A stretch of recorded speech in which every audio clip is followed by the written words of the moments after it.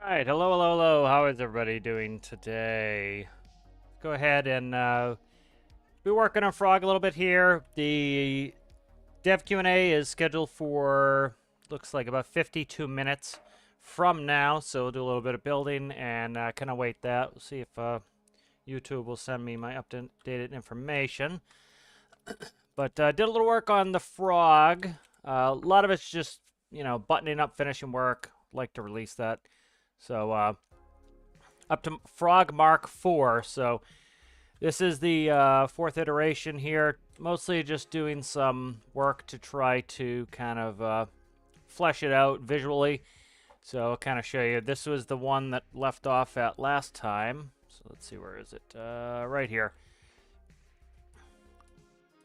So this is the one in the back is the one that finished up yesterday. And then I did some work off screen. So just did a lot of work with, fix the glass a little bit, so now it curves a little bit more. Cut the roof line in. Actually, this is not true. This, I cut the roof line in since last as well. Roof line used to stick out over this overhang, so that comes in a little bit. Redid the back a little bit here. So the back is a little bit more shapely here. Kind of looks like a frog's ass. A little bit of work there. Did some internal work, but frog's shaping up nicely. A little bit of rerouting work, but looking pretty good. So I'm liking iteration 4 best. So we'll kind of stick with that, I think. All right, so let's go ahead and we'll get rid of this one. See if this needs anything else.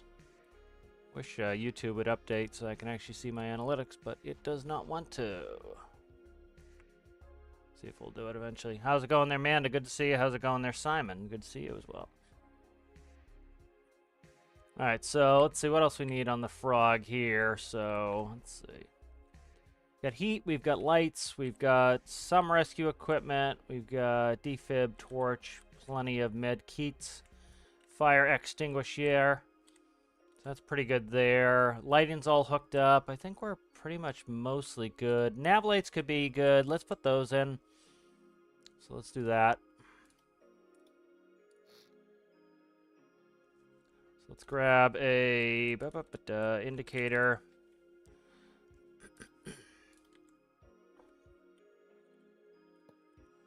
All right, and so we'll do that.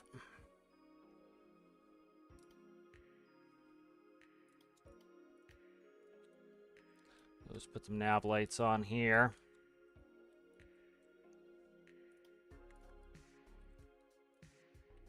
Good, good, good. All right, so I'm trying to decide how I want to trigger those. So probably on the water sensor. So let's see.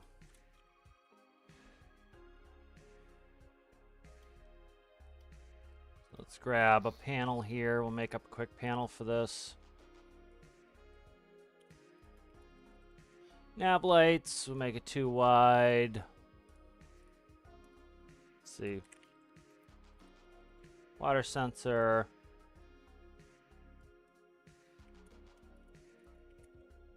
Nav lights, all right, good. Pretty simple here.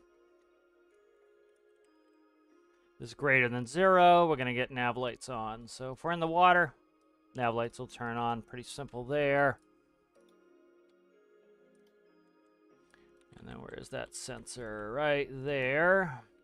And then these will go to either of these. We'll go ahead and we'll plumb these into electricity. So those can go like that. Awesome. All right, good. All right, that'll work. Let's see, do I want to put on a rear nav light? Could put a reverse light here. Let's go ahead and do that. And then maybe we'll put a rear nav light as well. I haven't decided yet. But let's go ahead and we'll go color swap.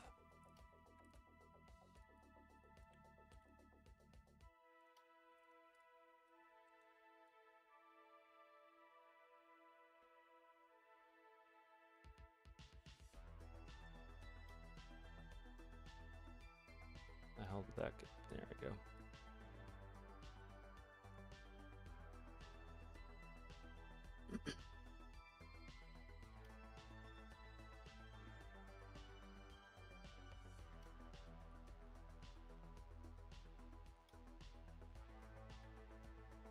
Okay, there's the reverse light. And then we'll go ahead and let's see.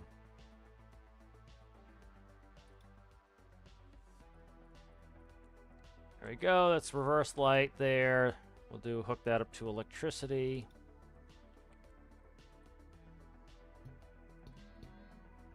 And then that just goes right off of whatever gearbox 3 is. So let's see. All right, gearbox 3, we'll turn that on. Don't think I have. Do I have anything in there? No, I could put another light here for. Let's put an indicator there. And this will be a.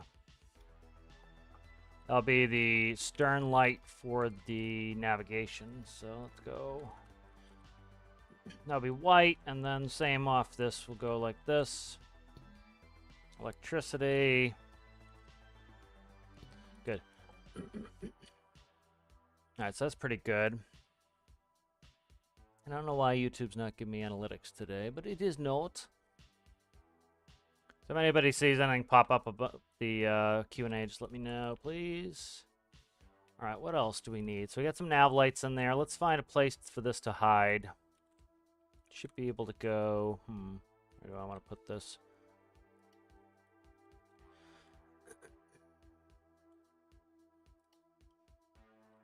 Where can this hide is the question. That is the question. Can't go there. Starting to run into space issues. I think it can go on this side or this side, right? I guess it can't. I changed this up so it can't fit there anymore.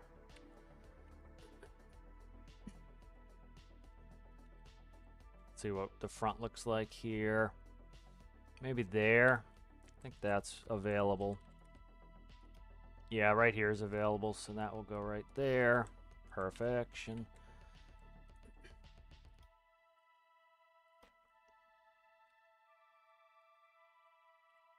Okay.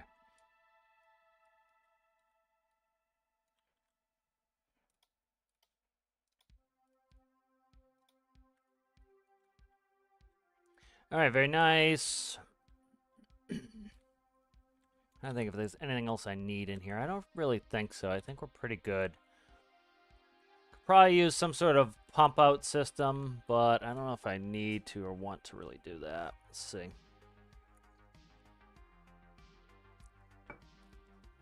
I don't know where I'd put it either.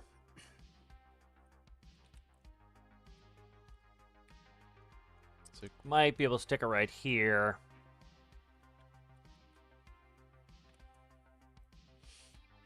Interesting. Let's see. Kind of like a bilge pump in case this gets full. Or get some water in here. It doesn't need to necessarily be full, but... So it'd have to be like that. And then it'd have to come up to pull out of the room. Yeah, so I don't know how, if I want to even put that in. Might just say screw it and not bother.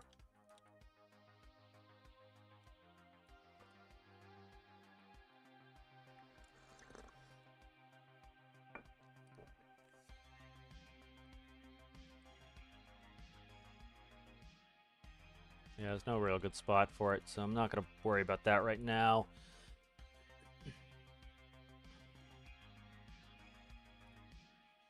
I think we're pretty good on this. I think this is mostly ready.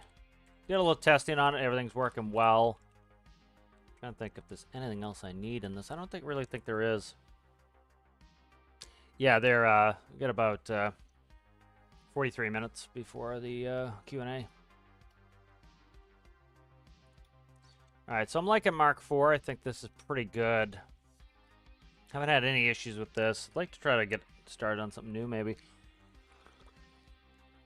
Still kind of in that slump right after I finished a build. I don't know what I want to work on next, so... Playing around with the motorcycle a little bit. The motorcycle, I doubt I'm going to be able to get happy with the motorcycle. Let's put on a scoop and see what the performance gains are. So let's go take it for a quick spin. It does not currently have a scoop on. And we'll see what it looks like performance numbers wise, and then we'll put a scoop on, see if we get any how much benefit that gives us. By supercharge, I'm gonna wanna, which I don't think I'm going to do anyway, but I would want to re-gear it. So.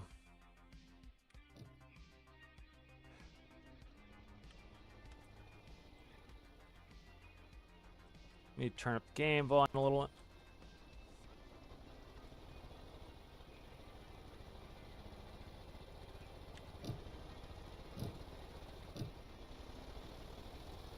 I'm just going to drive around a little bit. I want to get top speed again. It was around 88.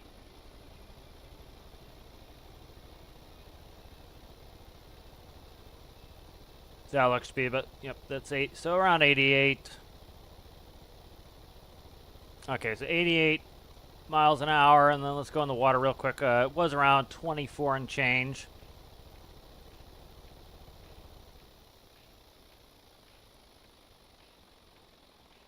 I like the new tail on it.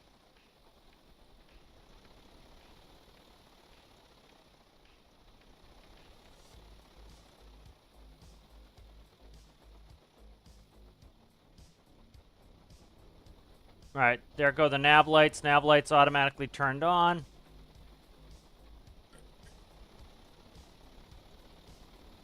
What? What are you saying with port?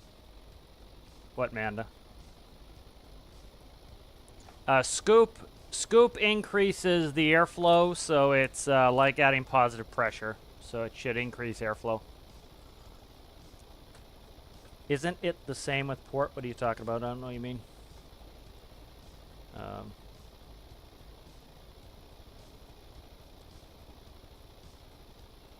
All right, so let's see. We're doing about 25 knots. So let's go ahead and throw that on. And we'll see if we get a change.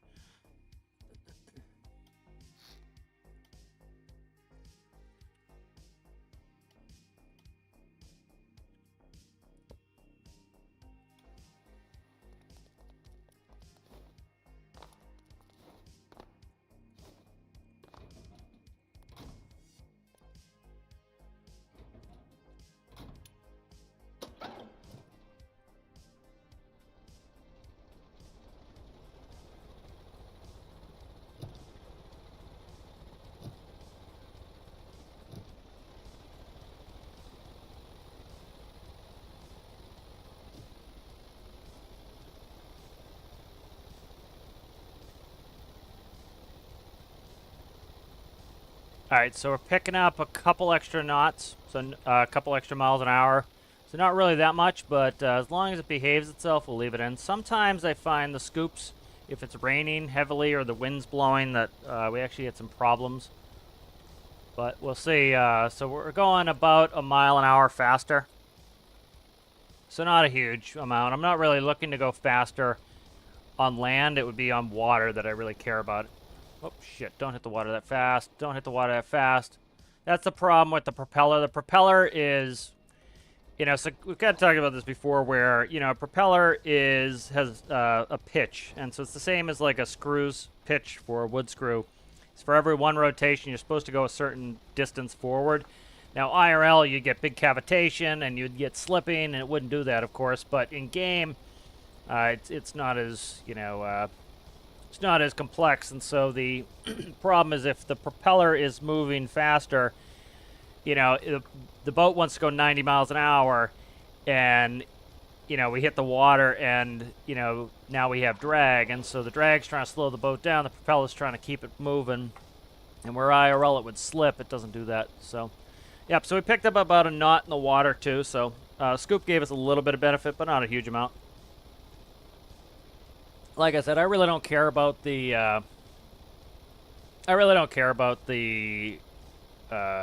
too much speed, so I'm not going to supercharge it or anything. But it's working really well now.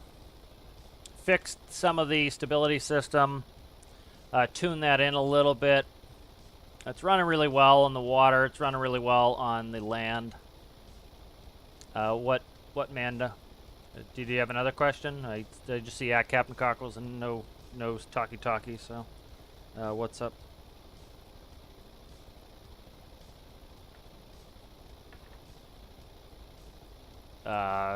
What? An amphibious helicopter? No, unlikely. I might do one that can land in the water at some point, but I'd rather go up and down in the lines than make amphib. You could, but I probably wouldn't do it. I've already got a helicopter for Tethys, so Tethys has its helicopter built already. It just needs to be finished and tuned in. But Tethys has its helicopter. So. Like to maybe build a new seaplane at some point for it. Okay, you did? Okay.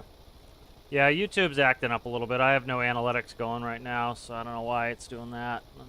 So it would make sense if it's having other issues, too.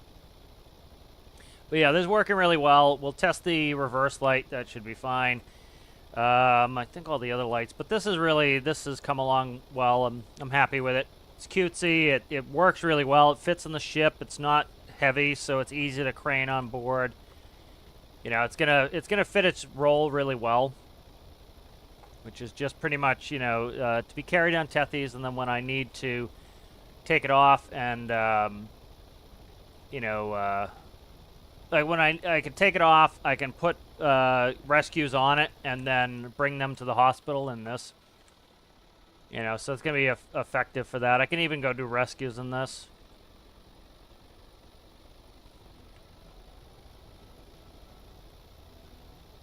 That was a little bit steep of a hill, so let's see if we can get up somewhere more reasonable. There we go. All right, there we go.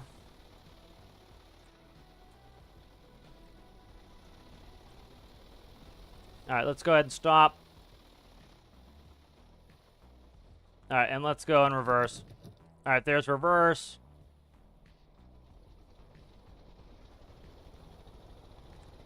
Okay, so one thing I do need to add to this that I might be in there already. I need to make sure when I go in reverse, the stability system inverts. I may not have put that in, so let's go ahead and let's find the stability system here.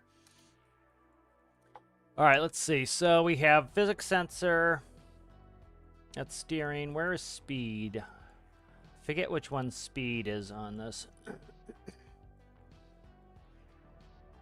I'll find. I think it's 9. Let's find it off the speedo. Now, why is that blank? What is this about? Variable brakes. Okay.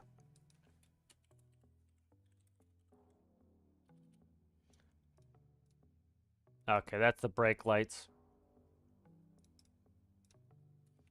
I don't like to leave my stuff blank because then I don't remember what the hell it was. So let's see. I think I put it over here. Speedo right here. So let's see. Speedo is 9. Yep, 9. Okay. So what we want to make sure we do is invert the invert this when we go in reverse.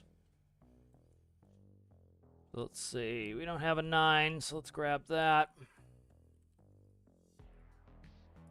Because it's going to try to pull us underwater if we don't do this. So, and then let's see, where are we at here? This one here is, we want altitude and we want bow fins both to be inverted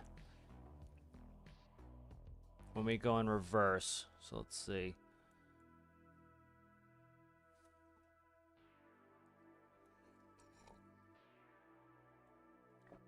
So there's a couple ways I can do this. Convert the P values. Could add another, I think I'll just add another numerical switch box. I think that'll be the easiest. So we'll just do that. All right, we'll add another numerical switch box here.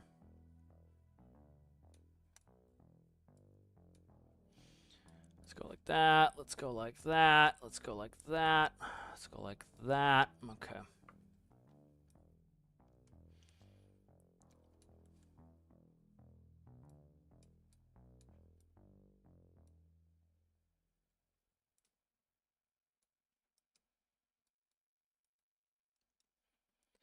All right, so this is an important stage to have this invert. So, crap, this is going to be a problem here. Let's not do that. Let's do this.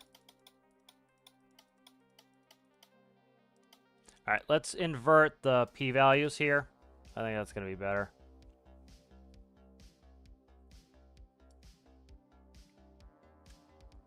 So we'll go like that. Let's see. So these are the two that I need here. This one is bow fins, and then this one is going to be shit. What is 2? 2 is on the physics sensor. I'm trying to think which one this is. Trying to make sure one of them's roll and one of here's roll right here. Okay, that's roll. This is pitch. That's fine. Okay, good. We're good. All right, and so we want to invert these. So let's go ahead and put in numerical switch boxes.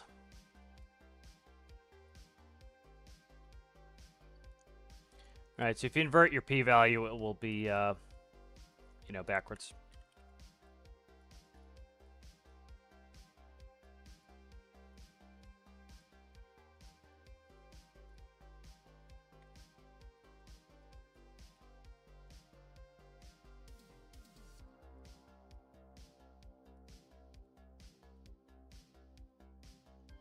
All right, so that will flip this when we go backwards. So let's go ahead, grab a numero 9. There we go. All right. All right, so that should flip us when we go in reverse. So we'll go test that out. And then, yeah, that should work. All right. That's just going to flip the pitch because what would happen is, the pitch stability is keeping us where we're supposed to be on top of the water. If we go in reverse, the fins are going to operate backwards, and so if we don't invert them, it will continually get worse and worse and drag us under the water.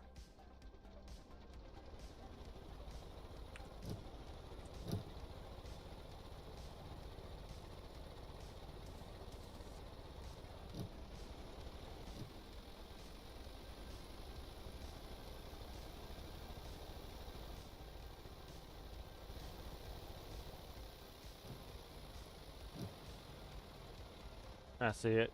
Yeah, we can go down there. Okay.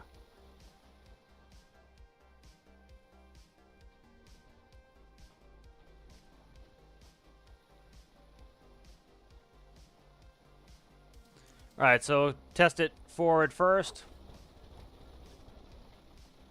Just gonna go slow because I have to shift it in reverse anyway. All right, so it behaves fine. Let's go ahead and we'll put it in reverse. All right.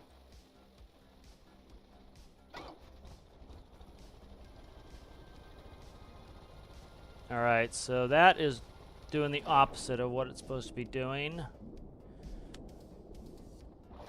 So see what it's doing is it's currently. Why is it inverted though? I just inverted it. Let's see. Oh, I know why. Never mind. I know why. Okay. Let's see. I screwed that up. Let's go ahead and I didn't put in a condition, did I? I put an on-off on 9. That's stupid. All right, that would be why. I was like, I knew it was a number at first, and I screwed it up. So let's go 9. So 9 is speed. And so if this is less than 0, that's what I did. Okay. Brain not working yet today. All right, good. So if the speed is less than 0, it was going to flip them now. Okay. So we'll go ahead and save that. And then I'm just going to move bases so I don't have to keep driving over there. Stop. Bullshit there, game. Right here. So that's what happens when you don't invert it. So now it should be inverted.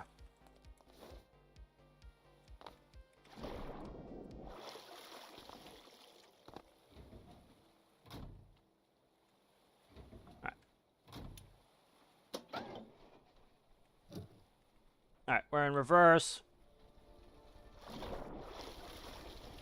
All right, now see how it levels us back out. So now it's inverted, so it will keep us level.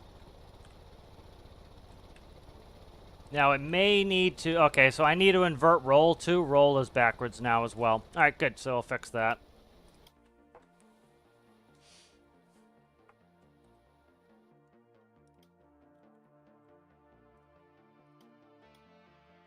So we'll do the same here.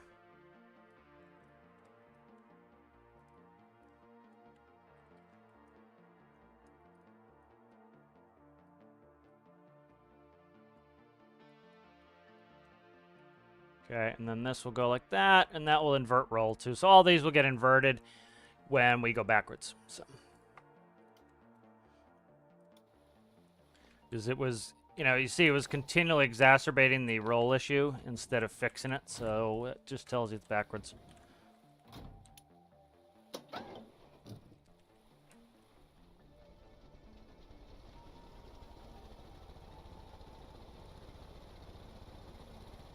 All right, now you notice it's sitting flat. It's not rolling, so we can effectively back up. Let's go forward.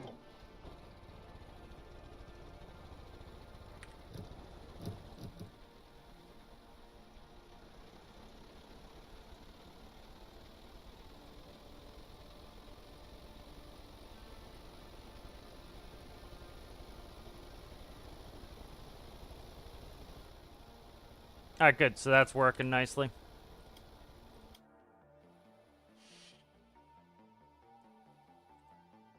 All right, let's go ahead and do a little bit of paint under here. This needs to be fixed. Let's do symmetry on here. Okay, nice. All right, so that's good. Let's save that.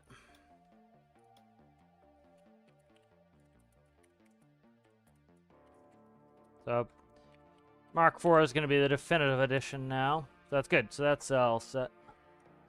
I'd like to figure out why the hell this isn't working for me on YouTube here. Why you misbehaving, YouTube? Analytics tab is not working right.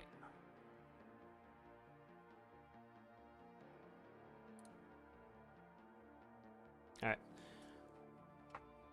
So let's see what time we got here. So we're about 25 minutes away. So let's go ahead. I'm just going to quickly look on Steam and see if they've put up the link yet. I don't believe they have. So we'll go. I think they said the store page. So let me look at the store page real quick. See if the link is up. Okay, it is up. Okay. So let's bring that up. Okay, it is up. Volume's up, so we should hear them talking when they start talking. So we're in there.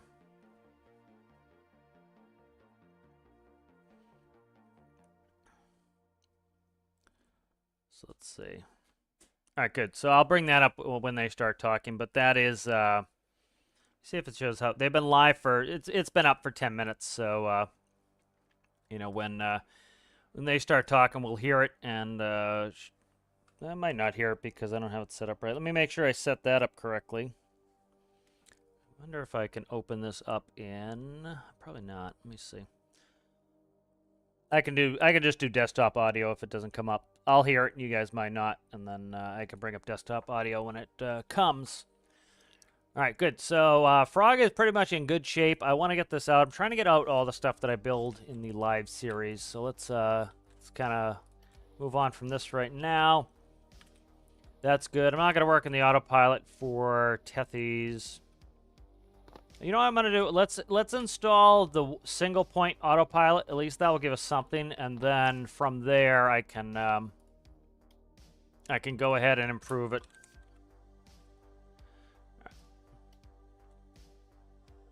And then where is the? So I started working on that autopilot, so that's right here.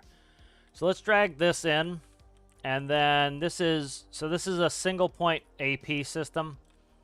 And we'll bring this in, and then when I'll make it multi-point later.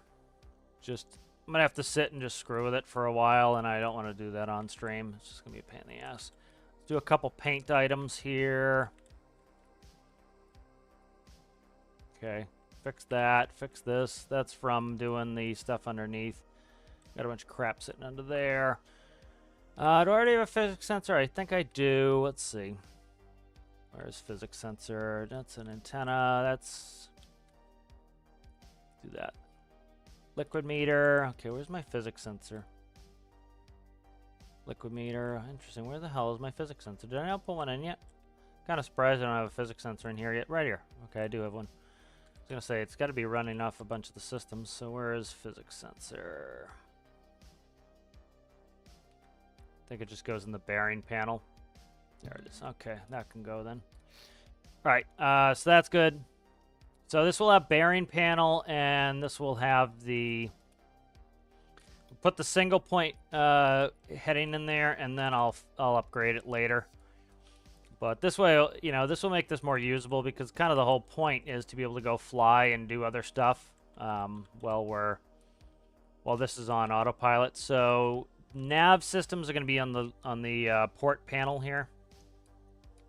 So that can go down there. Okay, that doesn't want to be in the... Is that going to work? Okay, that will be fine. That'll work. All right. All right, and then we'll just paint that up for now. And then what's the side? It's going to be this color. Okay. Let's get rid of symmetry for that. All right. So that's in. Let's check electricity on this. Okay. All right, that's plumbed in now. And then I need a bearing panel. So let's do bearing panel right. I'm going to change it up later, but we'll do it right here for now.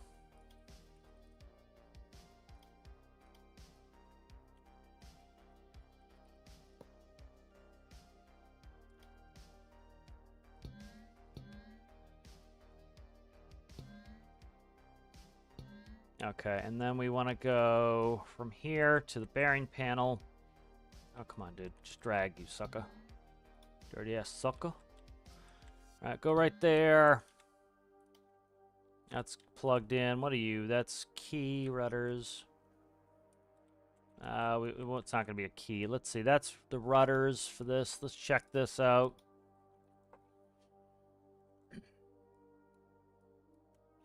Okay.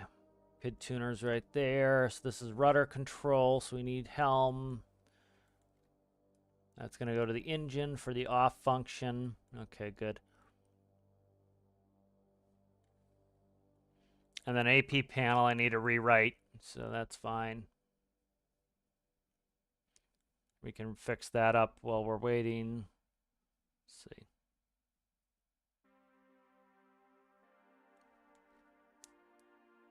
Okay.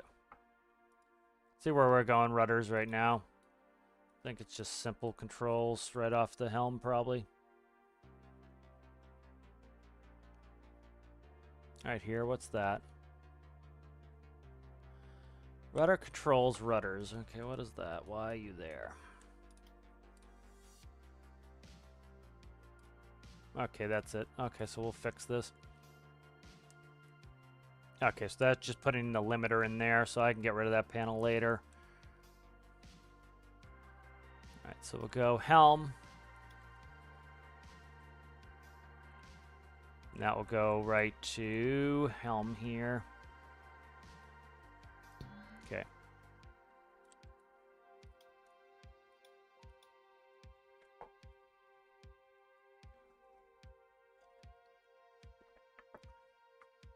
Alright, so right here's helm. That's going to 1. 1 is going there. Let's go ahead and 1 is X, so we'll do clamp X, comma, negative 0.5, comma, 0.5, parentheses, plus Y. That fixes that up. Okay, good. That's set. So that should run that up nicely. All right, update that, and then we want bridge systems. Need to turn on a couple things now. So let's see, where are they going? Is right here. So that's bridge systems. That's going to go to here, here, and here. Give it a quick look and make sure that our rudders are operating properly. So let's see. All right. Bridge systems. All right, good. So bearing is up. Let's put in 600, 600. I need to add an AP panel to make that work, but so that looks like it's working currently. All right, and then so let's put in a heading of what's our current heading? We're currently heading 345, so let's go ahead and just do a 090. 090, enter, and I don't have anything to cause it to move, so I gotta put in a AP controller. All right. Let's do the AP controller.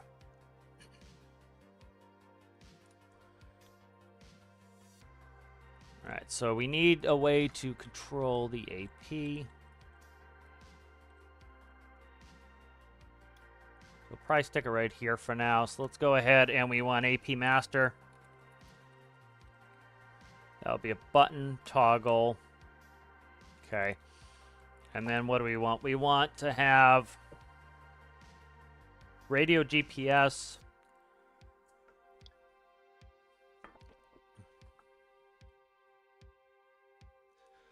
Let's see.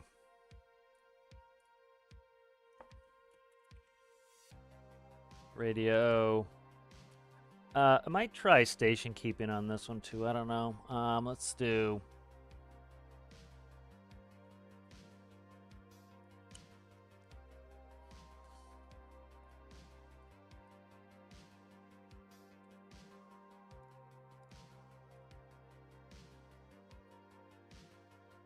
And then heading, radio GPS and heading. Button toggle 4.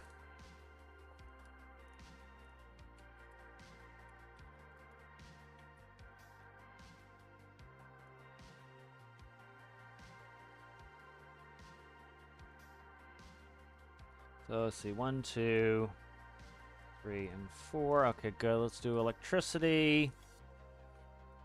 That's good. Never got disconnected. All right, good. And then we need to run a composite in there. So let's see what we want on this. Probably bearing panel, I think, for the switch here. Let's see. Might have to run them both.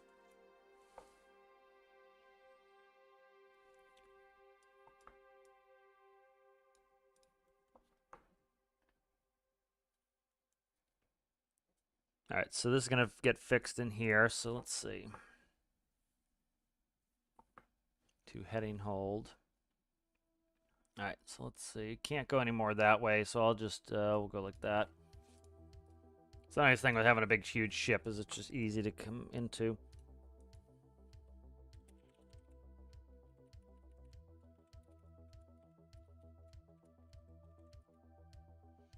Okay. So AP master panel, so we need... So in order to switch from the... What was GPS? GPS was 4.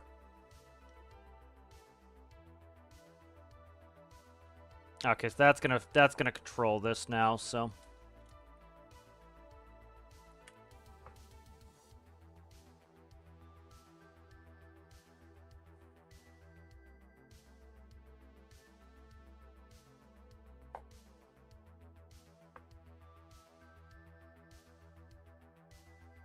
And then I think what I'll do is put in a 0, so let's go in there. Okay. That can go like that. And then this will go there, this will go there. There, there. Okay. That will go right there, and then this one will go right there. Okay.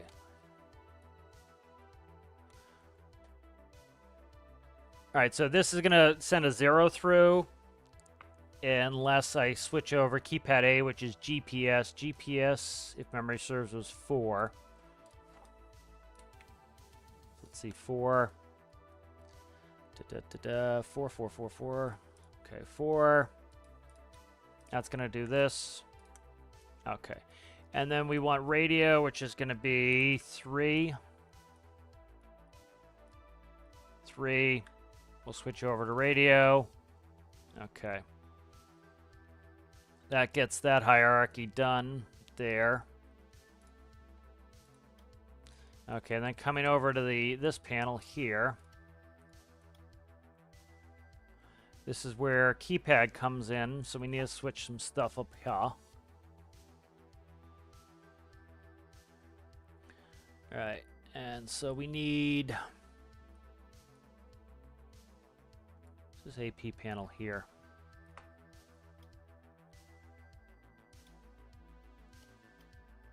Okay, right here is AP panel, so that is going to go to here, and I just need to recode it.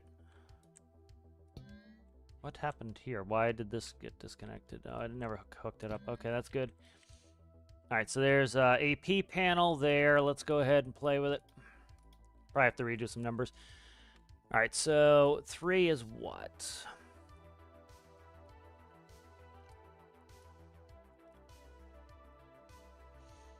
Two is what? Keypad. Okay, so this is switching to the heading hold. Heading hold is 2, that's correct. That's going to give us normal mode. And then what is 3 going to be? 3 was nav, so let's do...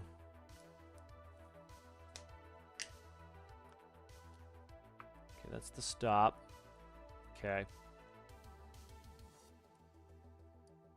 So that's AP master there. So this is the master PID to control it, so...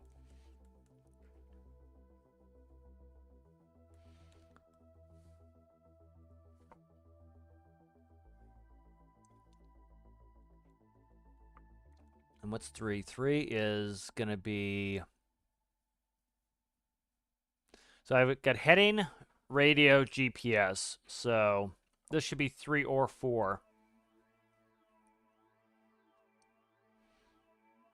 So yeah, that should just be 3 or 4, I think. That'll work for us there. I'll just add a new boolean. Okay. This one's not big enough. Right. Those are just the conditions in which the autopilot can come on. So that is all that is. So that's going to go there. This is going to go to there. You are what? What is that? That is Z. That's heading hold. Okay, Z. This is going to be W. W, and then we need one more, which is going to be GPS, which is 4.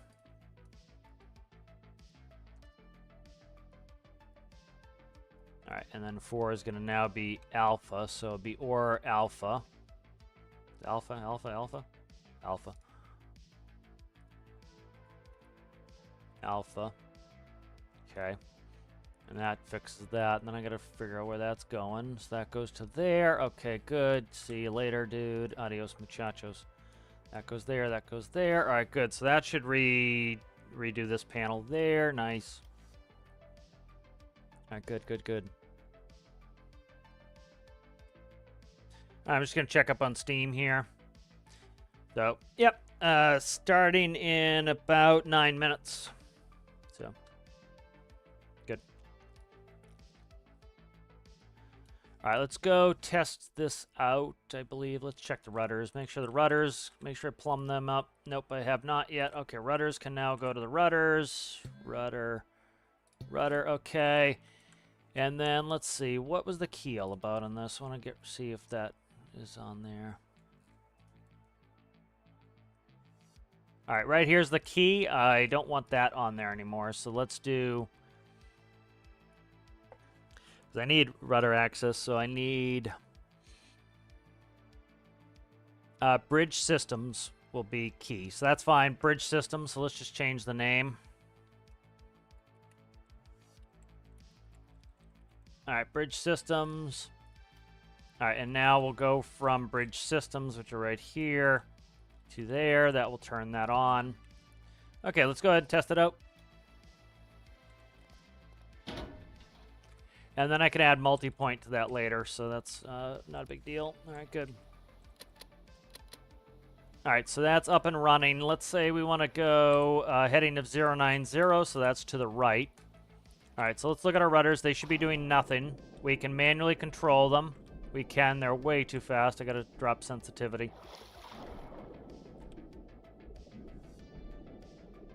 All right, but that's in. And then let's say we want to go 090. We're going to turn on AP Master and heading hold.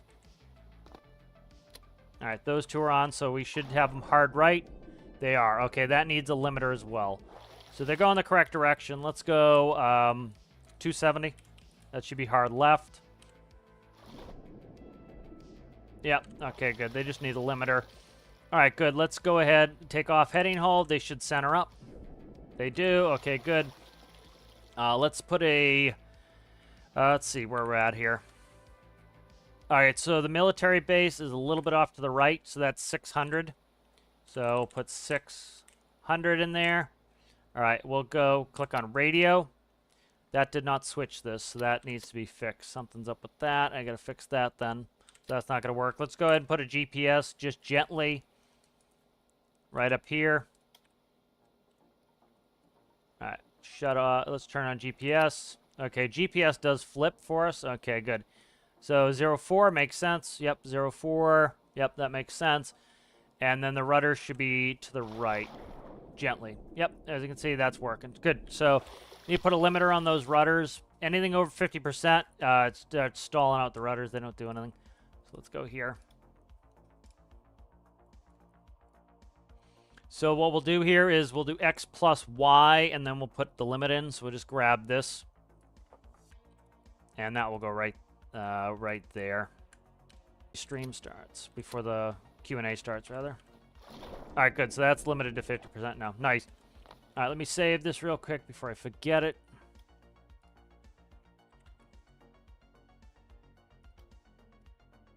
All right, and I will be right back as we go and get ready for that.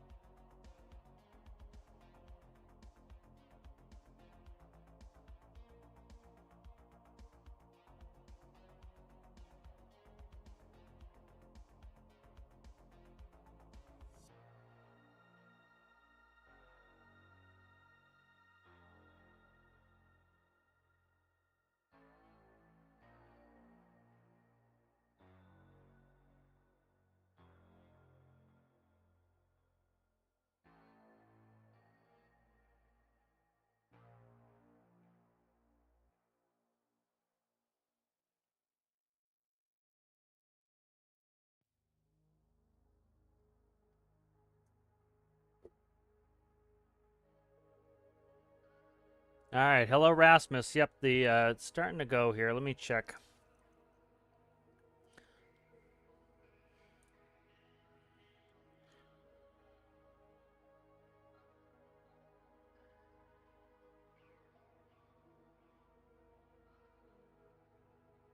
I'm just trying to set this up here, guys.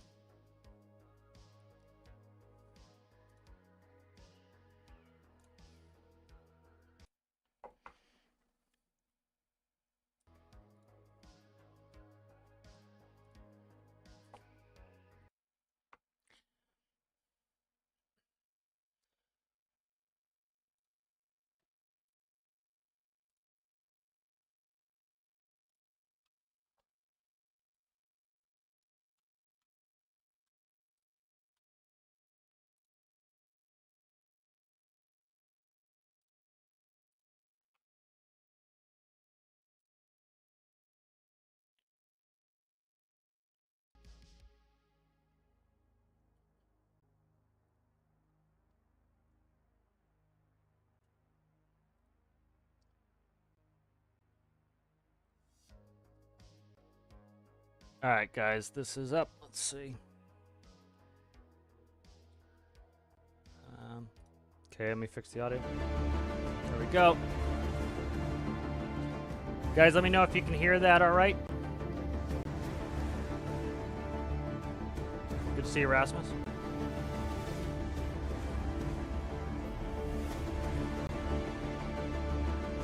All right, thank you. Thank you.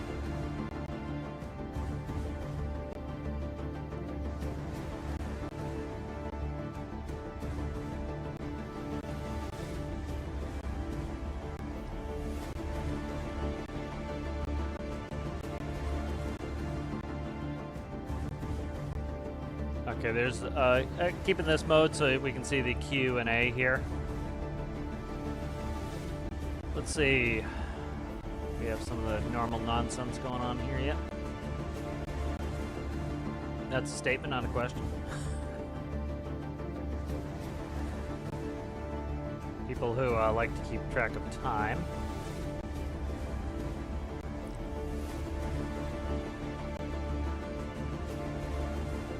What? I don't get this. Can we have proper gasoline can we have gasoline so we make proper cars? Why? Like, what's the point of having gasoline? I get it to some extent for RP, but it's like, you know, it's not gonna really change all that much.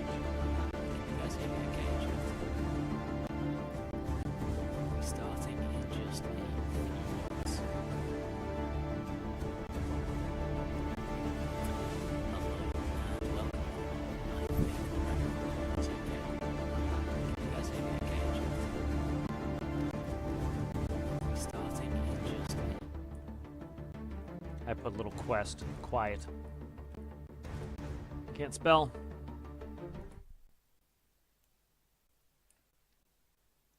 Hello everyone. Right, we are off. Welcome to the developer questions and answers stream. I think this is loud enough. I'll make myself a little bit louder. I've turned the music off, so hopefully everyone can hear now. Yeah, let's get going. Right, I will just try and restart this video. I'm in OBS. You can click stop, you can click restart. It doesn't actually restart. Let's see, drag it to the top. Nope, doesn't want to. Is it going to go to the start? It's not. We'll just watch the video from here. I've just got some pre-recorded video here. This is me playing a couple of hours ago with another one of the developers. And yeah, this is probably a 1 hour video. We'll probably go on longer than an hour, I don't know. But we've got this video, and that's simply because I cannot play a game and talk at the same time. I just can't do it. So yeah, we've got this pre-recorded video. It's just playing. It's with a bunch of add-ons that we found on the workshop. Some incredible add-ons here. So yeah, I'll probably talk about those a little bit as we go through. But yeah, let's get going. So we have planned for today's stream. In order to everyone to be able to ask their questions, to keep it fair, and also so that people don't get lost in the Discord, not the Discord chat, the the stream chat on the right there. Sometimes that stream chat can really start to scroll quick if a lot of people are here. So it's probably better if we've kind of got a static list that everyone can see. So we have a website set up where you can submit your questions. There is a character limit. I think it's 96 characters, so it's kind of short and sweet, but it's, I guess, so we can get through the questions without necessarily having to answer too many essays. And then there's also a limit of 1 question per person, and the idea here is so that we can have the chance to potentially answer everyone's questions. Yeah, we'll hopefully be able to get through. Obviously, if we do get through all the questions, we run out, then I'll press the reset button and we can start again. So let me get this text on screen here, which gives us the questions URL. Chat as well. Right, so if you guys want to ask a question, that's the URL. Make sure you sign in. In the corner here, and I'll obviously have to stick a bar over this. What I'm going to do is I'm going to press record, and then there's the possibility of that's bigger than we need, isn't it? There we go. That's fine. So you've got the web address in the corner there. I am now recording, so this will go up as recorded on the YouTube channel as well. Cool, so yeah, you've got the website there, guys. Please do feel free to submit your questions there. I will bring up the web page onto the screen, and in fact I will share my view of the website as well here, so you can see. Let's delete our sample question there. I'm going to delete that question. And yeah, we've already got quite a lot of questions. Fantastic. You can see I've got a delete all questions button. Obviously we're only pressing that if we've answered them all. We've also got the shuffle button, so there's no rush. You know, we're not going to do it in order. We'll try and keep it fair, so we'll just randomly shuffle the questions in a few moments before we start answering them, and that'll just randomly reorder them and allow us to get to everyone's questions. Yeah, otherwise that's the website here. So I might stream some of this, but it's probably more interesting to have the game on screen with the address in the corner there. So yeah, let's get started. What I'll be trying to do, questions have been shuffled in a random order apparently, so if you refresh the questions page, you will be able to see everyone's questions that have been submitted. So please do check for duplicates before you post one, as it may of course already been asked and you don't want to waste your question. You can potentially use it later. And I suppose the other thing is, obviously, if you are watching this on YouTube, this is a pre-recorded video. If you're watching it on the Steam stream, then it's live. So don't try and submit questions if you're watching this on YouTube. That's all. Right, let's go. So I have shuffled the first question from Silo. What are the biggest challenges, limitations for larger vehicles that could be several kilometers in size? So I guess the description here is larger vehicles that could be several kilometers in size.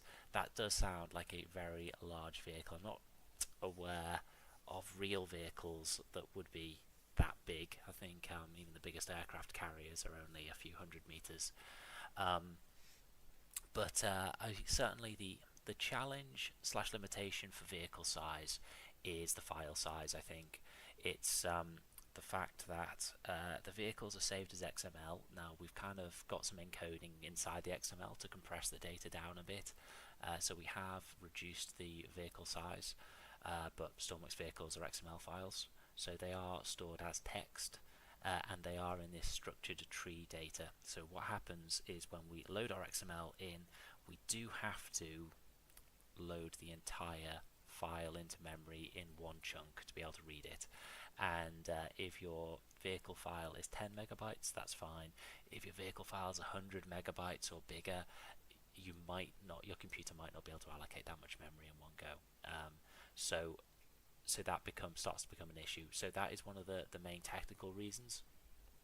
is loading and saving these files. Some people can do it and some people can't do it, and that's related to how much memory you've got.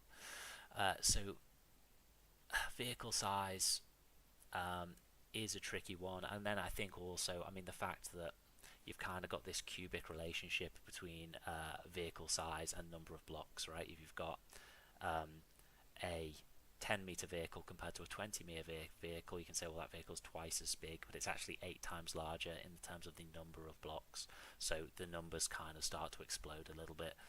I mean, that is stuff we're thinking about with future games. With stormworks, the XML files are XML files, right, guys? Like, I don't think we would probably be looking to look to cleverer formats in the future.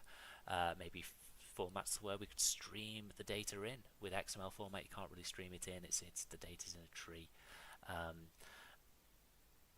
Ideally, it would use streamed formats in the future, but everyone's vehicles are in XML. It's too late to change it. So I think I've answered that one. Let's click Mark answered.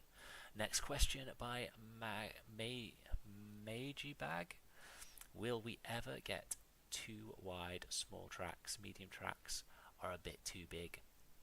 So this is a great question because yeah, the too wide parts, right? There's so many parts, like, oh, I wish it was too wide version. There's the 1 wide version, there's the 3 wide version. We need the 2 wide. Now I think we already have 2 wide tracks. I think we added this, didn't we? The tank tracks, we've got 2 wide ones. I'm pretty sure we did. But typically they weren't added initially because we've got this issue, and it does take a bit of explaining, but once you understand it, it kind of makes sense that the number of blocks wide a component needs to be, it kind of needs to be an odd number of blocks if that component can potentially be put in the center line of a vehicle, and that's because the seat is an odd number of blocks wide. The player's camera is in the center of a block when they're in a seat. So for like a vehicle to be able to be symmetrical with a seat in the center, it does need to have this odd number of block component in the middle, otherwise things won't be symmetrical. And people need symmetry in their vehicles. It's important. So if you're making a 1-seater vehicle with a seat in the center, or a 3-seater vehicle with a seat in the center, or whatever, it needs to be centered up. I will just note in the chat, some people are asking questions. You do need to sign into the website. It uses the Steam OpenID sign-in. So that just, obviously you need to own the game. So if you click on the sign-in button, it'll take you through to Steam. You will log in through Steam, just like if you're using Support Tracker. And then when it takes you back to the website, we do just check that you do actually own the game before allowing you to ask a question. But that is the only requirement, I believe, is that you own the game. So yes, we do have 2 wide tracks, I believe. Will we get more survival mechanics? Oh, I think I need more specific question than that. I think I get the survival mechanics we're talking about. We've obviously got health, but hunger is a good one. Temperature we kind of have, but I think it could probably be kind of in more detail potentially. I think hunger is the main mechanic, right? You can see on this video here, we're actually using, I can't remember who authored it, but it's the hunger, is it CUH's mod? I can't remember, but did we see we're at 53 of 100 hunger here, and I'm actually trying to eat this fish at the moment, but it's not on the list of edible items, so I couldn't actually eat it.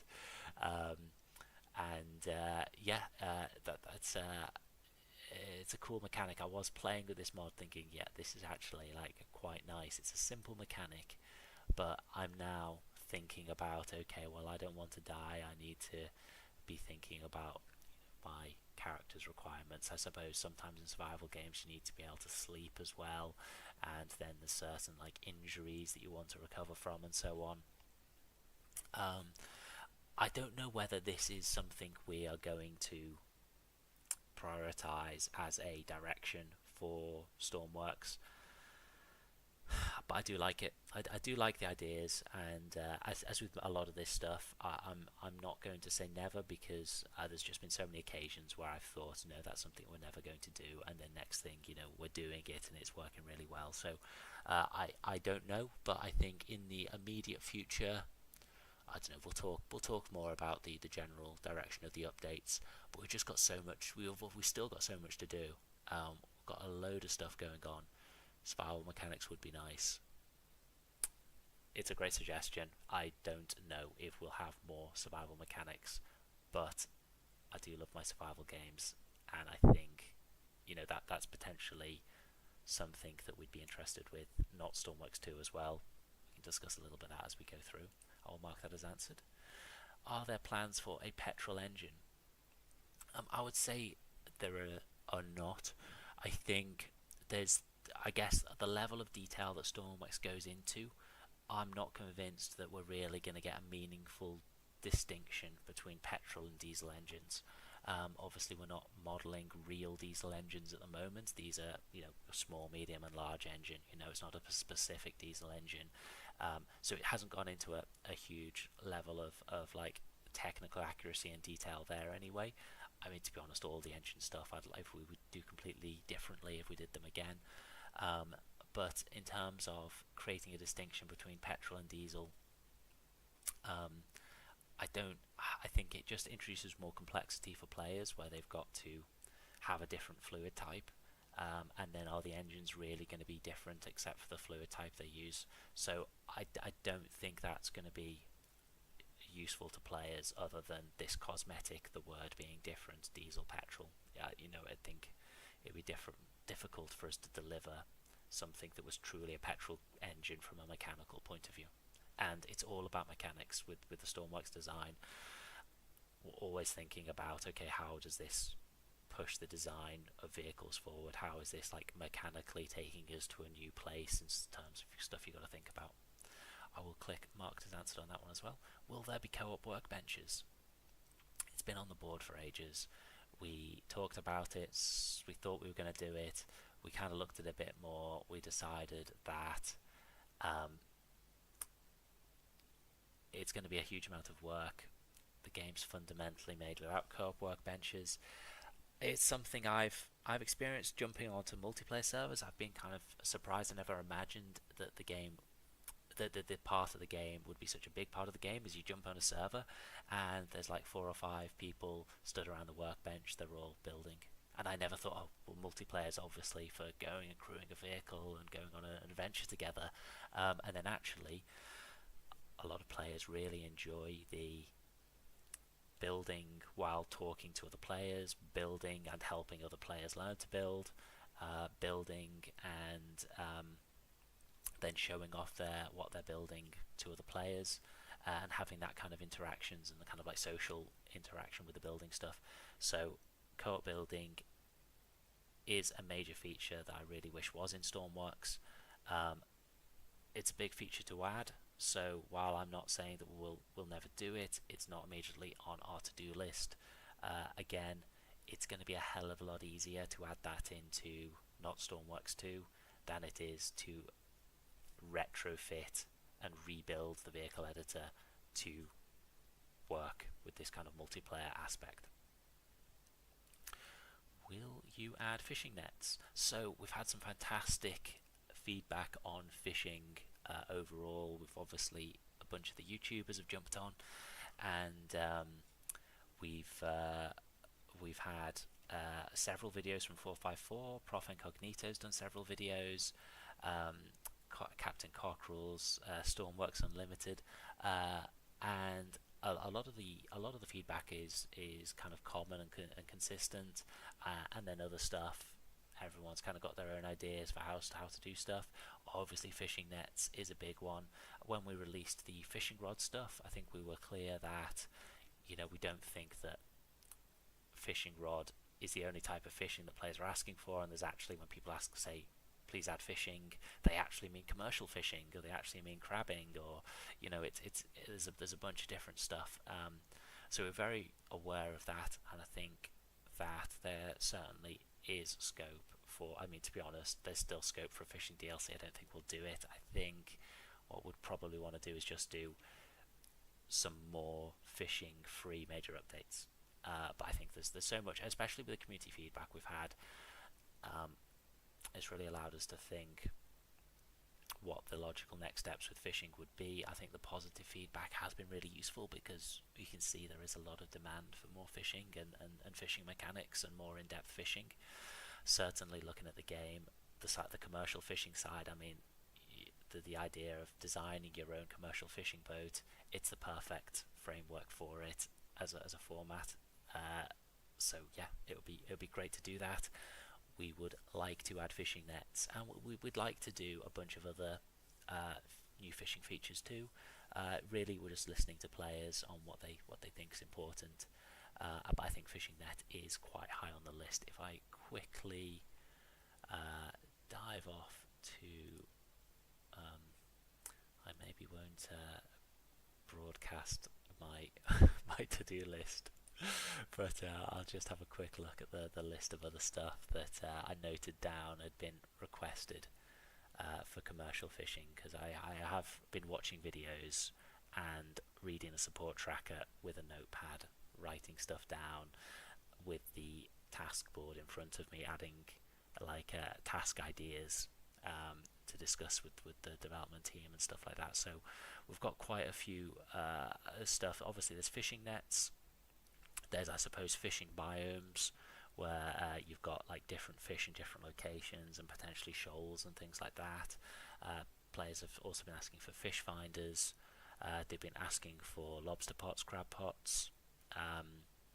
They've been asking for more in-depth fishing rod mechanics, maybe the ability to set the float depth, the kind of Red Dead Redemption style fishing where you kind of got to fight the fish a little bit and reel out and not just reel in constantly.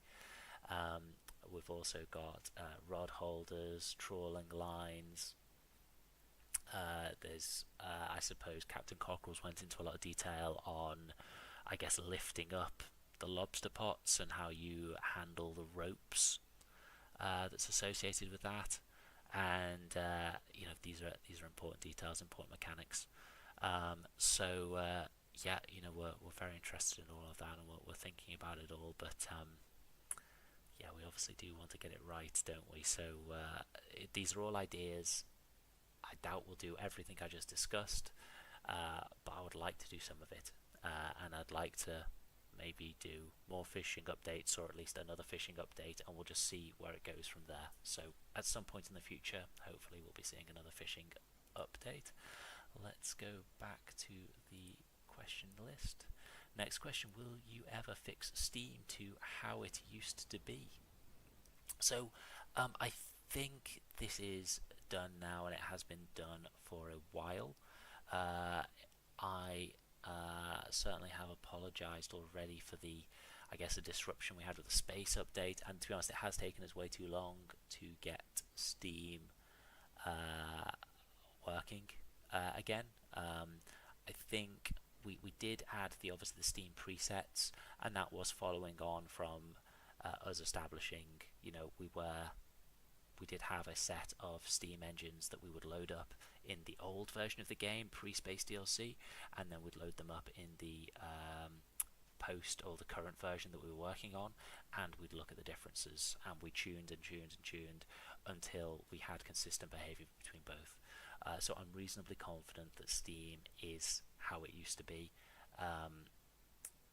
I mean, with the caveat, we have removed the pressure value from Steam engines.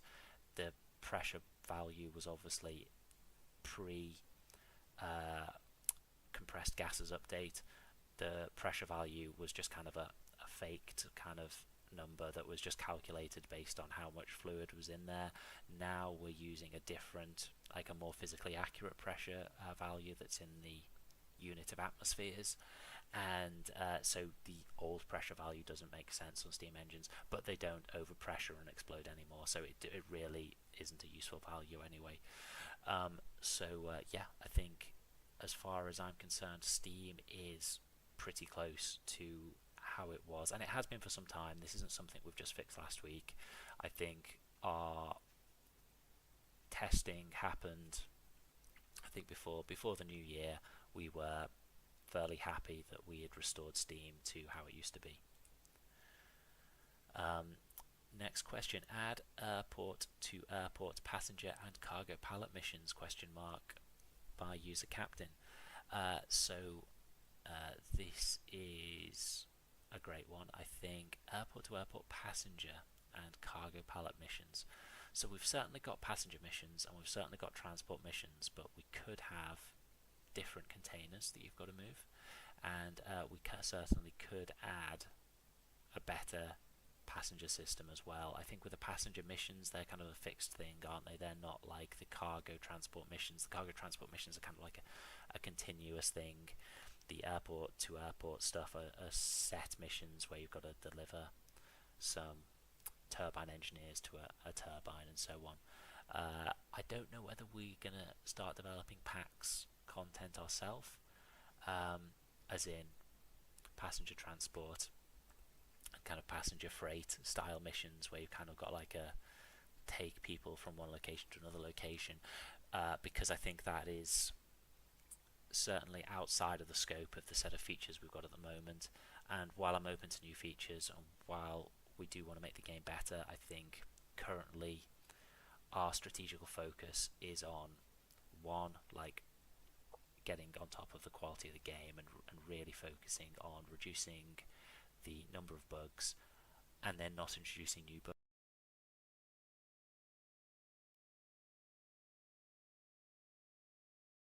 Got Steam's meatballing right now. Hopefully that comes up right during my question too.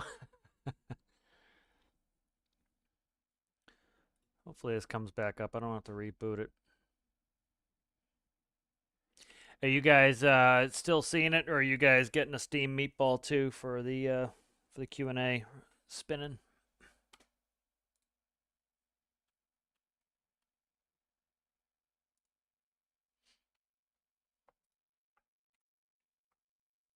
I'll refresh the whole page, see if we get it back.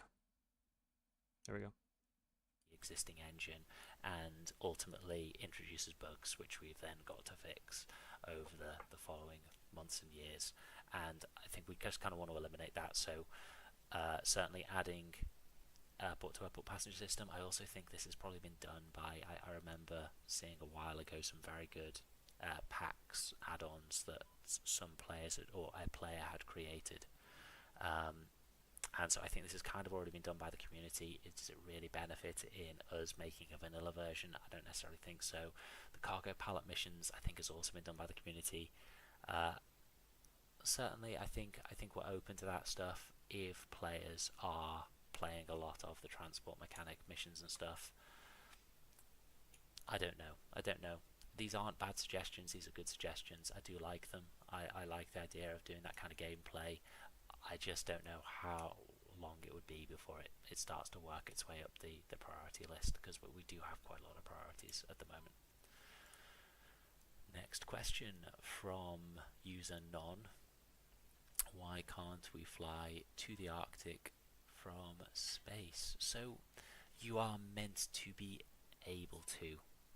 I think the magic of going into space, it kind of makes sense in kind of quantum space in terms of like, so the world now wraps from, is it minus 128 kilometers to plus 128 kilometers in the kind of the horizontal directions the world now wraps around if you go off the edge.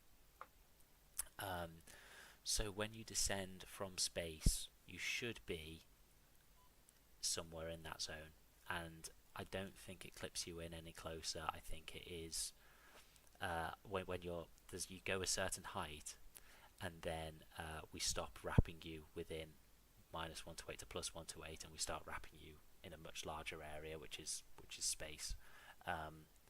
And that's only horizontally. Like as you go vertically, there's kind of no wrapping that happens. So why you can't fly from Arctic space, I think you should be able to. If you can't, please do create an issue on the tracker, because I think that would be as far as on the top of my head, that would be a defect. You should be able to descend out of space and potentially end up over the Arctic, potentially end up in the middle of the ocean. You're not necessarily going to be descending and appearing above the center of the map. That I wouldn't expect that. Next question: will you ever fix the issue with boilers not going above 2.5 ATM pressure? I'm gonna say this is argumentative. I think boilers do go above 2.5 ATM pressure atmospheres. You might be referring, of course, to the pressure output. That's the old pressure value that is based on how much fluid they're in. We're actually going to remove that node because it doesn't make sense anymore. But that was the old like pseudo pressure system that we were using before we actually had proper atmospheric compressed gas mechanics and compressed gas calculations. Now we've got that stuff. If you hover the fluid port on a boiler, you will see the actual values go up to potentially 60 atmospheres on the boiler. Next question: how are you making sure after the space DLC that such mishaps would not happen again? Well, we've covered this in detail in the in a few posts that we've made, and basically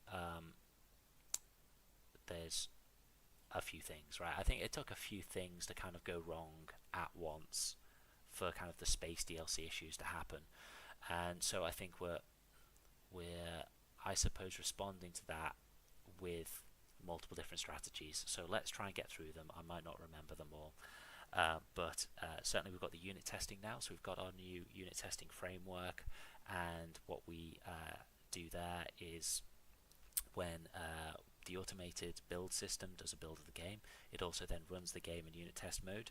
That feeds a bunch of vehicle files to it. What it does is it loads the vehicle in. The vehicle just does what it wants. Most of the vehicles are just programmed to just turn themselves on automatically and start driving or whatever. And then there's various like special logic gates that record an on-off value or a number value, and then the data from those get recorded, they get uploaded to the website, and then that gets compared to the previous uploads. And so then on our website, where we've got our task board that lists what our releases are, up at the next of each release title, we've also got this like report summary saying how many values have changed in the unit tests compared to the version that's currently live. That's been a lot of work to put together, but it is working well because it's enabling us to track stuff. Obviously we can't track everything with that, right? So that's going to resolve a lot of those very specific issues happening again, but it doesn't mean we can't get new things wrong. So in terms of the releases, we're also just going to be more sensible in terms of not biting off more than we can necessarily chew. We're also trying to be more generous with the time we're allocating to changes, so we're just giving ourselves more time, being more thorough on testing. We're also giving ourselves more time for testing, so a lot of these updates are actually being developed quite far in advance, and then testing has a long period of time to occur. We have done some experimental branch stuff. We haven't gone back to that recently because we're not really doing experimental features at the moment, but certainly if we are developing a feature that we think could potentially affect player creations, if we do that in the future, then we'd certainly be using the experimental branch. Then also, I mean, I think there's kind of like, I guess, developer communication as well in terms of how we're reviewing updates. We are trying to, and it is difficult to do this, but we're trying to basically review stuff kind of like as a separate pass or as a group. But that is difficult to implement because it's just very time consuming, and it requires everyone to be available, and that's not frequently the case. So that is some of the things. I'm not sure if I've forgotten anything, but yeah, we have gone to a lot of trouble to make sure we don't have the exact same problems occur, and in fact trying to avoid new problems happening as well. mark answered. Next question. What's next for Lua add-on API? So I mean, this video, you're not getting my reaction right now because we played. This video is pre-recorded and we played a while ago, but I was having the best time playing this multiplayer because I'd not seen a lot of these add-ons before, and I've watched The Thing, John Carpenter, an incredible film, the original one with Kurt Russell, and we arrived this location at night. You're just getting the vibes. It's just amazing. It's just fantastic fun. So I was really enjoying this, but it's also an add-on, right? In a minute, I am going to go and find the radio, and we're going to call in supplies, and a helicopter's going to turn up, descend to a low altitude, release the supplies, and fly off again. I mean, it's so good. It's just the fact that a player has gone to the trouble, but the add-on API is working for this kind of stuff. The answer is, what is next for the Lua add-on API? I suppose as we add more features, we're going to want to enable API for it.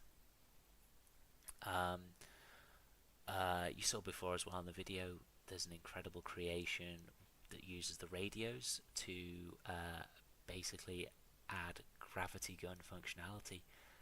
It's just mad. I just can't believe a player's managed to create that. It's just absolutely fantastic. So the API, there is a lot of stuff you can currently do with it. I think in terms of what's next, the honest answer is that we're going to I suppose we are using the board, so we do make changes and fixes. I know that there's I think Woe is on the issue tracker with an insane number of implemented requests. So thank you very much to them and all the other players who are using the issue tracker and getting their issues implemented. But most of those requests, I think, do relate to the Lua add-on API. So we've certainly been doing the improvements there, and there's been frequent improvements and fixes, or potentially adding new parameters on functions. I don't know whether we've been adding new functions. I think we've occasionally added new functions on request as well. But the next stuff would be that we'd want to add Lua add-on API support for any new features that we do where the add-on API makes sense. We don't have a specific plan for specific new function set for a different part of the game or so on. But you know, that stuff could happen. I think expansive new features like that may want to become part of a major update. Unless it is just a one-off function, then that might be a minor update, I don't know. Next question from Stardust, asking hydrogen modular engine ? Or natural gas functions? I think this is similar to the petrol response. I appreciate the hydrogen stuff is fundamentally going to be a different kind of engine to diesel, but I mean, once you've got the hydrogen in the container, then it really is just fuel going into the engine. So I'm not sure we kind of want to do that stuff unless it's mechanically different, unless we're asking players to engage with different gameplay mechanics. If it's kind of a cosmetic thing where it's effectively the exact same as a diesel engine, except the fuel input is hydrogen and oxygen, well, I suppose there's already an air input, so I suppose you're just saying that it would just be the exact same code as a diesel engine, but with hydrogen input instead. I don't really think that adds to the game, and I don't think the engines are realistic enough to necessarily warrant like that kind of distinction. So yeah, we're happy to do this stuff if we can get it to be kind of mechanically meaningful. I'm not convinced it is right now, so that isn't something that we're considering at the moment. Next question from Red, the wedge update. I mean, it's a two-word question. We know what you mean. You mean the 3x1 wedges, the 5x1 wedges. I think the reason we don't have more wedges is because it's the number of blocks. I think that we don't really want to just carry on adding more and more and more blocks. We don't really want wedges that are more pointy than the 4x1. Again, I guess we can talk a little bit about not stormworks 2 later, but these are the kind of problems that I think are solved better by making fundamental changes to the fundamentals of the game rather than necessarily adding more blocks. I think adding more wedge blocks just means you just end up with like an insane number of wedges and components and pyramids, and you just end up like with a really hard time figuring out what the block you want is, and you can't find them. It's already like that, right? We've got 650 blocks, I think, possibly more, and we don't really. It's about trying to find a balance between the number of blocks and the utility of the blocks. Are 3x1 wedges, 5x1 wedges, and so on going to allow you to do stuff that you can't already do? I'm not convinced, but I do appreciate there are reasons to want the different wedges, and that is stuff we're interested in solving in future games. But ultimately, I think it's a smarter solution than just adding more components. I think really you just kind of want to change how the fundamentals of the building works, which is very difficult to do with stormworks at this stage. Next question by AE86. High res displays making high quality dashboards is currently a pain. Yeah, I mean, I'd agree with you. I think I mean the limit on resolution really is based on performance, I suppose. You're using a Lua API, and I mean we're getting a lot of value out of the Lua API, but Lua is not fast. It's not a fast language at all. And then when you look at the other end of it, which is that it might not even be the Lua that's slow, it might just be the style of render calls. The GPU API, the OpenGL API that we're using behind the hood to send the rendering to the device.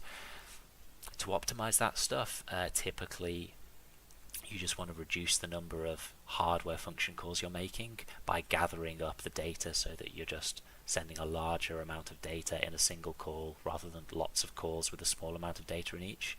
And that's very relevant for the Lua API, where you're rendering a line, rendering a quad, and each one of those is a separate hardware call.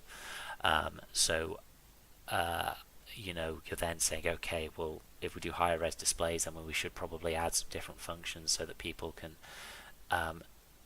do the rendering in a way that's friendlier to the hardware. But then they've got to become graphics programmers, because then you end up talking about, well, okay, well, we're allocating GPU memory and we're filling it out with our primitives, and then we're uploading it, and then we're rendering it. And even if we add some utility to make that process simpler, it's still going to starting to get more and more complicated. And I think, again, it's a value thing, really. Are we delivering value to players by making that API more complicated, or is it becoming less usable? And then do we have two APIs now, the easy one and the hard one? And is that helpful because you've got two things that do the same thing, right? Unless you know that one's only there because it makes it a bit easier and one's there because it's faster, it kind of doesn't make sense, and it then becomes more confusing to get into the lower stuff. So I don't know whether we are going to implement the higher res displays at this point. I think it's just difficult to do, and it's just because there's the pros and cons trade-offs. So thank you though for that question, and again, stuff could change in the future. It's just that there are some cons to doing it, which makes me nervous to get started. Will you add fishing nets? We've already answered that one, but thank you very much. And the answer is that we're very interested in a bunch of fishing features for commercial fishing and otherwise. Will you change Steam exhaust back? So, Steam exhaust back. We do have some changes coming up in upcoming updates that are kind of, I guess I would say, cosmetic in nature. So we're looking at getting certainly the exhausts for engines to work properly, because currently they don't output smoke properly in some situations, and damaged engines, they currently don't emit black smoke, and I think we've got plans to fix those things. Steam exhaust, I'm not entirely clear what needs to be changed back there. I thought the steam whistle worked. I thought the exhaust port works for steam. I thought it rendered. So I'd be surprised if that doesn't work. So I'm sorry, I just don't fully understand. Are there plans for a petrol engine? We have done that one, so I'll mark that as answered. And oh my god, there's 5 pages of questions. We're only at page 1 and we've had 42 minutes. Guys, I'm going to go as fast as I can. I do want to answer everyone's questions. If I can. There's 5 pages. I'm probably not going to be able to, but I will do my best. In fact, at the end of this page I will shuffle, so if you've asked a question more recently, then it'll be fairer to everyone for getting their questions answered. Will we ever get railroad track blocks that could be used for creations like train ferries? Oh, that's a great one. I mean, I think the movable railroad would be awesome, and I would like it to be possible. We don't have anything on the board right now, but you know, it's a good feature request. What I'm going to do is I'm just going to note that down, and we do frequently, by the way, the process often with the support tracker, often like one developer will go through the support tracker and read all of the feature requests, read all of the bug reports. Some of them they'll just schedule immediately, understanding, oh yeah, that's a confirmed issue that needs to be scheduled. Other times they'll tag it for discussion with the team. We have these team meetings every so often, and we'll discuss features. So if you are submitting stuff on the support tracker, it does get reviewed. We don't respond to everything, and in fact, if it's a feature request, it's unusual we would respond to it. Other than that doesn't mean that we have not seen it, and in fact, often feature requests are getting read, they're getting reviewed, they're getting discussed in detail by the team, and they're even getting tasked and developed, and we'll just be getting on with that. It's probably best we don't kind of do live updates on that, because we also do work on feature requests and then abandon development because it's not working, or it's not working out as well as we would hoped, or the quality isn't high enough, and so on. So we do prefer to not announce stuff until release for those reasons. But I'll just note this down, railroad track block, because that would make a good series of minor updates potentially, or something like that. It's quite cool. I always liked the idea of I suppose train bridges that could be lifted up, and train turntables as well. Like it's a similar thing. It's a train rail path that can move effectively, and we don't have support for that at the moment. We've only got like the static ones. Next question: improve steam pistons and physics. So the steam pistons, I think, is working very, very similar to pre-space DLC. At least that's my understanding, and that's our testing, where we have literally set up a bunch of piston engines, loaded it in the old version, loaded the new version, and seeing that the numbers are very, very similar. So the steam piston should be working as it was. Steam does tend to work better at low RPS, so it's frequently used to gear it up, and that's simply just because there's the mechanics going on internally. The steam is literally being driven by steam entering a piston, there being a pressure differential moving said piston, and then the valves changing via a valve rod, and then the pressure being released, and then the pressure being injected on the other side, potentially, depending on how you've set your steam piston system up. So we've tried to do that. I do think there's probably a bug on the train pistons. I think someone gave us a really good report on that. That's something that's being looked at. But otherwise, I don't know. I think we don't want to start reworking existing stuff if it's going to break players' vehicles. A lot of players are very sensitive to that, and rightly so. Hundreds of hours, thousands of hours are going into some vehicles in some cases. Unless there's a major benefit, we're not going to break vehicles at this point. So I don't know whether that's something we'll be looking at. That's the first page. I'm going to click shuffle, and we've now got a reorder. Really sorry if you were the next question, but I think it just needs to be fair. I won't click shuffle again, so new questions will go on to the end, and it's unlikely we're going to get to them all, but I will keep going. Are you aware of the JSI fishing add-on? Is that the one that I am playing in this video, and is that the one that Prof Incognito did a video on? If so, yes. Otherwise, no. I think there might be more than one fishing add-on, so I'm not 100% sure which one it is. Next question, are there plans for a hydrogen engine? I think that's been answered. Will the issues with catalytic converters, gas smoke and general life support be addressed? Yes, they will. So catalytic converters, let's have a quick look. Where's the fix happening? I don't think it's next week. It might be in 3 weeks' time. We might have a catalytic converter change, because we've been looking at a bunch of the fluid stuff.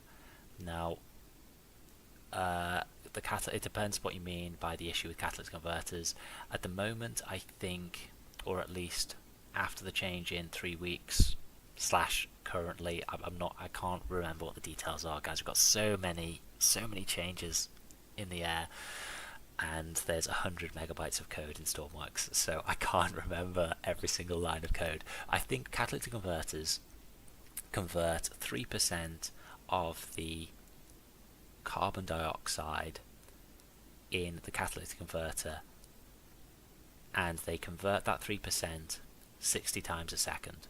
So if you've got high flow through the catalytic converter, it's basically slowly absorbing the carbon dioxide from the gas, and that's the mechanic we've got. I think that value used to be higher. I think 3% does kind of make sense. It's not meant to completely destroy all carbon dioxide, it's just meant to absorb some. And I think that's working as intended. Gas smoke, yes, that's getting fixed in 3 weeks, I think. General life support, I'm not fully sure what that means, but the other things we do have changes for coming up. Next question, will we ever get rotating warning lights?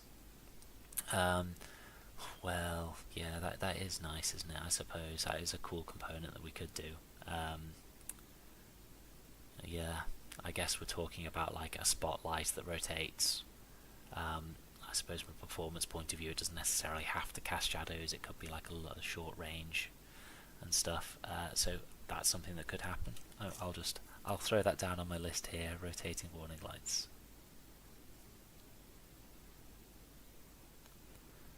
Right, that's written down. Will we get a weapons armor revamp or weapons DLC 2? Stuff like a proper armor block.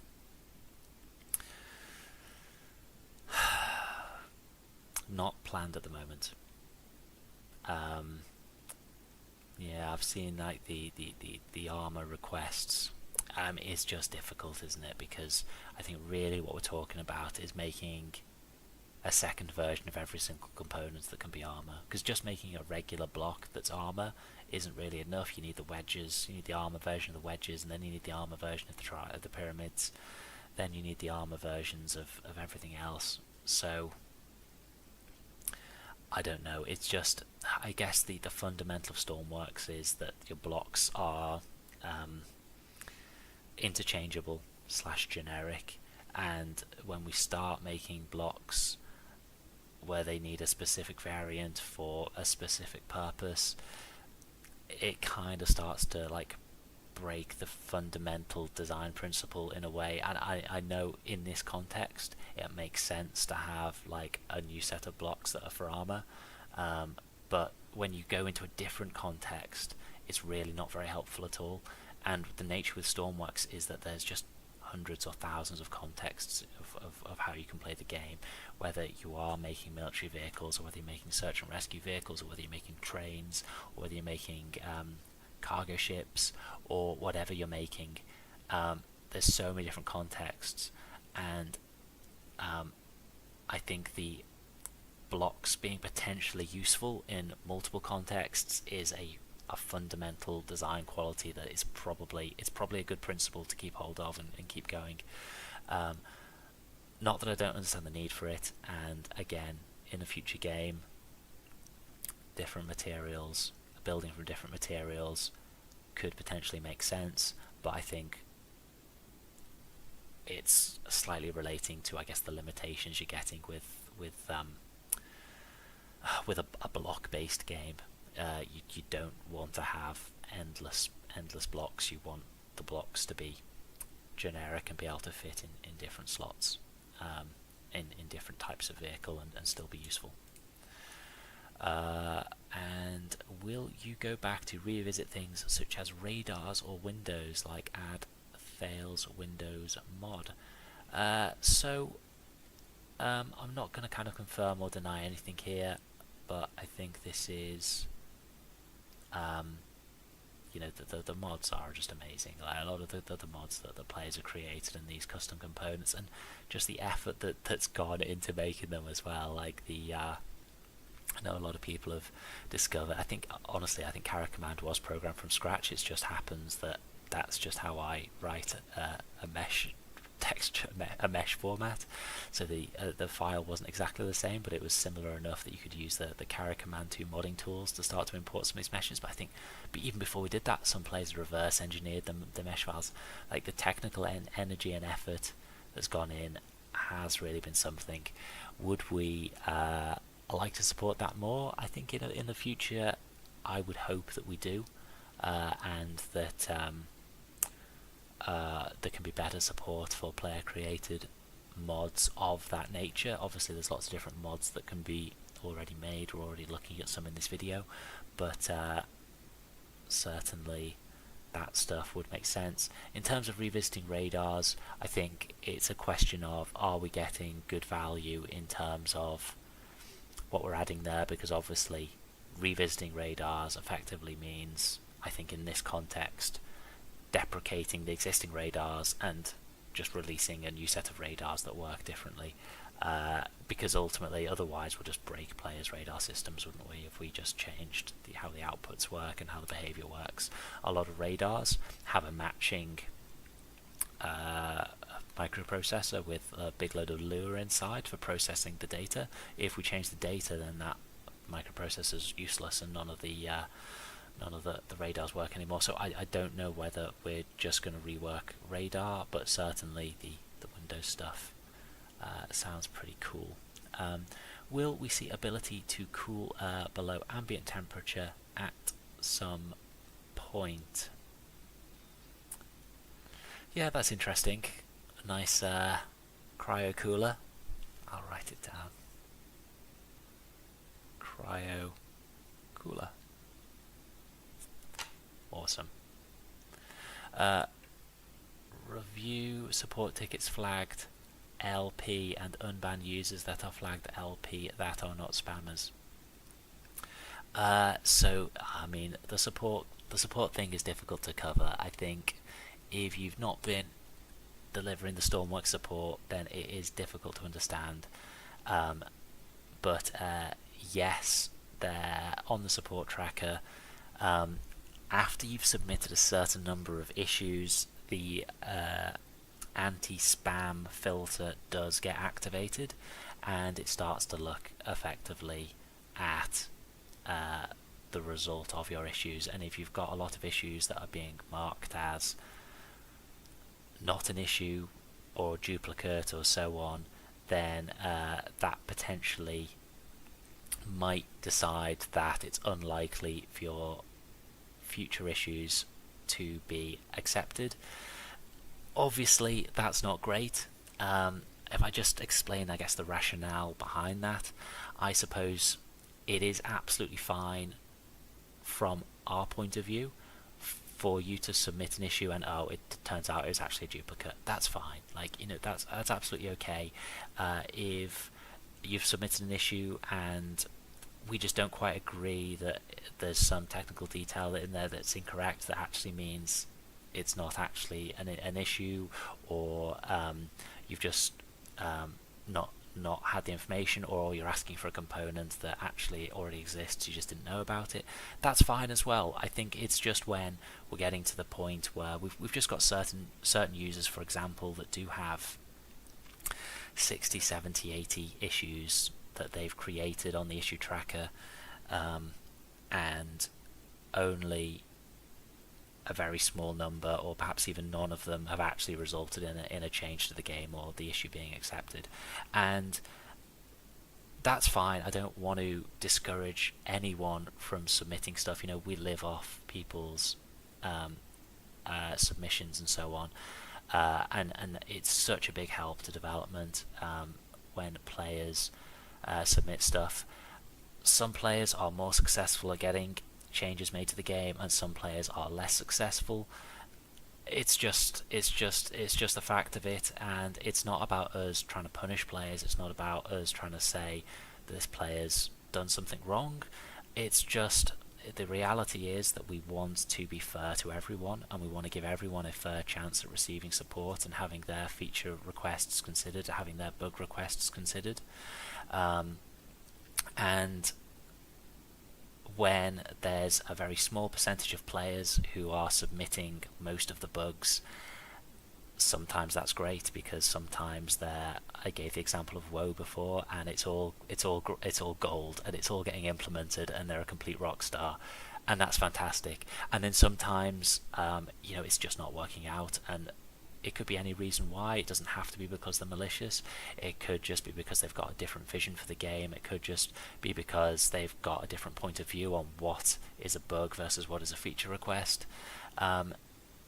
Or it could just it could be anything, and it's not about us saying who's right and who's wrong. I think it's so effective at helping us see issues in a fairer way, where we're able to look at new users' issues, or that user who's only submitted one issue. They're getting they're still not getting as much attention as the person who's submitted 100 issues, but they're still getting some attention. And it's about trying to create a fairer support system. That doesn't mean that those issues don't get looked at. They do go into the LP, that's low priority queue, and they do get considered. And if they are a valid issue that we think is going to result in a change, then of course they will actually get promoted out. So if you end up in low priority queue, it's not the end of the world at all. You can find your way out. Sometimes you end up in the spam filter, but it's only because we've not actually read the issues that you've already submitted yet, and we'll read you will read your issues, and then you're out straight away. So it doesn't mean that you're in low priority and your issues aren't going to get sent, or you've been silenced or anything. We are still reading that stuff. We are reviewing it. It's just the case that if you are in low priority, it's probably not going to get unflagged unless it's particularly useful. So yeah, that's how that system's working. I just don't want anyone to be put off from submitting issues, because it's really important to us, and we're really grateful for players who are getting in touch and submitting those issues. So please don't worry about ending up in low priority.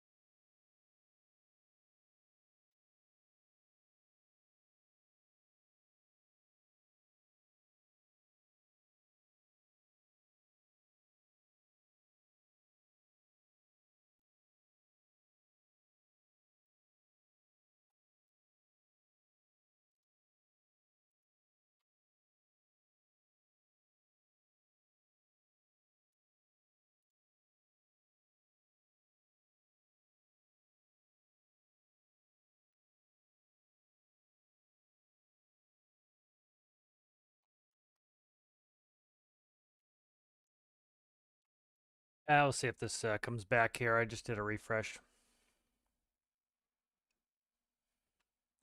Let's try it again. See what happens. I think it's a Steam issue. I'll see if this comes back here. I just did a refresh. Let's try it again. See what happens. I think it's a Steam issue.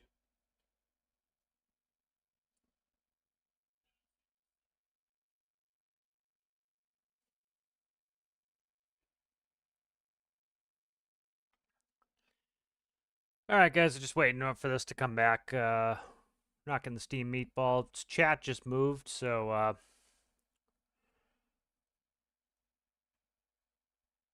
me see. It's too expansive. Alright, There's just good. too much we can do in the game. There's too many mechanics. There's too many It mutes systems. it every time I reboot so it. it's about doing less to a higher quality, and then also doing stuff fundamentally different. As I was talking before, I think there's a limitation on block building in terms of what we can achieve with that. I think there's better ways to build vehicles. I think there's better ways to build the world. I think there's a lot of cool stuff we can do, but we need to maybe move the goalposts a little bit. So if you're hoping for a game that's going to follow up with Stormworks 2, that's going to replace Stormworks, that's not going to happen. And that if we do release a new game, it'll be alongside Stormworks, and we'll carry on supporting and we'll carry on developing Stormworks, because ultimately there's still loads we can do with Stormworks. It's still a game we're really excited about. Still really enjoy developing. But then there's also all this fundamental stuff, which I've talked about earlier, where it's like, oh, that doesn't quite work in Stormworks just from a fundamental point of view. It really, we need to kind of go back to the drawing boards to make that change. And that's a new game is a great opportunity to say, hey, well, let's go back to the drawing board and let's do all this stuff in a better way. But just keep in mind that does mean letting go of like 90-95% of what's in Stormworks. And it's easy said than to be seen. It really is. It's not going to be Stormworks. It's going to be a different game. Yeah, that's the strategy there, and I'm very happy to discuss that. I haven't really given any specifics away. I'm super excited about the game, but I just want to manage players' expectations that content-wise, it's just going to be very, very different. Mechanics-wise, it's going to be very different. It's just going to be fundamentally different kind of vehicle builder, different kind of game experience, and potentially a lot more limited in terms of the expanse of what you can do and what you can build and where you can go. It's just fundamentally a different thing. We'll release more details when we're about to release something, and that's not now. Next question. Hey, why don't you consider adding gas spawners in Stormworks? Yeah, we will consider that. That might / should happen. / might already been worked on. I don't know. But yeah, I think I'm on the same page as you. Giorgio, I would like that to happen. Additional add-on GUI functions, even just wider custom width pop-ups would be helpful for message of the days. Yeah, so this server stuff. The server stuff, I suppose, one of the first things I mean to get around to doing here is just releasing some information to just kind of communicate, I guess, the dilemma we've got with multiplayer. We've got certain players saying, hey, there's this exploit where someone can crash a server, and we're like, oh Christ, that's awful. And then got other players saying, well, we've got this issue where players can spawn the flares, and it's like, oh no. And we're surprised because we just never intended for multiplayer to be used, I guess, in kind of this, I guess I'm going to describe it as this 2B 2T style, which is kind of this Minecraft server style thing where you've kind of got like everyone is joining and it's kind of like an open world game, and that wasn't really our intention. I think our intention with multiplayer really was to allow players to kind of cooperate and potentially crew vehicles together, or crew a small number of vehicles together, or work together. So I think a lot of this stuff where we're talking about, hey, we need to fix these issues related to supporting these open servers where people are joining and going off and playing on their own. yeah, we just never imagined, and obviously it kind of makes sense. The multiplayer will be played that way, and that's how a lot of servers are wanting to run. Um, it's just there's certain like technical issues. I think if while we're talking about multiplayer, I will just quickly also say, so in terms of answering this question, I don't know whether we'll add that add-on GUI. I'm happy to consider it as a feature request if you want to request it on the support tracker. If you haven't already, maybe you have. But going on to just talk about the multiplayer issue a little bit, Stormworks multiplayer is sensitive to packet loss and bandwidth throttling. So if your interconnection is poor Wi-Fi with poor signal, or mobile internet, or just has really high packet loss to the server, or you're running out of bandwidth, your multiplayer experience isn't going to be good. You can see here in this video. Oh, is it? Do I need to press restart? Doesn't seem to be playing. Weird.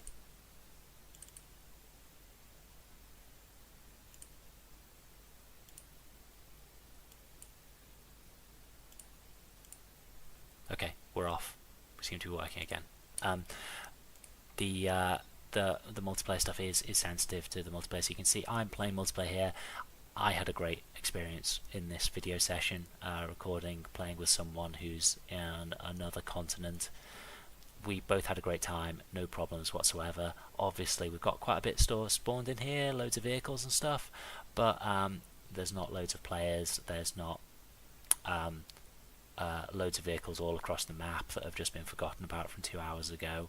But the multiplayer is working in this context with decent internet connections. If you're trying to play and you've got high packet loss, our multiplayer system kind of relies on you not having packet loss in order to be able to handle the humongous amount of bandwidth required. Even though we're doing loads of compression tricks, there's just so much data to synchronize that you're just not getting done in other games, because these vehicles are so complex. There's so many parts to them. There's so much data flowing around these vehicles.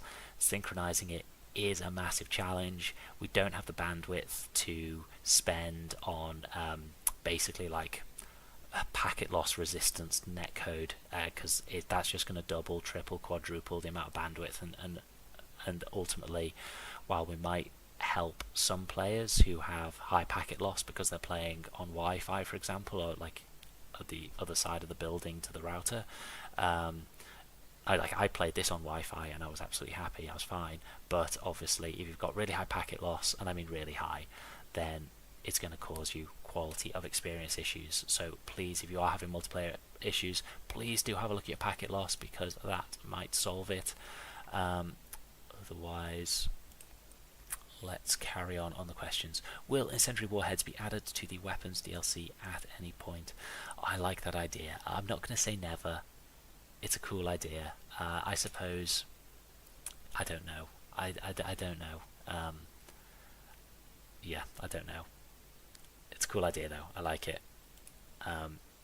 It would make a good minor update, wouldn't it? A minor update feature probably wouldn't be too difficult to do. Do you plan on adding? I'll add that to the. I'll write that one down. Incendiary warheads.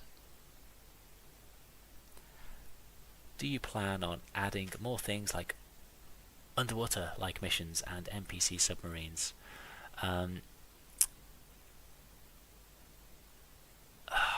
Underwater gameplay. I suppose my reaction here is just that players tend not to make submarines so much as other vehicles. I think boats, planes, helicopters are a lot more popular than submarines.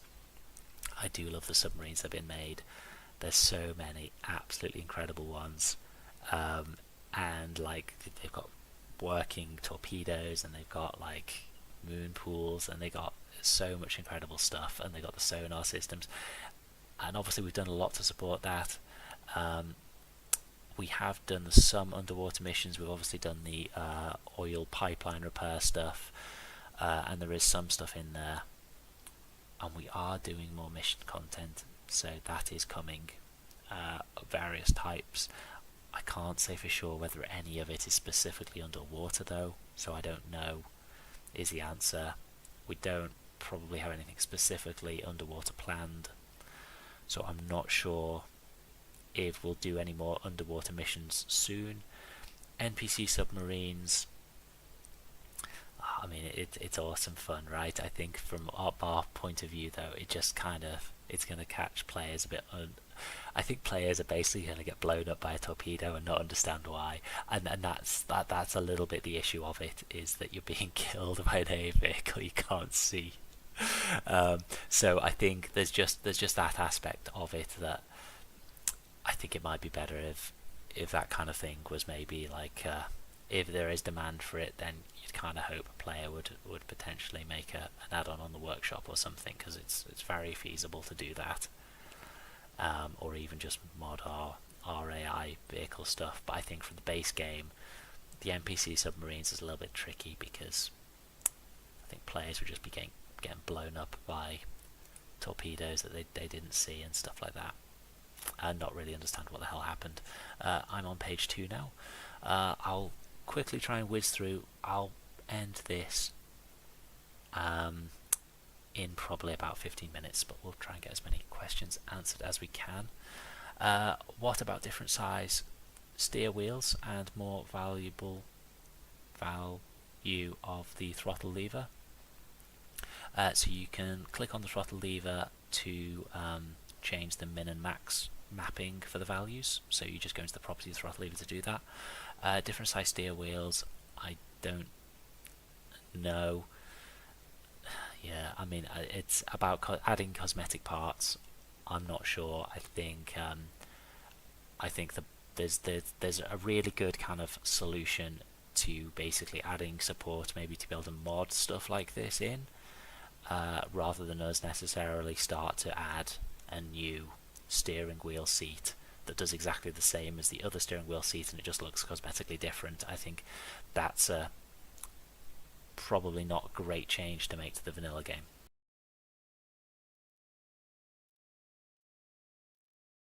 Meatball again. Steam, why you give me meatball?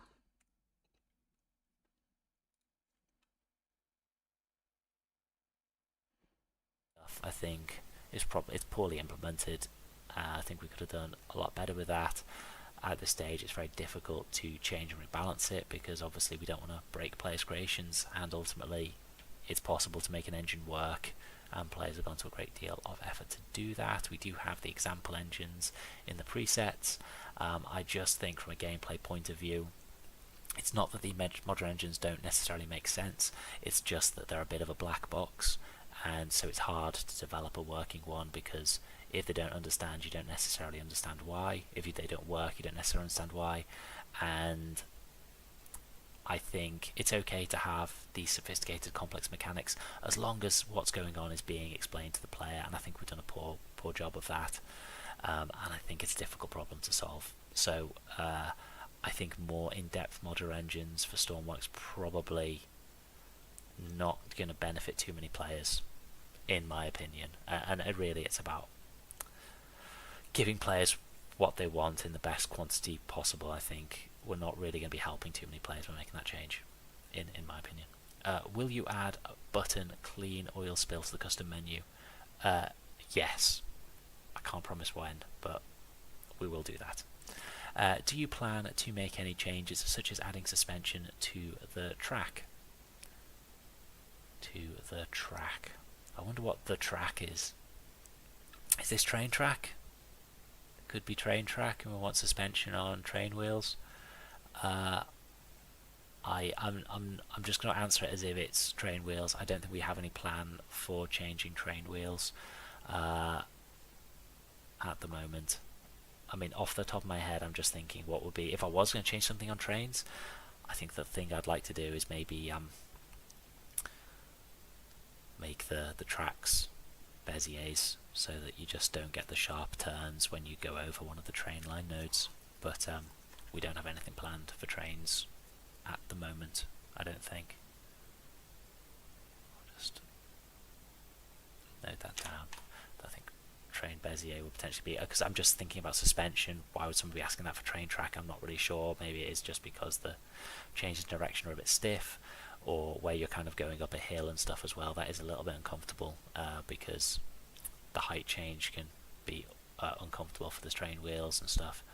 But I guess another good component would potentially be like a train connector that can accommodate a fair bit of movement for trains moving around and stuff as well. I don't know, but I think we'd be looking at talking to players who make trains in terms of getting feedback to know really what are the next steps there. If that's what you're asking, I'm not sure. Any chance for any of these? Gimbal radar, gimbal pivots, IR seekers, optical sensors. So gimbal radar, I think, is already effectively how radar works, right? You can already steer radar, can't you? There's an input value, is there? I thought there was. Or is it just sweeping constantly? It might just be sweeping in the pre-programmed way, mightn't it? I see. Yeah. It's probably a good idea, isn't it? Gimbal radar. What else have we got? Gimbal pivot, IR seekers, optical sensors. So gimbal pivots aren't supported in Bullet natively. There's certainly the point-to-point pivot, and there's the 6 degrees of freedom pivot. However, I don't think they've got motors on them. They don't got like drivers. So in terms of having like a powered joint, that wouldn't be supported by Bullet. So we'd have to develop that ourselves. It's a bit tricky to do. IR seekers, I think we've got, because I think the IR sensor, we've got the IR missile sensor, I thought, and the optical sensor, I don't know whether optical sensors are planned. I don't think we've really got anything that represents optical sensors other than the IR sensor that we've already got for missile parts, I think. Next question, will you add geomagnetic storm to this game? It could cause RX and electricity disruptions. That's cool. I think we've already got like the radar, the lightning stuff, where you get lightning strike. There's like the EMP effect, and it can trip your breakers, and it can also disable your electrics for a short period of time. That works quite well because there's like the visual communication for it. I think what we're really nervous about doing is adding complex mechanics but then not explaining to the player what's going on, because then it just feels like it's frustrating, the game's broken, it's not clear what's going on. So we'd have to be able to I guess communicate this geomagnetic storm. So I don't really know how to do that, but we certainly, like the RX electricity disruption could be good for like lightning storms and stuff, but I don't know is the answer. It's a little bit of a niche request. Again, we've got so much stuff that's just going to affect so many players in kind of a broad way. I'm not sure whether that kind of feature is going to make its way to the top of the list, but I do like it. It's cool, and I like the way you're thinking mechanically and stuff, because these mechanical things are what the core of stormworks is about, I think. Optimizations when? Oh dear. Why major update adds one block? ? Fixes. So I mean, you've all seen this kind of comment, I suppose. Obviously, anyone who's read the patch notes anytime in the next 5 years knows that we're constantly implementing fixes. My apologies for something having to be fixed in the first place, but we are doing our best to reduce new bugs entering. So overall, the game is making progress, and the number of total bugs is coming down. But yes, we are constantly implementing fixes. For some reason, it's a phenomenon. I can't tell you why, but yeah, some people like to pretend that we don't fix bugs. I don't know. It's very popular. Loads of people do it. It's bizarre. Then we've got major update adds one block. Well, it did add a block, yes. Why? I guess it's because yeah, what an argumentative question. Obviously, we added all the fish mechanics and the fish storing in hoppers and stuff. I do completely agree that it was a smaller update, and I'm definitely not going to apologise for that. I think that is probably a good idea moving forward if we're doing the major updates regularly, but we're just being a bit more sensible and they're a higher quality and they're better thought through. I think that's really good progress. I don't think we should be biting off more than we can chew in the future. So I think the major update certainly does add some content, but yeah, fully conscious that it was a smaller major update, and I might just suggest that major updates are probably going to be smaller in the future, but that doesn't mean we can't stop doing them. It doesn't mean that we can't, overall do in 2 major updates what we might have done in 1 major update previously. Like, yes, the content's still going to come, and I think that's what matters. And it's very important that we get the quality stuff done. Optimizations, when is a complicated question, but it's also a frequent comment made.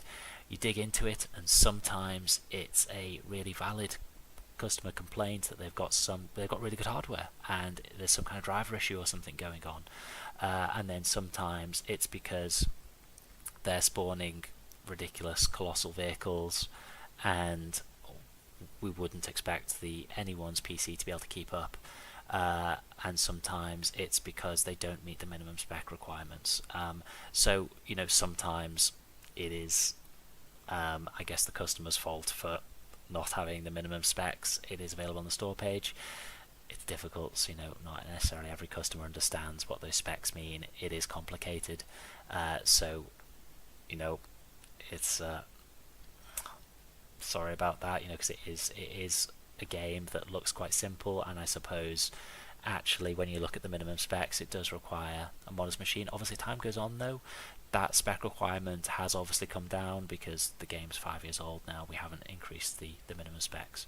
Otherwise, there are certainly valid issues. I know that one of the common problems that is a legitimate complaint is where the game spawns 2 pieces of physics inside each other. That causes absolute disaster for physics performance.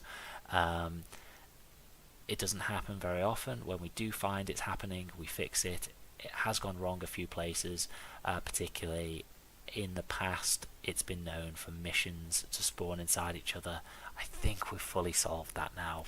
Certainly, we've had several bugs related to missions spawning inside missions, and that does cause a legitimate performance problem.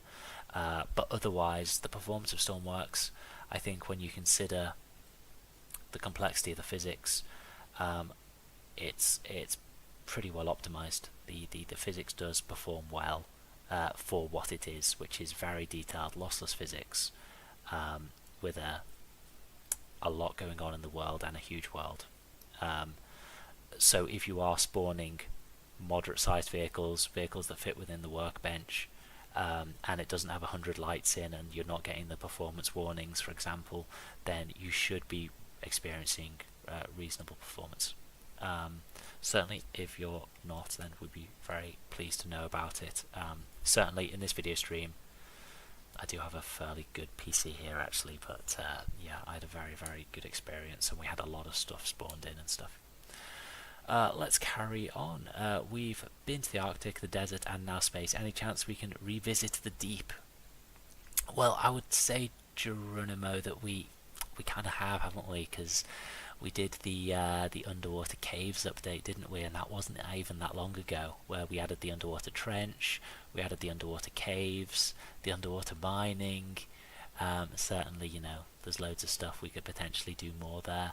But it's argumentative because we have done that. Like we did the, and that was a great update. I really enjoyed that one with the Arctic, the circle of fire or whatever it's called. Weapons DLC overhaul, more range, less spread. Addition of mortar cannon and grenade launcher. We certainly could boost the accuracy of weapons, couldn't we? Because they are a bit annoyingly spready. So maybe that is subject to balance. Mortar cannon and grenade launcher. I'm not a mad fan of adding more overpowered handheld weapons, simply because it's a vehicle building game, and I think a lot of the utility you can get from designing really cool vehicles that can do a lot.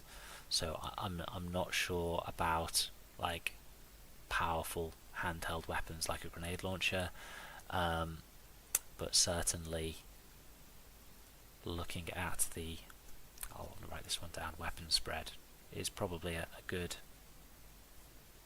We're not working on this, so you've just suggested it, I've written it down, I think it's a good idea. Will there be more life in the world going forward, like corals, towns, people? There's no plans for this at the moment. I think there is. It's difficult to control the performance of the game, and obviously, if we spawn too many players, if we have that kind of stuff, where there's more physics objects in the world, that's going to potentially start to create places where the performance starts to break down too much. Then also with towns, I think the detail here is, I think a lot of players will understand that, for example, when their train goes through a tunnel, the physics does have a performance impact, and effectively putting physics inside another physics where it's surrounded by another physics is computationally problematic. So where we start to say towns where there's lots of buildings that you can go inside, and larger buildings and buildings you can go between and things like that, you just start to create more and more, I guess, painful physics situations where it's a little bit tricky. So I think that we need to be engine work done there. I think that it's probably quite a big ask. I do like the suggestion that we would, however, like develop the life in the world, and that's something we've obviously been trying to do for years. We've added the animals, we've added the AI vehicles, and so on. And we've had some success there, but yeah, you're right. I like the vision for adding more life to the world. I think it's just there is a big technical challenge there that we're scared about causing performance issues. Player desyncing in multiplayer, F2 helps a bit, but not ideal. Players desyncing. Players shouldn't really be desyncing, but there are certainly multiplayer bugs. If you teleport, this is a known issue. I would say this is kind of, I would probably argue, potentially not a bug. But if you teleport, then it might take a while for the game's netcode to basically catch back up again to resync stuff. If you teleport from, basically, if you're miles away from something, then it's updating at a really infrequent interval. If you then teleport right next to it, then it'll carry on updating that interval until the next interval point, where it will then speed up. So when you immediately teleport somewhere, the vehicles might take half a minute or a minute or so to fully become smooth, and that's just the nature of how that, but it's massively beneficial in terms of compressing the netcode by having infrequent updates for vehicles that are a long distance away. It's probably best that carries on working that way. Otherwise, I think really, if you are experiencing a multiplayer issue, please do report it on the support tracker, and please just give us that detail that we need to be able to reproduce it. And if we obviously understand how to reproduce the issue, we'll be very happy to go in. I had a great time playing multiplayer earlier. I didn't experience desync, and neither did the person I was playing with. So yeah, I don't know. We do need the reproduction info, and then we can look at specific issues and fix the specific issues, because we'd love to just improve the quality of experience there if we can. Will there be more typable letters in chat? I want to write in my language. So you should be able to write in your language. Okay, well, not necessarily, right? Like, how many different characters are there? So we do have the language modding support. Now, language modding support uses the no-to font from when we added it, and we found some, I think it's about 16 megabytes, this font file. It's a specific no-to font that supports a bunch of characters. However, there are quite a few languages where they don't have the characters. So I think we are using the Chinese, Korean, Japanese no-to font, which is a particularly small one. It's only 16 meg, but it means we can include it in the game package, and then anyone with language modding can get those characters in the game. However, not every single language is using those characters. I think we've already got support in the base font for Cyrillic, and potentially Greek characters too. But then there's some languages that just have a huge number. I don't know whether we've got Arabic.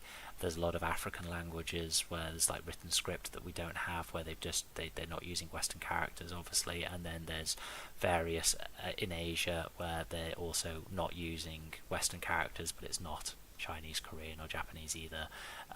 So yes, there are characters you don't have. I think what we'd say there is probably the font situation is a technical issue, because supporting every character with one font is pretty much impossible. If you start looking into it, you just have to have like gigabytes and gigabytes and gigabytes of font files to be able to support all the characters. And Google is struggling to produce a font that has them all. It's just a massive challenge. So what I'd probably say is that support for that would come if we did the file modding stuff, where you could potentially mod your font file and have a different font file, in which case you could potentially install a font file with your characters in. Other people wouldn't be able to read it because it would be local to you, but you would at least have those character values. It's really complicated. There's over 100,000 characters. It's really difficult to get them all. If it was simple as just downloading a font file, we would do it. It's just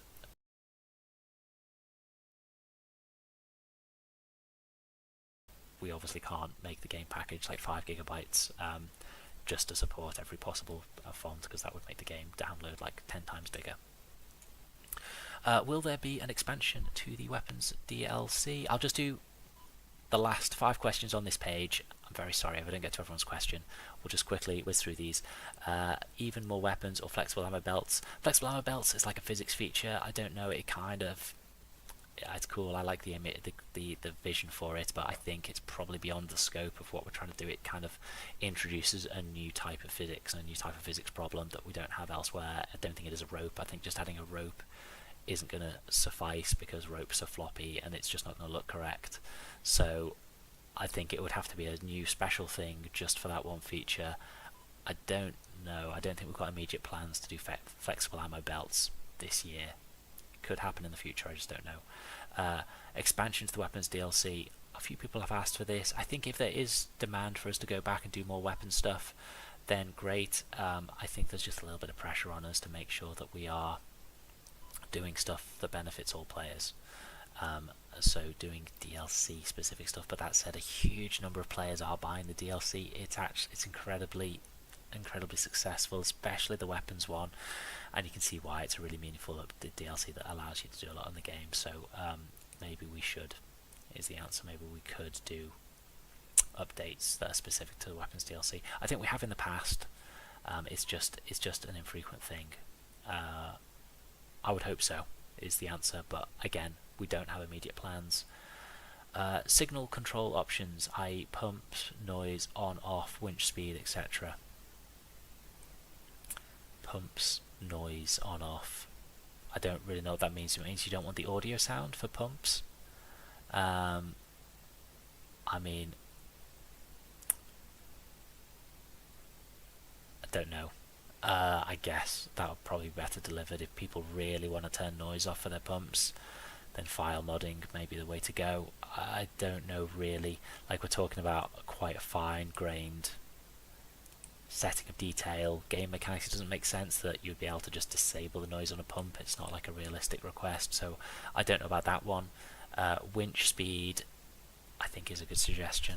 I don't know whether that's already on the board. I don't know whether that's something we've discussed. It does ring a bell. I don't know whether we're doing winch speed. I'll note that down, and we'll discuss this list of stuff I've noted down in the next developer meeting. Can you add a way to power the stream driving wheels using diesel engines? Asked by the Golden Hammer. I see. So we're suggesting that you want to have a diesel engine and drive the steam wheels. I'm going to say probably not, no, because they're the steam driving wheels, aren't they? That they look like the steam train wheels and stuff. And we've got all the other wheels for using with the other types of engine, so though I think the steam driving wheels are for steam power. Yeah, the steam power wheels, aren't they? They're specifically not meant to work with diesel engines, but you've got a ton of other wheels to use with diesel engines, so I think that's okay. Thoughts on texturing the ground to make it easier to see? Yeah, it can be hard to judge altitude, you're absolutely right. I suppose it's like part of the game style, isn't it? The art style. But yeah, because it can be difficult, and you're relying on shadows and things. But it's obviously the art style of the game. You can see on the video right now. I think the creator of this building has actually like they've just painted the different tiles slightly differently colours, so you kind of get a little bit of noise in the floor and stuff, which might make sense as something to add. I don't think that's a terrible idea. I don't know whether we would do it either. It's an interesting thought. I suppose it is cosmetic change. You do have the shadows that you can rely on, or otherwise you're doing mechanics, vehicle mechanics. It's a difficult one. I hadn't really thought about it, but you do raise a valid issue. Guys, thank you very much. We're 100 minutes in. We've done 100 minutes of questions. I'm very sorry, there is 3 pages of questions left. We haven't even got halfway through. I do hope I've managed to answer your question. If not, my apologies. Thank you everyone for coming. I think this went reasonably well, but please do let us know your feedback, I guess, in the comments to the Steam post for this event. And we'll take a look at what you think, because we could do this on a regular basis. If you think that the website could be changed, or you have feedback on how we could do it differently in the future, we'd love to hear it. And yeah, this could become a frequent feature, you know. It's quite an efficient way of us to communicate with players. We do like to do it, and I think doing it in a block like this is great for us, because it's 90 minutes of my time, and it means that the rest of the time I can just be focused on the product and working on the updates and the code and the changes and so on. So that's fantastic. But thank you very, very much for everyone coming. Special thank you to obviously the development team for their incredible hard work. They are working extremely hard on Stormworks, so thank you to them, and then also, you know, everyone else who has been helping. The Discord community mods are just fantastic.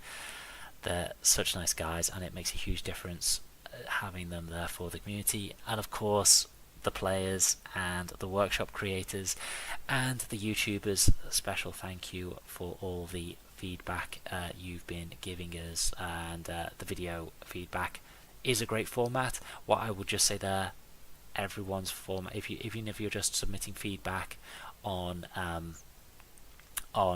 Support Tracker, that is the preferred way to do it. We really appreciate that. That's fantastic. Thank you very much. I'm just kind of noting the additional effort required to make these videos. Absolutely fantastic. So I do appreciate those as well. And yeah, obviously, you know, the workshop creators that are showcased in this video.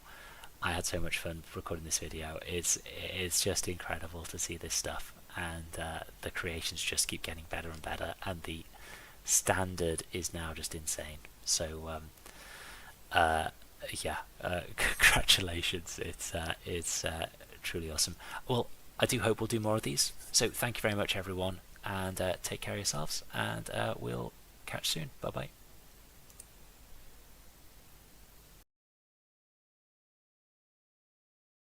All right, so my only complaint is that he didn't go on for another 10 minutes, so I could have finished my lunch. But that was really good. Good Q&A there. Let's bring back up the game. I want to talk about it a little bit. So let's see. Let me just fix this real quick. I gotta fix the game video here.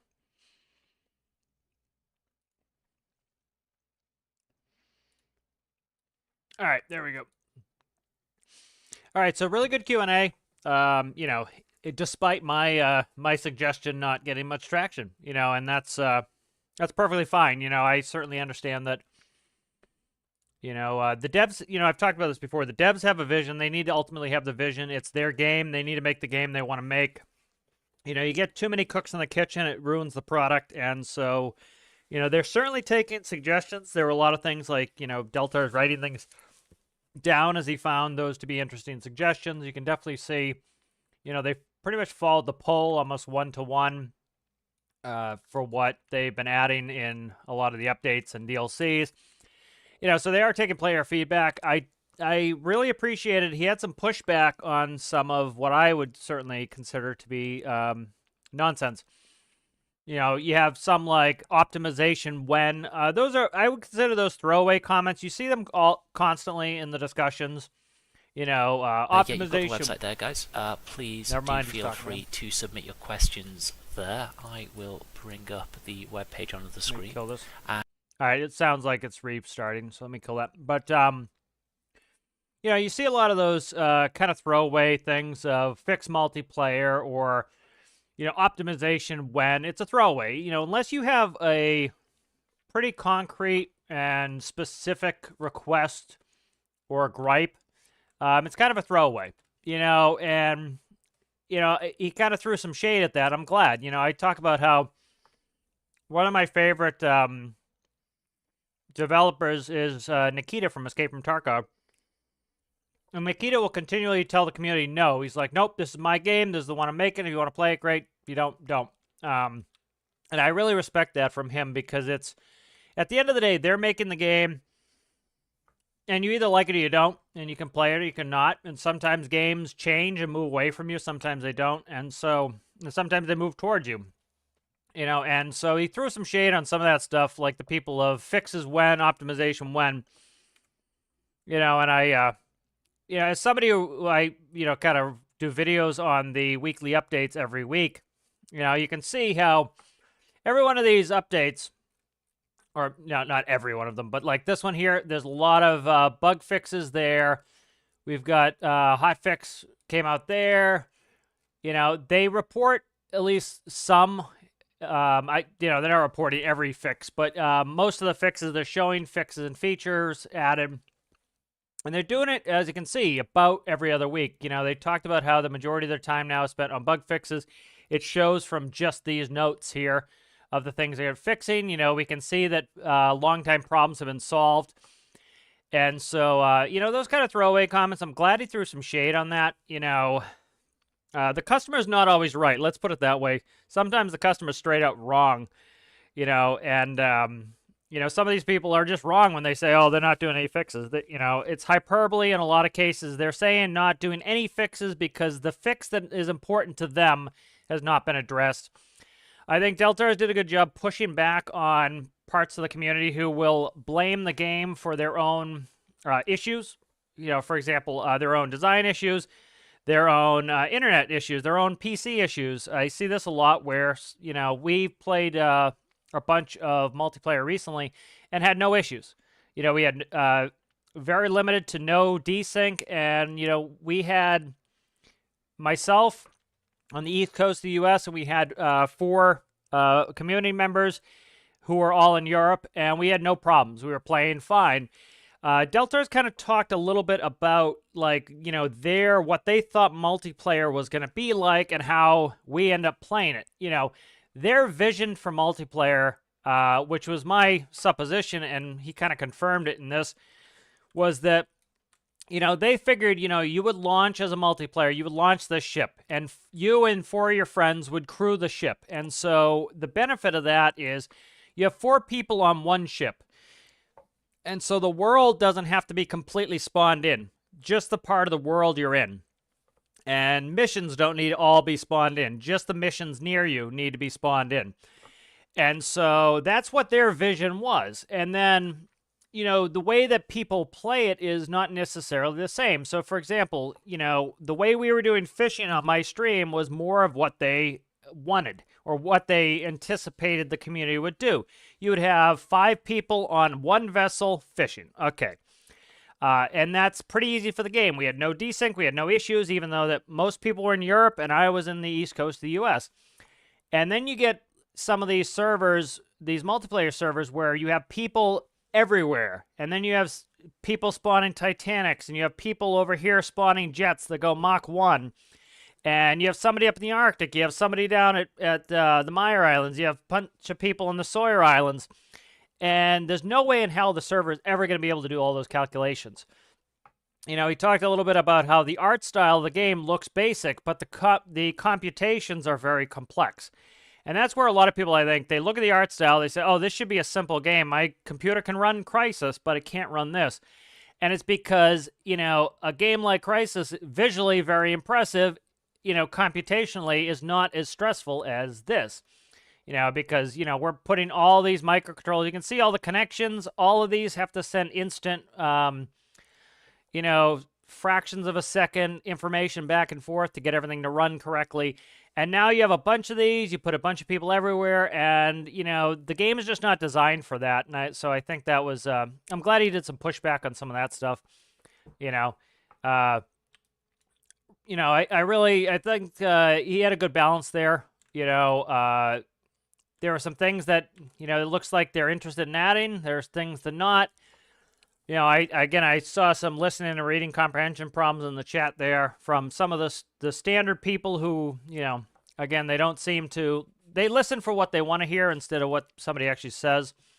And so that's kind of anticipated at this point, but, or people with axes to grind. But I think it was a really good Q&A. He seems very interested in adding more fishing stuff. Again, that was, you know, we talked about that where, you know, it sounded like that was their intention all along, was to start with rod fishing. I like how he threw some shade on that. Somebody's comment was, you know, you call that a major, essentially this paraphrasing, you call that a major one part, and he threw some shade on it. He says all the fish mechanics, you know, you had the rod mechanics, you had the hoppers. There's a lot behind the scenes that you never see that goes into those mechanics. And so even though it might look like, oh, I got one part, well, you could get a major DLC that has 10 parts that are ultra simple, or you could have one part that's more complex. And he also talked about how, like, they're trying to go forward with these updates of being, you know, less expansive so that they don't break a bunch of shit, and that they are doable, and that they come out in an unbroken state, which the community has been asking for. So I thought it was really good. You know, good Q&A. I hope they do some more of them. You know, but curious what you guys think about it. So we'll continue building here. Let's catch up on some chat. Not too much going on. We had the meatball a couple times, and I was running back and forth trying to fix that. Triton's probably never coming to the workshop. Triton is probably never going to get completely finished to the point where I would be happy to ever post it. So unlikely. What vehicles did I spawn in my multiplayer session? Is that what you're asking, Phil? I spawned the fishing boat.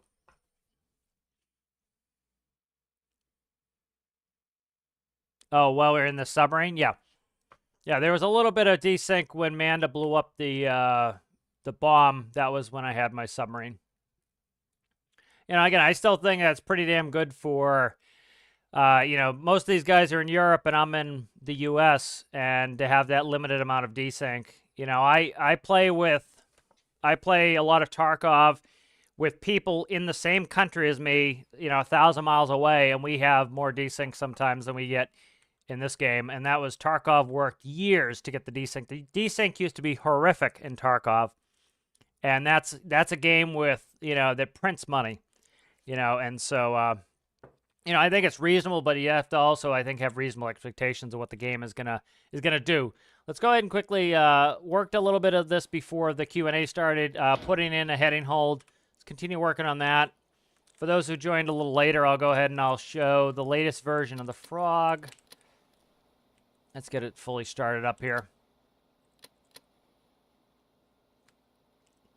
But yeah, you know, and so one interesting takeaway I had is, I think what I'll do is I'll go back through the video, and I'll do a kind of response from part to part, because I think he did a really good job on it. You know, I really enjoy when people get called out in their bullshit, and you know, you'll get, you know, there's a phenomenon with the internet where everybody thinks they're an expert in everything, and sure, I'm certain I've done it at times, and you know, it's like some of the aviation stuff, you know, that's my area of expertise that I'm most trained in. And you'll hear people on the internet who've never even been in an airplane, and they'll come out with some sort of authoritarian statement about how they know how this is. And, it's very quick for somebody who's an expert in that to call it out. And so I think, like, I don't know much about software development.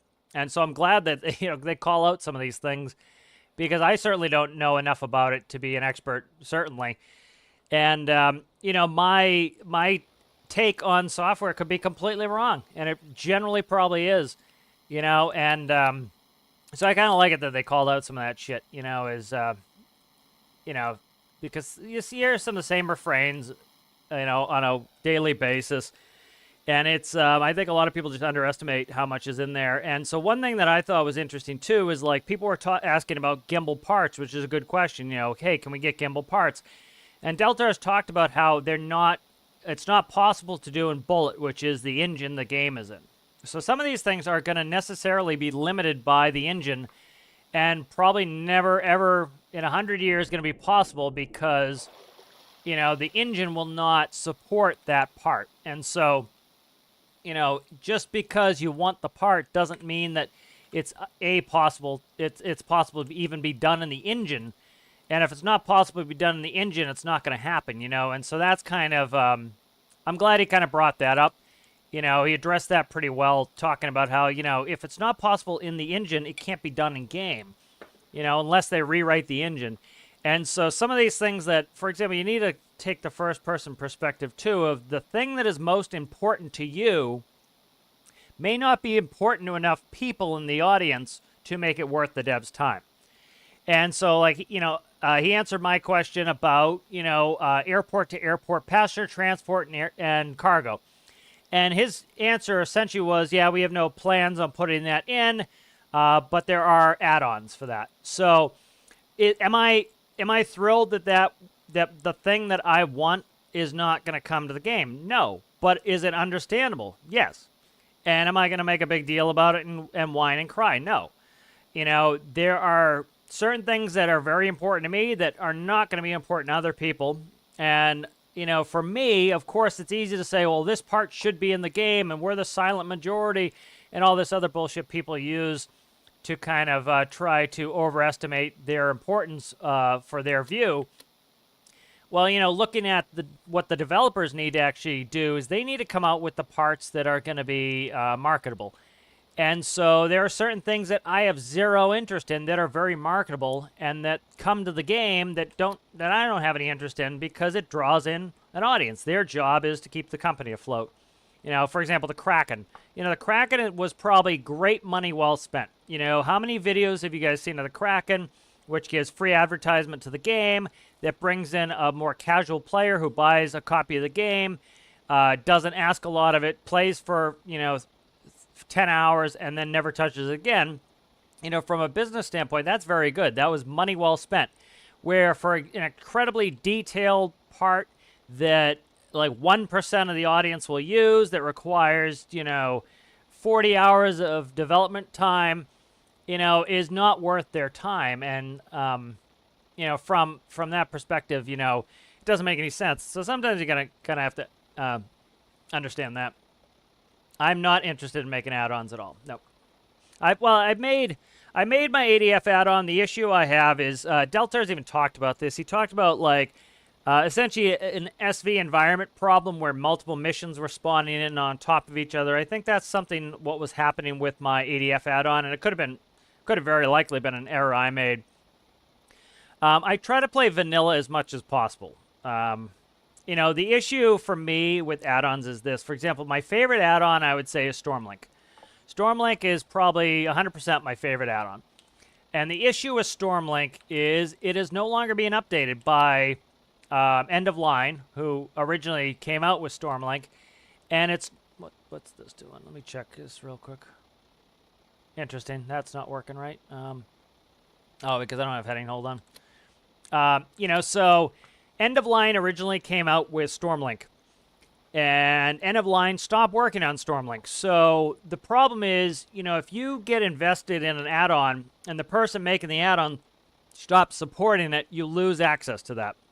Another person came in and they started working on the unofficial Stormlink update.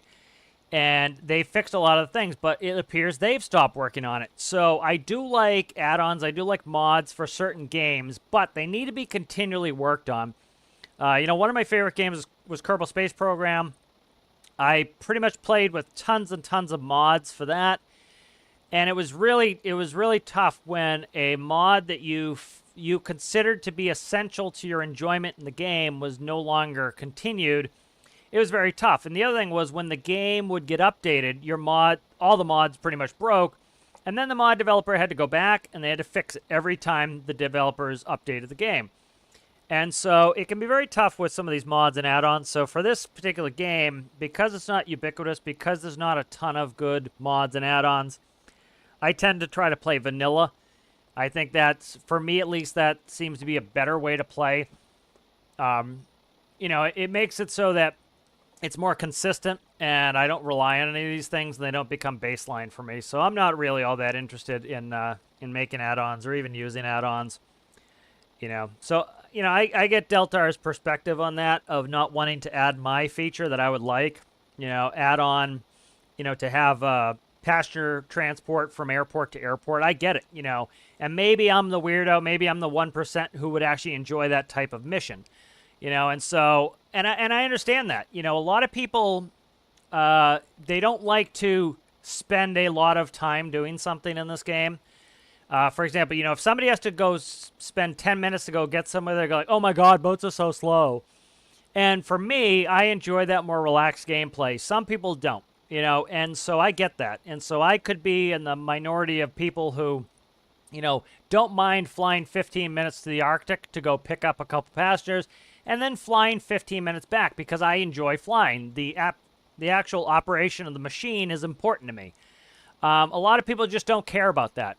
And so the benefit is you could use an add-on if you wanted, but I do understand why Deltars wouldn't want to add the thing that I want probably most to this game to be added because, frankly, not enough people are probably interested in it to make it justifiable for their expenditure of time and resources. So I get that, even though it is detrimental to my wants, And so I think that's a more mature way to look at it. You'll see some of the people, if their thing does not get picked up or get traction, they go, oh, they suck, they don't know what they're doing. You got to understand that sometimes, the thing that you want either A, does not mesh with their view of what is important, which, again, it's their game. They can put in what they want. Sometimes it doesn't mesh with the community that they have to go after in order to keep the game marketable, And so sometimes that happens. You can make something too niche where it is never going to appeal to enough people to be profitable. And we talk about that quite a bit on the live streams of, the part of the community who every time there's something that's not explicitly search and rescue, they crow that this is supposed to be a search and rescue game. All right. This game is supposed to be whatever the devs make it, frankly. It's their game. They change it. What they focus on is what they want it to be focused on. What they don't focus on is what they don't want it to be focused on. And that's pretty simple. And sometimes it benefits you, sometimes it doesn't. There are things that benefit me that they add. There are things that don't benefit me that they add. And I think the more mature response is, yep, sometimes I'm going to get the things I want, sometimes I'm not, And, talking about too niche of a community, it's like when that search and rescue contingent, anytime there's something other than that, they think their pocket is picked. I really don't agree with that. And the game would be too niche if it was only search and rescue. Like, I do a lot of search and rescue in this game. I love it.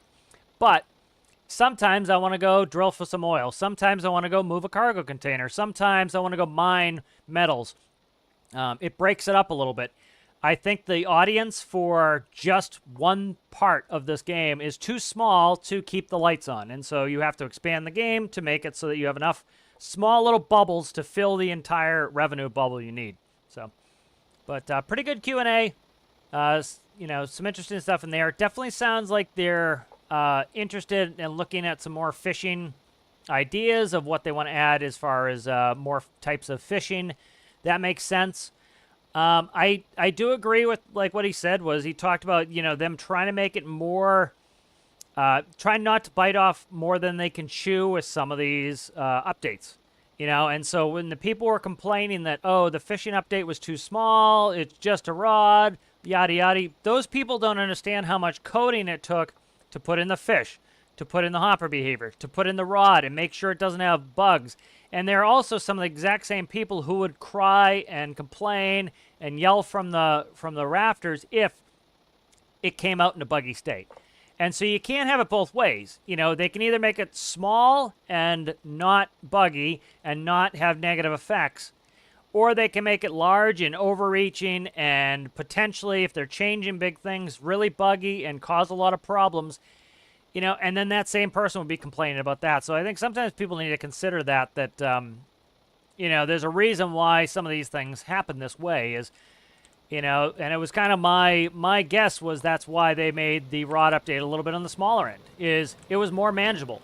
And they talked about they wanted to make more manageable updates. And that's something it appears they have done, is they made more manageable updates that were not crazy. And that was really helpful and effective, I think, that the fishing rod update came out. It was on the heels of the space DLC and pressurization updates, which caused a bunch of problems for the game. And so I don't think the devs really wanted to get in another situation like that where they broke a bunch of stuff, because it would be seen as a trend. So they came out with a smaller, more reasonable fishing update that came out pretty much bug-free and was, I think, almost, I would say universally, nothing's universally, but generally very well received. And everything worked well. And so now that they have that framework, that groundwork laid, they asked for our input. You know, a bunch of us, I know they watched a bunch of our YouTubes. I know they watched mine of what we would like for fishing. You know, they mentioned me, Professor 454, and somebody else. I'm not sure who else they mentioned. I can't recall. They watched our fishing videos of things we'd like with fishing.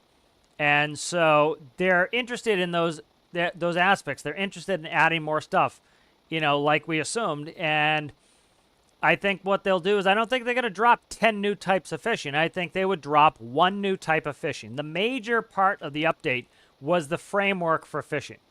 And the first part was the rod. And then I think they'll be able to add another minor update, say rod holders. They'll be able to add pots. They'll be able to add maybe nets. Who knows? But, you know, I think that's a cool thing. You know, I think that's the right way to do it, too, is to do it small, to make sure it works, to make sure it doesn't break a ton of stuff. I think they needed that good PR after, you know, they had the pressurization and space update that caused a lot of problems. And I think that's why they're taking that, that's kind of more manageable, slower tact. You know, and so I think some of the people who complain about that, you can't have it both ways. You can't both complain about an add-on, an update being so big and comprehensive that it broke things, and then one being, oh, so small it shouldn't have this title. It's pretty nitpicky and kind of playing a semantics game of, oh, we're going to play the semantics game of what does major mean? Is this enough for major? And I think that's what some people were doing, was playing that semantics game. Let's go ahead and turn on GPS. All right, so this is working pretty well here. I just need to have it switch over on bearing. But currently we have it going, it's tracking. So I put in a single point GPS system in this earlier before the Q&A started. So, you know, that's going to be helpful so that we can get this kind of going on autopilot. I want to put the multi-point system, but I'm going to do most of that off screen. When we get back, I'll show those who joined later kind of the progress on Frog. I really want to get Frog out to you guys. I'm trying to release some of the smaller builds from the live series. You know, I've been working on a bunch of the bigger stuff that's not done. But, you know, the Frog is getting close. That should be able to be released. The Patway is going to get released. Some of the key cars, the small key truck and the van, I want to release those. So I want to make sure those are all set. But, you know, a lot of the reason why I don't release stuff right away is they're not up to my standards. They're not ready. You know, I'm not going to release stuff that's, you know, half-assed. And so, like, for example, the, you know, I wanted to get a bunch of the stuff tested. Like the van, I would say, is pretty much tested and good to go now. Frog is getting pretty close to being tested and good to go. you know, we'll do a little bit more with that, and that should be tested and kind of on the way, you know. Let's see, is it heading to the waypoint? I don't see it turning anymore. Are we turning? So I can override the turn like this if I need to. So an emergency situation, I can override it. I need to put in the auto stop feature. But that's working pretty well so far. So let's go ahead and recall this. So I'm content with that. Still wonder why YouTube is not running analytics on this video correctly. All right, so Tethy's is in good shape. Let's go ahead and let's go check out. Did I pull it out of there? I did. Okay, good. Let's go ahead and we'll look at the latest version of the Frog. Did a little bit of work on it at the beginning of the stream. So I'll kind of show you guys where it's at. We're up to Frog Mark 4. I've got, did a bunch of mostly aesthetic stuff last night. So kind of reworked the rear of it. So I like the look of it a little bit better. It looks a little bit more froggy. Put in this is a light for navigation light. So that's my stern light. We have a reverse light. We have more nav lights in there. Last night I went and redid the glass, so it's a little bit more pointed there. Redid some of the roof line. The roof used to overhang this section. It does not anymore. Put a scoop on there. That gives us about an extra mile an hour of speed. Worked out some more, just some little kinks and bugs that need to be worked out of this build. I just close that. Close, please. Thank you.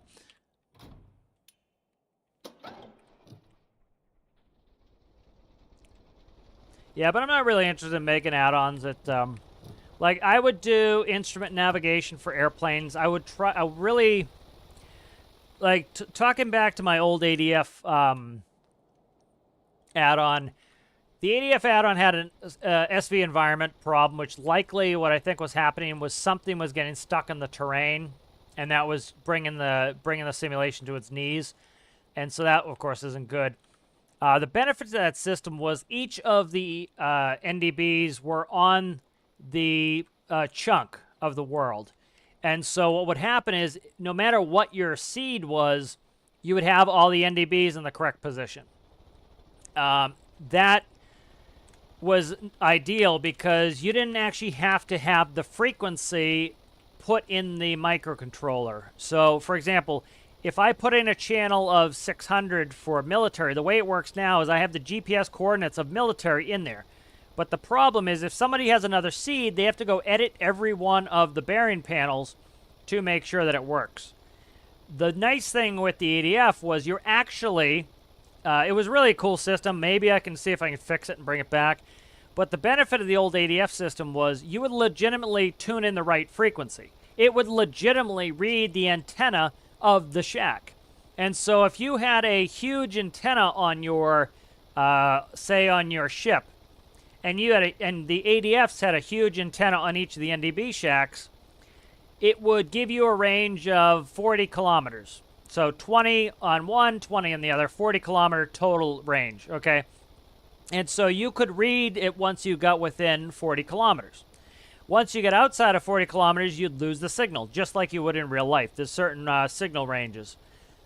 And so if you had a small antenna is only 100-meter range. So if you had a small antenna and the ADF has a huge antenna, you now have essentially 20 kilometers of range. And so some of my craft had the small antenna. Well, they could only read the station at 20 kilometers. So it was a really cool system. It moved with the islands. You could put in any seed and it all worked.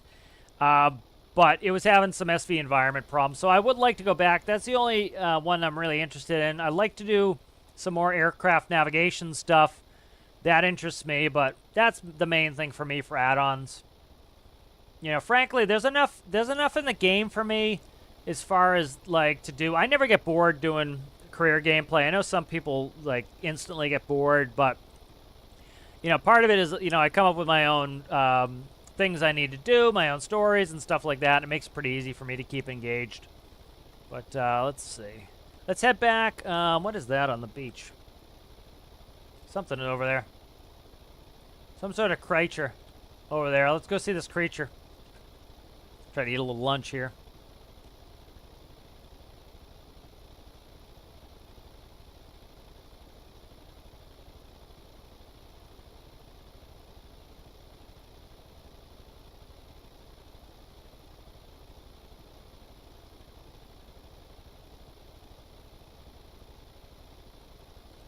Yeah, it looks like a cocodrilo. Yep, cocodrilo.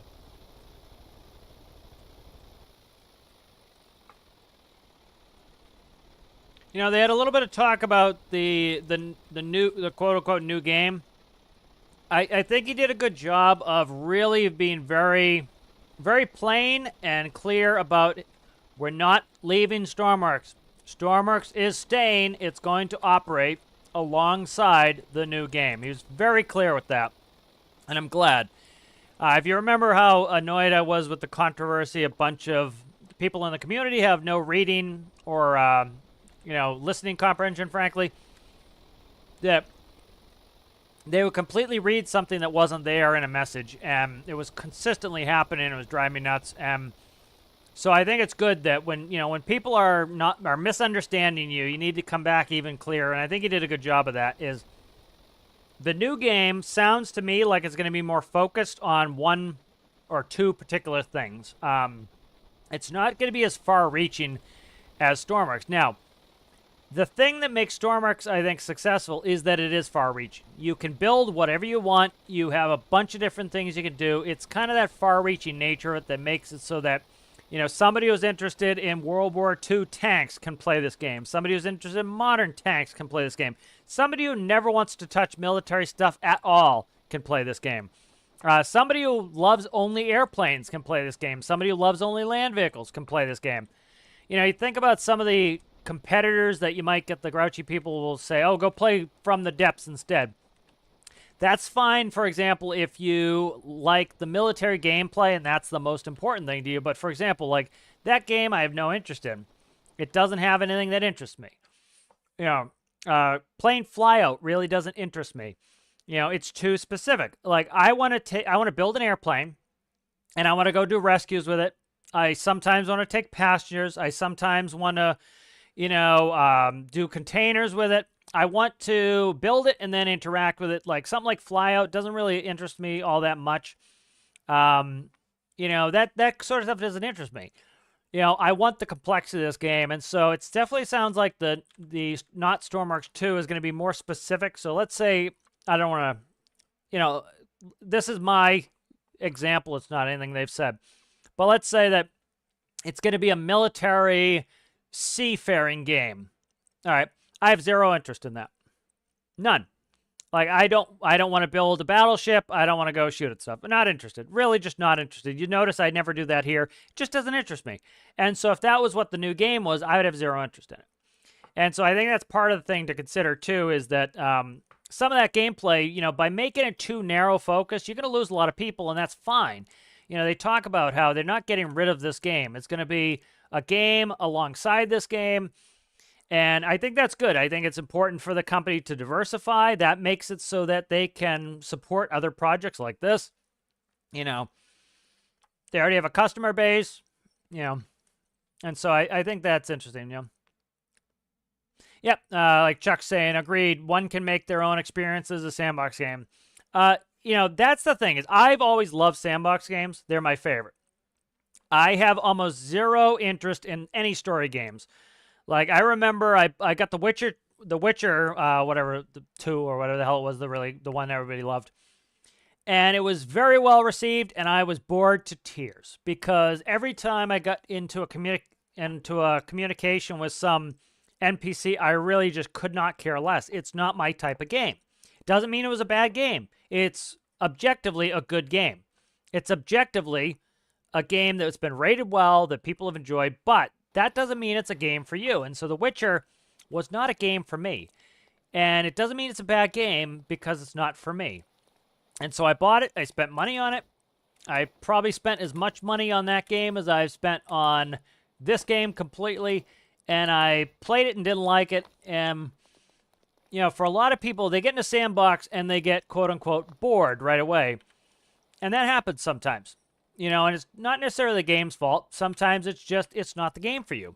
That's okay too, you know, and so something like that where you might get bored with a game, that happens. But the nice thing is, you know, this is a sandbox game. You kind of have to be in a sandbox. You have to come up with your own adventures.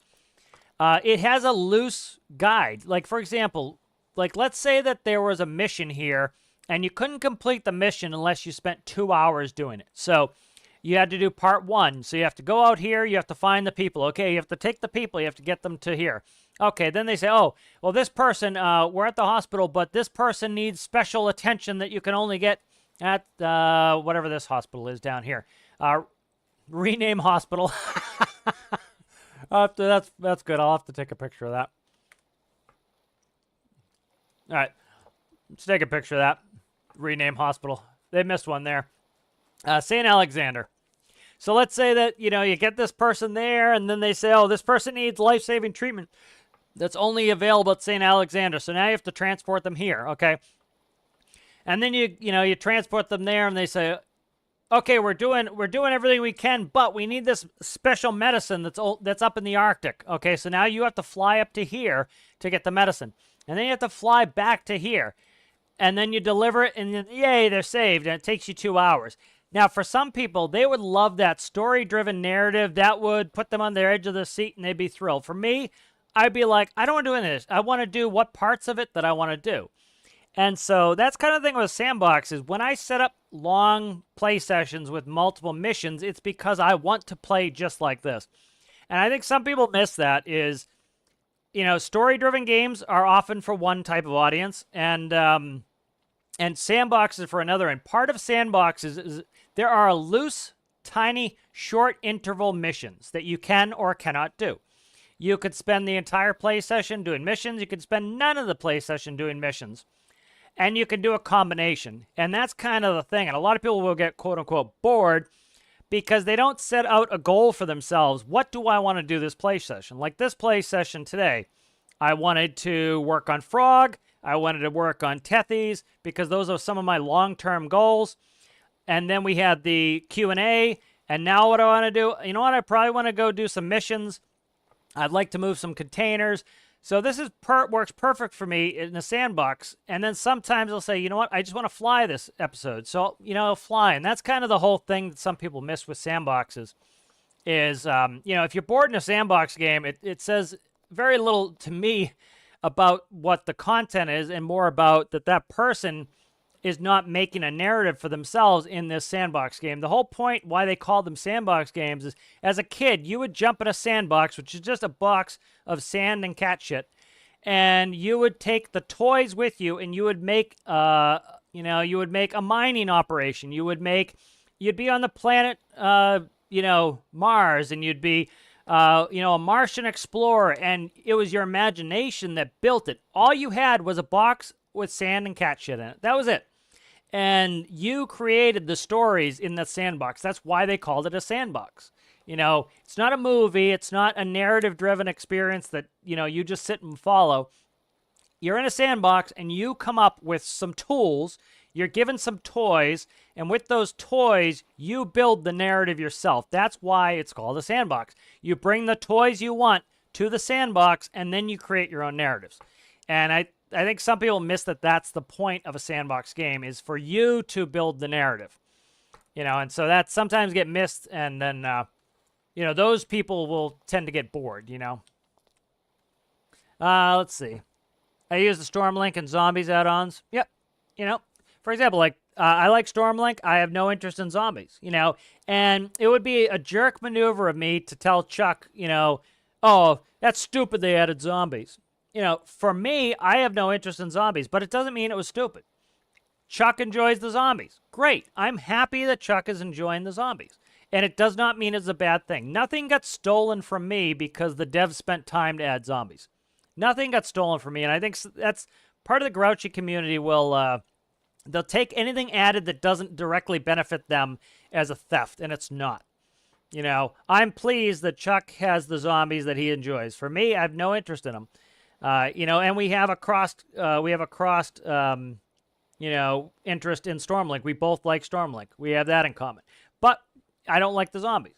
But it does not pick my pocket that he gets his gameplay too. And I think some people don't get that just because the gameplay is not for you does not mean it wasn't worth the time, and it's not a theft from you if they make something for somebody else.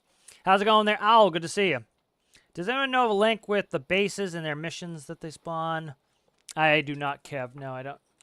All right, I'm a little bit apprehensive of launching this like this, but let's launch Tethys. Let's fix it right quick here. I think those are, okay, those are merged. The electricity's done. All right, we should be able to launch it. There's not a lot of fuel here. I got 2,000 liters, but it's pretty fuel efficient, this ship, so I'm not really worried about it. We're going to head down. Let's actually shit. We're not going to shit, but we'll, let's snow clip really quick. No, piss off. Snow clip real quick if I can figure out what I'm doing here. Okay. But yeah, and that's the beauty part about a sandbox game. That is the greatest part about a sandbox is different people with different interests can still enjoy the game at the same time. And then that's what the joy of a sandbox is, we've got people who, the only thing they ever do is they do sinking ships, and they download some from the workshop. They never built anything in their life, and they sink a ship and go, yay, and they have a great adventure, and that's awesome. I have no interest in that, but they can enjoy that too. And then there are some things that I do that people would have zero interest, like instrument approaches. I bet the same people who enjoy the sinking ship would be bored to tears with doing instrument approaches. Bored to tears. And so it's good because we both can have what we want in this game. And that's what I think's really the fantastic thing, All right, let's go ahead, and I want to get some containers. I should have moved Tethys closer. I'll move it closer, but let's go get some containers. This is the container mover that should fit in Tethys.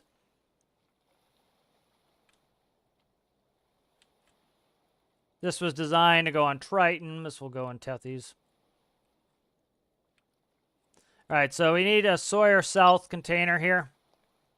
A little bit of a slowdown in this base, so there's something going on here that likely causes slowdown. Not sure what it is. A big part of finding out what a build needs is actually playing it in the game, because that will, you can't think of every little contingency that's going to happen. And so playing helps for example, like I just thought of something that Tethys needs because of playing this right now is I have no connection port in the garage to charge this. So that needs to be added. What are you, son? Sort yourself. You're coming with, son. All right.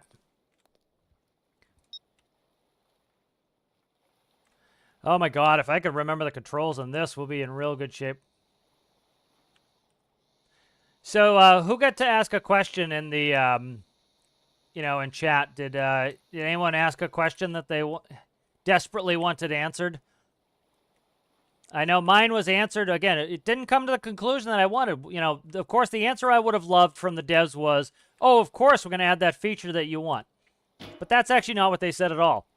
It was very much of, it's very unlikely, and they said, go use add-ons. Now, that's a bummer. It sucks. But the benefit of that is I know, you know what? I'm not expecting that to ever come for me, and that's something that is just not going to come. It just isn't, And so with that in mind, as much as it does suck that, I'm not going to get the thing that I want, it's an expectation that's been set, and just not going to get it, and of course I would love it, but it's just not going to happen, Let me see. I gotta try to figure this out. I forget the controls on this. Okay.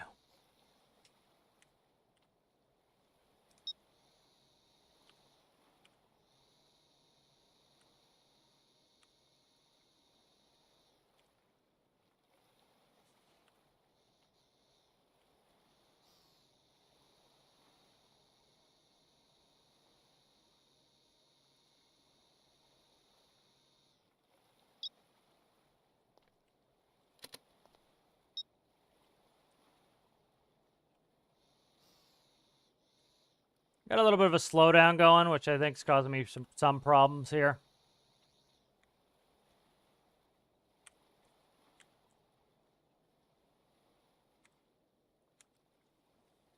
All right, so if this is pushed all the way back, it will drop them a little bit, so they'll grab.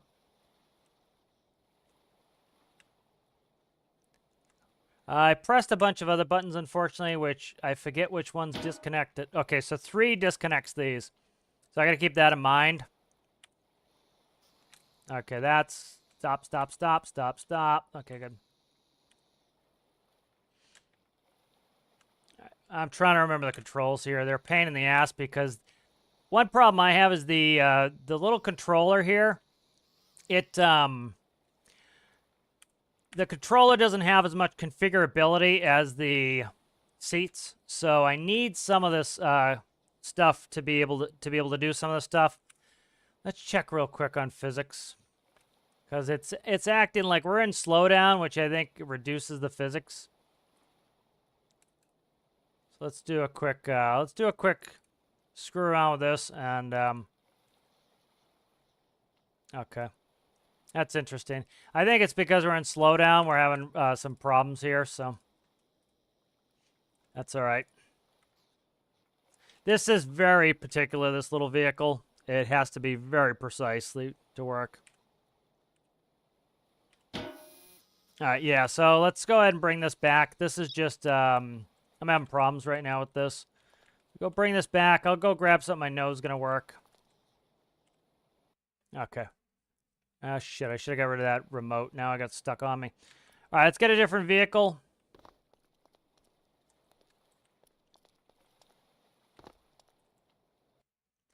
You know, like one of my favorite things I was talking about, you know, of kind of Deltars calling people out on their own shit, and I like that, was, you know, you had a couple people who were, you know, and he would say, oh, that's argumentative, you know, and I like that because it is.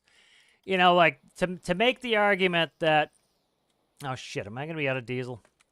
I took all the diesel for Tethies, so I'm going to take some here. You know, some of that stuff's just, it's nonsense. It's argumentative. It's not accurate to what's going on. You know, like the person who insinuated that they haven't been doing bug fixes, you know, and you imagine how that would suck if you're the developer, you have actively, been working on bug fixes over the last couple weeks. It's evidenced by the patch notes. You can see it. Like, you know, I do the weekly update, you know, every week, and I read out the patch notes. So you can see that they are doing bug fixes. Now, again, they might not get to the one that's most important to you, but again, that doesn't mean they're not doing bug fixes. And so, like, you can imagine how that would piss you off that you just worked this week on bug fixes, and you put them in an update that had, you know, a list of all the bugs you fixed, and then somebody accused you of not doing any bug fixes. Not, you know, they didn't say you didn't fix the bug that I wanted fixed. They said you didn't do any bug fixes, or the devs never do bug fixes, or something like that, some hyperbole. And you can imagine that if somebody said that about you, how it would piss you off. And I'm glad they get called out on that shit, because some people need to be called out on their bad behavior like that. It's, you know, hyperbole in these situations is never good. You know, it's like, for example, if you have a bug that's really bothering you, that hurts your ability to enjoy the game, you know, it's reasonable for you to say to the devs, hey, you know, there's been this bug. It's been around for a while. This is what it is. It really negatively affects my gameplay. You know, could you guys look at this so that I can enjoy the game again? That's perfectly 100% reasonable. And you know, that's something that I would say they'd probably answer fine. They'd be like, oh, you know, we would love to work on that bug, but, you know, it's kind of low priority because it doesn't affect that many people. Now, is that the answer you want to hear? No, but is it reasonable? Yes. Because, you know, for example, you could have one obscure bug. You play the game in a very odd way comparatively to the rest of the community. And so that one bug really affects you, but it really is not affecting many people. And so the devs tell you, hey, you know what? We would love to get that bug, but we have to pick and choose our battles, and that one just does not affect a lot of people. And as much as that answer sucks, and you know your bug's probably not getting fixed, you understand why. You understand it's because, frankly, you know, not that many people are experiencing that bug. And so that makes that's a good, makes sense, but when people are unreasonable and they say something like, oh, they never fix any bugs, or the game is broken and unplayable, it's like, dude, I play every day on stream. It's not unplayable. There are things that are broken. Deltar's even talked about things that are legitimately broken. He certainly copped to that. He was not shy about saying, yep, that's broken. Yep, we need to fix that. But some of that hyperbole I find to be incredibly unhelpful. One thing they brought up in the Q&A that I liked was they talked about how the auto system will automatically essentially suppress people's bug reports who essentially put up a ton of bug reports that always get closed. So, for example, I've seen them myself quite recently. The people who still say Steam is broken. Steam's not broken. I put out tutorials. Steam works fine. You might have to change the way you used to do Steam, but that doesn't mean it's broken. It means it's different. And so you've got some people who will, on a weekly basis, start a new thread saying Steam's broken, fix Steam. Well, one, that's a low-effort post. Fix Steam. What does that mean? What's broken? What are your issues with it? What's the intended feature you would like? How would you like it to work? That's how you put out a proper bug report. And those people will often not do that. And so if they spam every week, and then you have 200 other threads saying fix Steam, well, that's a duplicate post. And so it wastes dev time. You can see it. They have to go back and manually consolidate these posts. That's a waste of their time, manually consolidating. So Deltar's talked about how the system will automatically, essentially, if you put up 60 posts a day and they're all closed, that's the system will automatically just suppress your stuff because you're not being helpful. You're just being a pain in the ass at that point. And again, it's an automated system. It's the same thing like when people complain about getting shadow banned on the official Discord. Like, for example, I watched one night as somebody posted, for the purposes of trolling repeatedly, in Vehicle Showcase, you're only allowed to post pictures. All right? If you post just text, it will automatically clear it. Well, if you keep posting just text over and over and over and over and over again, it now, every time you get a count against you, once you've done it, say, 10 times, the system automatically boots you. And so some people will do something that's against the rules. They'll be misbehaving, and then, they'll say, oh, I did nothing wrong. Well, you did. You broke the rules. And so you got to take that with a grain of salt, too. Like, I keep seeing posts every once in a while. Somebody will say, I got banned from official Discord for no reason. And literally, beginner will come on, and he has the friggin' post the person put on breaking the rules.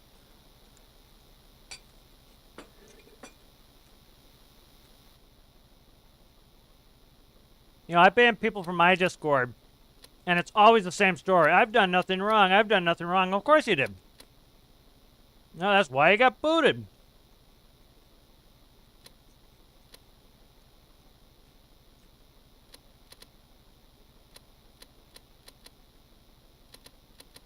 This is the nice thing with the variable pitch propellers here. You can see I'm able to kind of jog myself sideways here with just asymmetrical thrust.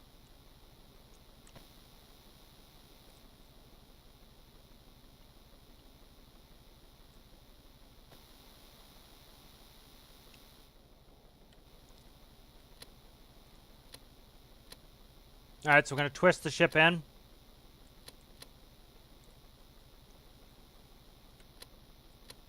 All right, so we're going to parallel park this with just asymmetrical thrust. I've got no rudder going in. A little bit of rudder just to kick the ass out, and then we're going to go back on port and up on starboard. But again, this was something that, for example, some people who don't build, some people who have no interest in sea vessels, let's say you only ever build tanks, this seems like a waste of dev time to put in variable pitch propellers, but somebody like me has been waiting for this for a long time so that I can do maneuvering like this. And so, again, not, just because something isn't applicable to you does not mean it was a bad, a bad addition or a waste of dev time. It just means, for a change, they prioritize somebody different, and that's perfectly okay. See, I can go sideways with just moving these propellers. And that's what's cool with something like this. And, so this is a neat feature. Like somebody specifically was talking about variable pitch propellers, was like they were unhappy they added them because again they thought they could have spent the time on somebody else, and a bunch of people in the community like, we've been asking for this forever. Like this is something we've been really wanting. And they're like, oh, I never thought that would be useful, you know. And so you kind of have to think about that, you know, it's not always about you. Sometimes it's nice for somebody else to get their, you know, the features they were looking for.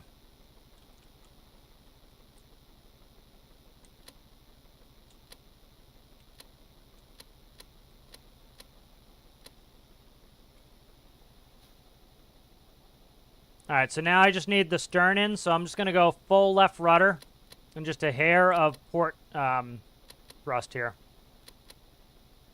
Because I don't want to come in on starboard anymore. Let's go ahead and I'm going to shut off vehicle damage because pushing up against the dock is often a death sentence. All right, we're going to go full right rudder. And I'm going to come back on port just a little bit. I'm going to pull that stern in. There we go. It's real gentle, just gentle twist the stern in.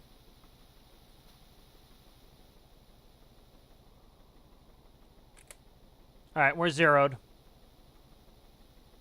All right, nice. So let's sit here.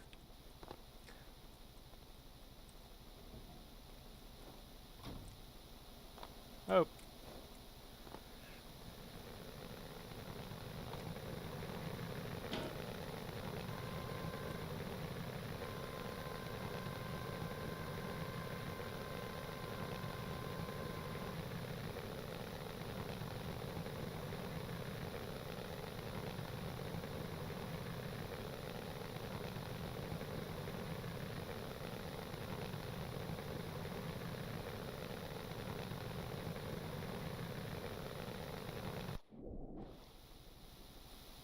Oh, we're real close there. We're pretty close.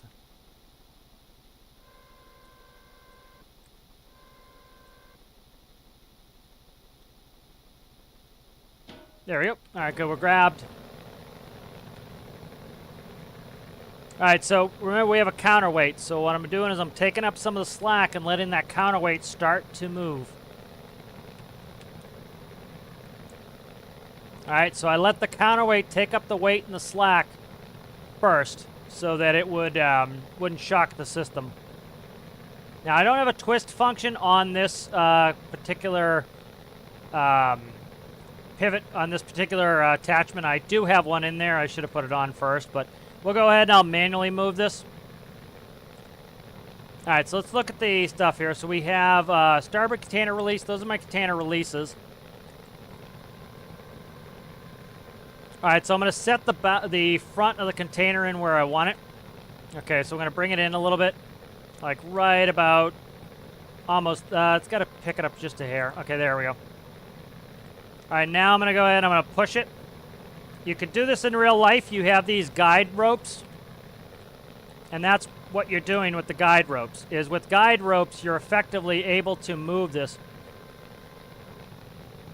You know, once it becomes in the air, it's pretty much not weightless, but it's close. You can actually manhandle it quite a bit. So you can push it in real life, even something super heavy like this. You can push it with your body. And so they'll have little ropes they'll attach the corners of big heavy things like this, and they'll be able to, you know, they'll be able to move them pretty reliably. All right, so what I want to do is push the back off like this, get it rotating hard. Then I need to come over here and I need to drop it. All right, there we go. Now we're in. Okay, so we're within the what do you call it? The walls of the ship here. And now as I rotate, I'm gonna use the ship to turn it, like so, and then down. And bingo, we're on board here. I need to bring it towards me just a little bit. Okay, you hear it just grab? Just grabbed. All right, we're good. We're grabbed now. I think we're grabbed. Have we grabbed on this side? I don't know if we are. No, we're not grabbed on this side. Oh, we came undone. So I'm going to just drop this here, too, because I've got... All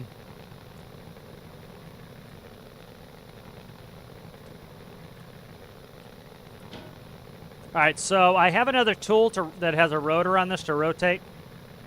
Let's read some of this chat real quick.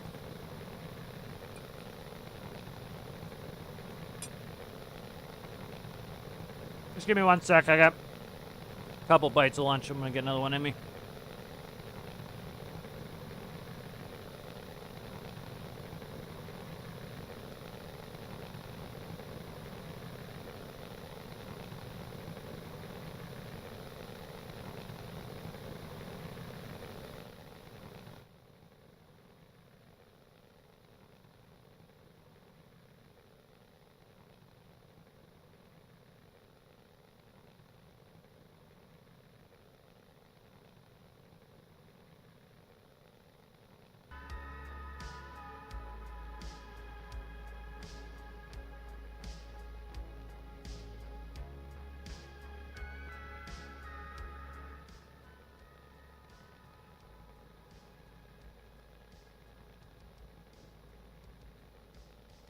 Alright, so I got this kind of fixed. I had to change all the audio for when Deltars was talking and everything else, so put the music back on. Just catch up a little bit here.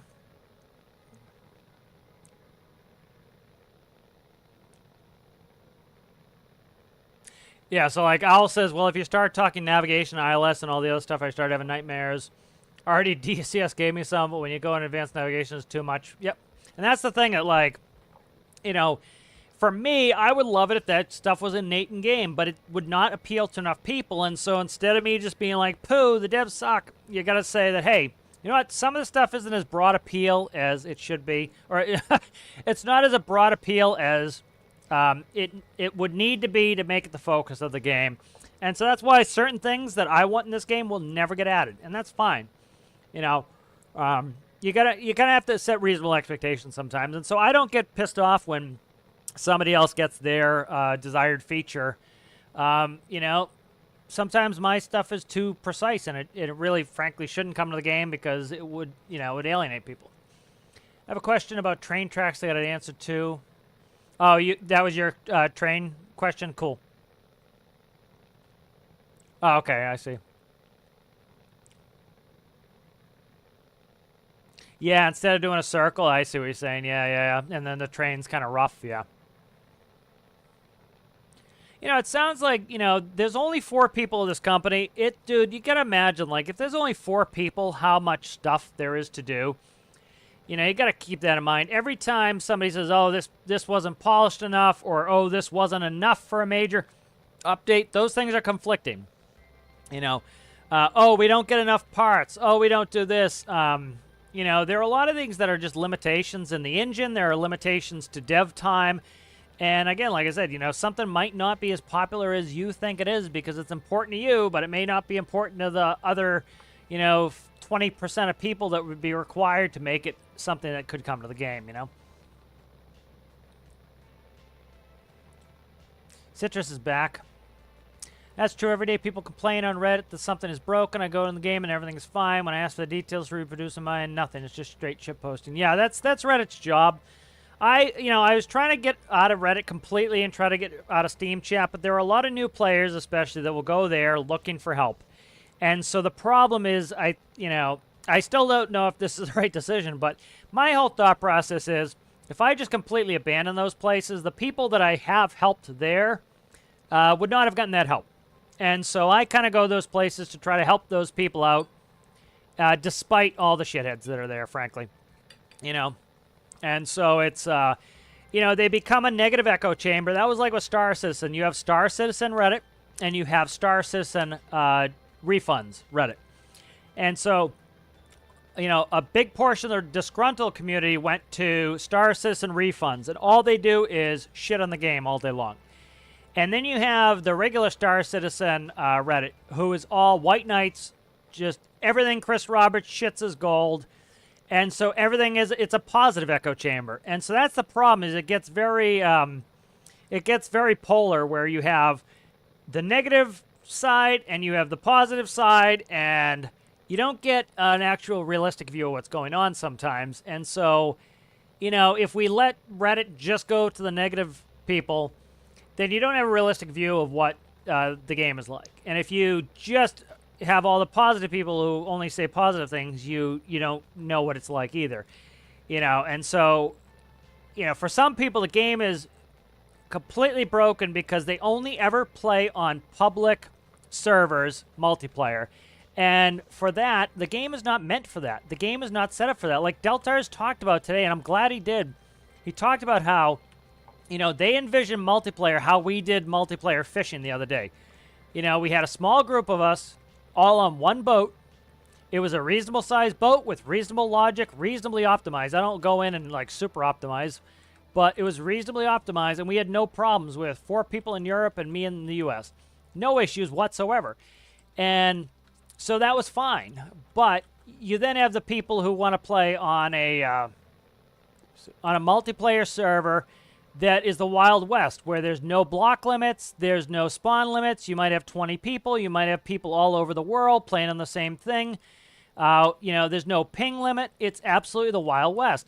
And they're going to have a terrible time. And so for them, the game is unplayable. And for somebody who, like, doesn't do much multiplayer, the game works fine. I have a good PC, too. I have good internet. The game works great for me. You know, and so that's like, you know, that's kind of the thing with that is it's, the experience is going to differ via the different audiences. So it's like when somebody says, fix the game, I have no clue what that means. The devs are and should be ignoring that bullshit because it means nothing. You've said nothing, really, frankly. It's a useless, wasted comment, and it should be ignored, frankly. Now, if you say, hey, this is my problem, this is how to recreate it, this is what causes it, you know, now you're starting to get somewhere. You know, and, like, even the devs kind of, you know, talked about today, essentially, you know, he's kind of pussyfooting around it, but essentially, I don't think some of those, like, multiplayer Wild West servers are ever going to be perfect. Never. Because how? Like, you can't, you know, you need to control the people joining the server, and if the particular server owners are not controlling who's on the server, then how the hell is it going to ever not be a mess? Because you got, again, a couple idiots who want to just, like, you know, their purpose there is to DDoS the server today. And so they're going to put out 20 Titanics and smash them together. And then you got the guy who wants to fly Mach 1 over top of everybody. And so he's going to get massive desync. Well, then he's going to crash his plane into somebody. And now you have 2 blocks occupying the same space. The devs talked about that today, how terrible that is for gameplay, where you get 2 blocks occupying the same space. It brings the game to its knees, like every game is brought to its knees by that. And so when you smash a couple vehicles together, that's exactly what you're asking to happen, is for 2 blocks to accidentally get merged together, you know? And it's not a native stormworks problem, you know? That's a problem with a lot of games that you get a couple blocks, you know, interacting like that, you're going to have a bad time. We're almost there. There we go. Okay, good. So this one has the rotor on it, so I need to pick this up a little bit here. Let's get centered. See where we're at. We're close. We need to come in, so I just want to bring it in a little bit. And just a little bit up. Okay.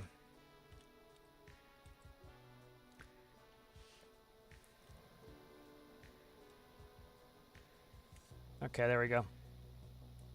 So this one I can rotate, so this is good.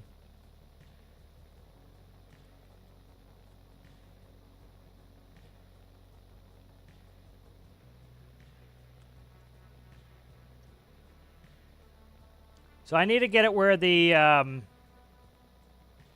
where those connectors are in line with the grippers, or the tracks are in line with the grippers.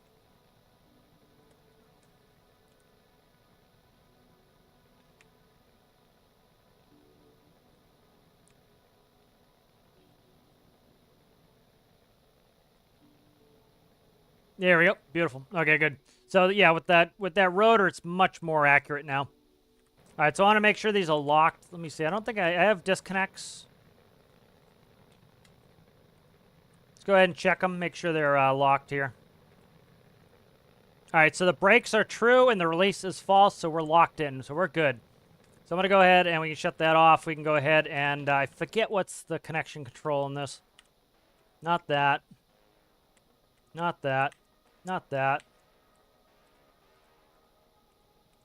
Okay, I think I dropped the top one if I press the space bar, so I forget how to disconnect this, so I'm going to manually disconnect it. So what you can do is with these are kind of cool. Grab the handle, add a little bit of power, add a little bit of up pressure on it. So see we have some up pressure on there? Okay. Now we're going to jump on top, and we will go ahead and just manually detach this.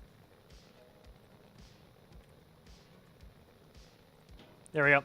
And it detaches. Okay, good. All right, so let's go ahead and let's grab one more.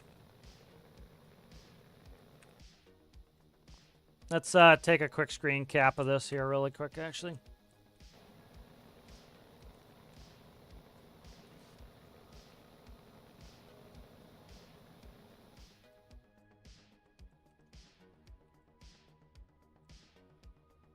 There we go, that's better, like that. The fog sucks, but we'll take a picture with it and without it.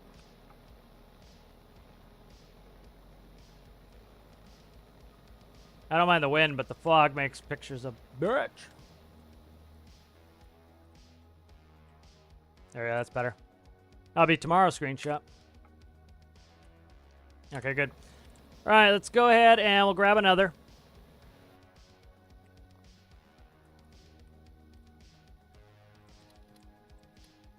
It's funny, this was the build that somebody posted on Steam that I spent like hours testing and made GIFs and everything else of. They said this was not working, and it's like,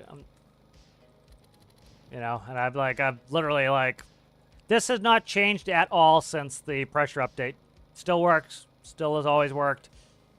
You know, I put out a video showing how it works. Like, I don't know how either person can figure it out, but I don't know. Try to catch up on chat here while I'm driving.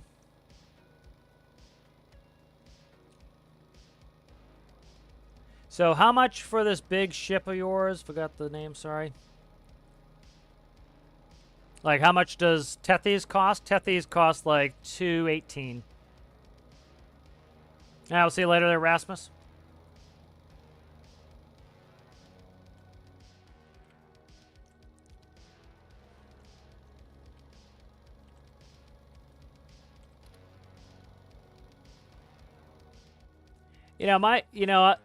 It's certainly any help is great, but sometimes I don't know, sometimes it's tough, you don't know what you don't know, and so like sometimes people will go in there and people just start trying to throw shit against the wall to see if it sticks, trying to help somebody, and that can be tough sometimes too. Is like, at the end of the day, pretty much now what I do is I'll if it's something simple, I'll answer it. If not, I pretty much tell them I need a workshop link. And the reason is pretty simple, is like, you could make it infinitely harder for somebody if you give them the wrong thing, because one, by the time they get to Reddit, they're already frustrated. And so it's like and I'm not talking just about you, Chuck, but I'm just, commenting about your comment. But sometimes you'll get people who are just like, they're saying the wrong thing, that's like they're leading people down the wrong path, trying to be helpful. And the issue then becomes, you got somebody who's already spent 4 hours on this thing, is frustrated, and now they're, it's going to take them another, they're going to go work on another hour trying to, all these things people said were the problem, and it's not going to be the problem, and then they're like, they become hopeless at that point. They're like, nothing's working, game's broken. And so sometimes, like, that's why I tell people, like, now, I'm like, I need a workshop link. If they don't want to give a workshop link, I'm just like, sorry, can't help without a workshop link. And the reason is pretty simple, is like, most of the time, if I can open up the build, unless it's super complicated, I can fix it within a couple minutes. And I can usually find it within a couple minutes. So if you watch some of those Fix Your Build episodes, I usually bring it in, and within 5 minutes, I've got it figured out. And I fix it. I give a couple options, like, oh, you can do this, this, this, or this, and it's fixed. And the problem is when somebody doesn't give you a workshop link, like the common things you'll always hear with modular engines is, oh, it's probably your exhaust. Okay, well, that doesn't help anybody. Like, it could very well be the exhaust, but that statement doesn't help anybody. Like, you don't know what their exhaust looks like. You don't know if they put a fluid port in the end. You don't know if they have too many cats. You don't know about any of what they've done. And so the problem then becomes, because you don't have any of that information, you can't give a pointed answer of like, oh, you forgot to put an exhaust pipe on the end of your pipe. You can't leave it with just a pipe. You need an exhaust pipe. And so, like, I've seen that before. And so it becomes a very easy fix. But until you actually see their build, like, it's impossible to diagnose. And so that's why at this point I'm pretty much like, I need a workshop link. Like, you want to send me an XML? Actually, I'd rather not have an XML. But I want a workshop link, you know, and that way I can bring it in, I can check it. Oh, Citrus, you going? We'll see you later. There's Citrus. You know, I can quickly figure out the problem. I can show you, and I usually just do a video. It's easier for me because I don't want to write a 10-page essay about what's wrong with your build and how to fix it. But I can quickly show you in a video exactly how it is. I can show you what you did wrong, what you need fixed. And usually, you know, it can be figured out pretty fast. And you'll notice that, like, I don't know, 3/4 of the comments have nothing to do with what was actually wrong with the build. Like, there was one tank. Somebody's having problems, and they go, oh, tanks need a lot of power. They, the tank tracks need a lot of power, which is true. But that wasn't the problem. The problem was the person did not put a fluid port on the end of the pipe. So it was getting no fuel. So the engine was getting no fuel. So the answer was simple. Put a fluid port on the end of the pipe. They did that, and the engine worked, and the tank worked. But now they're going to go and try to fix a ton of things. They're going to put a bigger engine in. They're going to do all this other shit. And it's still not going to work, and they're going to get frustrated. And it's because there was nothing wrong with their engine. They forgot to put a fluid port, so they had no fuel. You know, and then somebody was like, oh, well, it's the exhaust. It wasn't the exhaust. There was nothing to do with the exhaust. It was to do with the fluid port. You know, so sometimes just that, you'll see that a lot where people just assume it's like, it's better just tell them you want a workshop link. Tell them you're not going to help without a workshop link. It's just too hard because it's, you know, sometimes people have to help themselves, and a lot of people, these new players they're not doing the things required to help themselves. Like, you know, they don't know the right questions to ask. They don't know what's actually wrong with the build. And so, like, the easy thing is like, oh, you need to put a fluid port on there. And until you see the build, you're just not going to know that it was something silly and easy. You know, I do it all the time. I might forget to put a composite connection on, you know. And so if I let a friend look at the build and they're like, oh, you forgot this composite connection, you know, bingo, easy, simple, done, 5 minutes, you know. But you go poll Reddit and they're gonna tell you everything under the sun of like, oh, don't use that engine, use this engine. Like, I love that when they tell a new player, oh, don't use that, use this. Like, you just told that person they gotta undo 4 hours of work and go spend 4 more hours completely redoing their engine when it was something that was a 5-minute fix, you know. And maybe they just watched a bunch of tutorials on that thing, and now what are they going to do? Completely just give up? And it's like, you know. So sometimes that's kind of the issue with some of that stuff. All right, so we're twisting the ship. We're also bringing it closer to the dock. So I have my rudders hard right, and what that's doing is bringing the stern in. Now we're going to go straight, and I want to go up, and we're twisting with the propellers. All right, there we go. Probably want to come just a little bit ahead. So now I want to twist out to the left. So what I'm going to do is just come up on starboard. That's going to push my bow to the left. It's also going to push me up. And then I'm going to go hard left, stop, and we're good. Okay. And I'm accounting for a little bit of drift at the end there. All right, good. Back on dock. I could tie some ropes on, but I don't really care to. You don't need it. I'm just grabbing this next one, and we're good.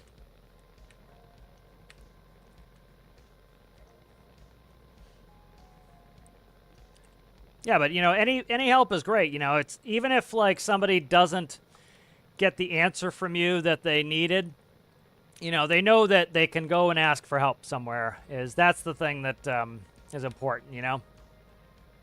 You know, like, it's one of the reasons I get pissed off about some of the grouchy people is you'll get a new player who would love the game, who would enjoy the game, and they have a simple question, and that new person says, everything's broken in stormworks. Don't bother, everything's broken. It's like, does everything look broken to you watching me play? No. Everything's working pretty damn good, you know, as far as I'm concerned. Now, there are small things here and there, but for the most part, things are working great. You know, and part of it is, you know, we have to engineer our own builds, and sometimes, you know what, frankly, we engineer them wrong. That's just the way it is sometimes.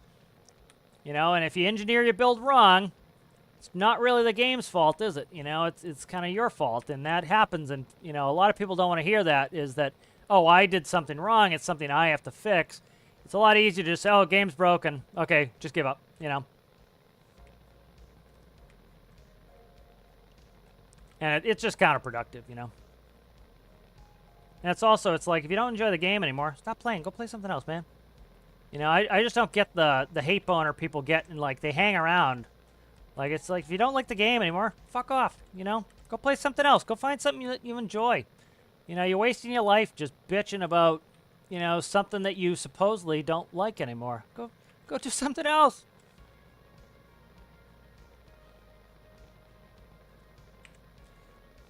All right, so this needs to come starboard.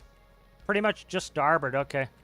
Let's come, so we want to go out and starboard at the same time. Out and starboard. There we go, and it grabs. Beautiful. So pretty simple there. We got a little bit of up pressure on there, so I can go ahead and hopefully detach this. So if you notice, I have a gap between these two containers. That's so I can throw a cable through. Not that you do it IRL, but you could in-game. All right, good. So that's disconnected. Let's go ahead and get rid of the container shifter. This is on the workshop. Again, I have not touched this build since pressurization. Works fine. You know. That was like, you know, I saw some comment. I was trying not to put up the comments too much because, again, it was, one, I can't control the comments there on the Steam. So, like, if somebody said some racist shit, it would be on my video, which I don't want it on there. So, it's one of the reasons why I think Phil was asking why the comments weren't showing is, you know, I have to be careful with that. I don't want some idiot, you know, and then it's in my comments and I have to deal with it, you know. But, yeah.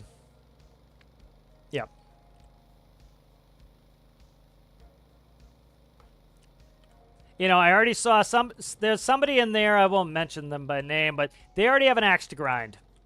You know, they're far from an impartial person, and they were showing that they have no reading comprehension again, and they were completely taking the wrong things from what the devs were saying. Like, the devs were saying one thing, and they were completely reading the opposite into it, and it's like, dude, you gotta, like, you know, you gotta learn some comprehension skills here, because...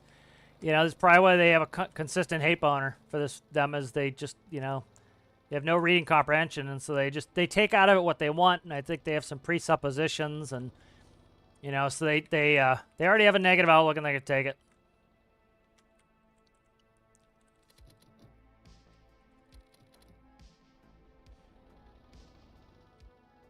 All right, let's get in here. Let's get rid of this. So we got some slowdown. Again, 100%. I don't hide this stuff. We got slowdown. I'm down 12 frames, okay? 12 logic frames. All right, so you can see what it is. We have SV environments running 5 ms. So that's probably up there. So there's something at this base that is causing a little bit of a RAM usage there. And let's see what else we have. We have physics join. So I'm not sure what physics join is, but that's pretty high. And so let's see if those things disappear when I leave. So if you look at my regular frames, my performance frames are 111. So this is when people are like, oh, I have a beast PC that runs Crysis. I should be able to run this. It has nothing to, the slowdown has nothing to do with the visuals. It has everything to do with the physics. And it's because, you know, you have a bunch of vehicles making millions of calculations per second, and it's slowing things down. And likely, often in these bases, you have things like the containers. I bet these containers are probably reasonably resource intensive to run, because the container ports tend to run a little bit slower. I find, though, that FJ runs really, really well. It has a container port. It has a lot of stuff, and it runs fine. Like, see, look, I just sped up. As soon as I got away from that area, I sped up. So let's look at it again. So SV environment still at 3. Where's physics join? Physics join's still high, so I didn't see what changed. So I missed what changed. But look at our frames. We're up 16 frames now from where we just were. So, you know what I wonder if it is? I bet it was the vehicle, putting the vehicle away. So it could have been my vehicle that I made is not optimized. I know it's not optimized. It's a mess, you know. And so, you know, it very well could be my own vehicle that was causing that slowdown. You know, and plus I have Tethys sitting here, which Tethys is pretty resource intensive. That was a good point, too, that Deltar has made. I'm just trying to remember back to some of these. I'll do a video on it eventually. But the, you know, he talked about how, you know, you think about making a vehicle twice as long, and it's not that big of a deal. It's only twice as big. But he says there's 8 times the number of blocks. You got to think about it that way. The game now has to render all that extra stuff, and the build is actually 8 times bigger than it was. Oh, shit. I should have rotated this. We'll see if I can stow it like it is. You know, the build is actually using 8 times the blocks, so it's going to require 8 times the resources. So it's like, you know, you saw somebody who was like wanted bigger workbenches. Again, you get part of the community bitching about the game is laggy, and then you got part of the community asking for bigger workbenches, which makes the game laggier. So they're contradictory, and so you can't have both. You know, they have to decide. They have to come up with a balance point, you know. But that was a good point he made, that, you know, if the vehicle is twice as long, it has 8 times the blocks that the other one has. That starts to kind of give you a perspective of that's why, you know, you could potentially get some pretty bad performance on some of these things. And why is this bench only 56 meters long? Because that's what the game can handle, you know. And it's you know, that's like when somebody builds the Titanic and you have to spawn it with an add-on, and you got somebody with a potato, and then they can't run it because, again, the game was never intended to run the Titanic. It's just not what it's made for. You know, it's made for something else. All right, I was going to originally go the river. I don't think I'm going to go the river because I only have a single point nav on this. I'm just going to go around. You know, but really good Q&A, a lot of good questions. You know, I think Deltars did a good job. He held his own. I'm glad he did some pushback.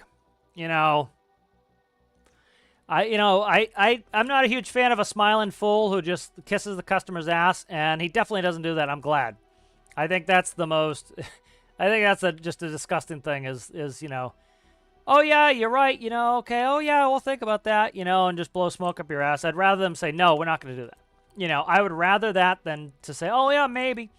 You know, if it's a real maybe, great. If it's never going to happen, tell me it's never going to happen. You know, yeah, the dream dies. Like, you know, my question, he pretty much said, yep, not going to happen. And it sucks. I would rather if it was going to happen, but I'm glad that he told me, nope, not going to happen. It's not a priority. And that's fine with me. It's perfectly fine, you know, because, again, you know, what I want's not the most important thing, certainly. All right, good. Let's lock that in. I think the extra pivot is now making it stronger because I can move it now when we're moving.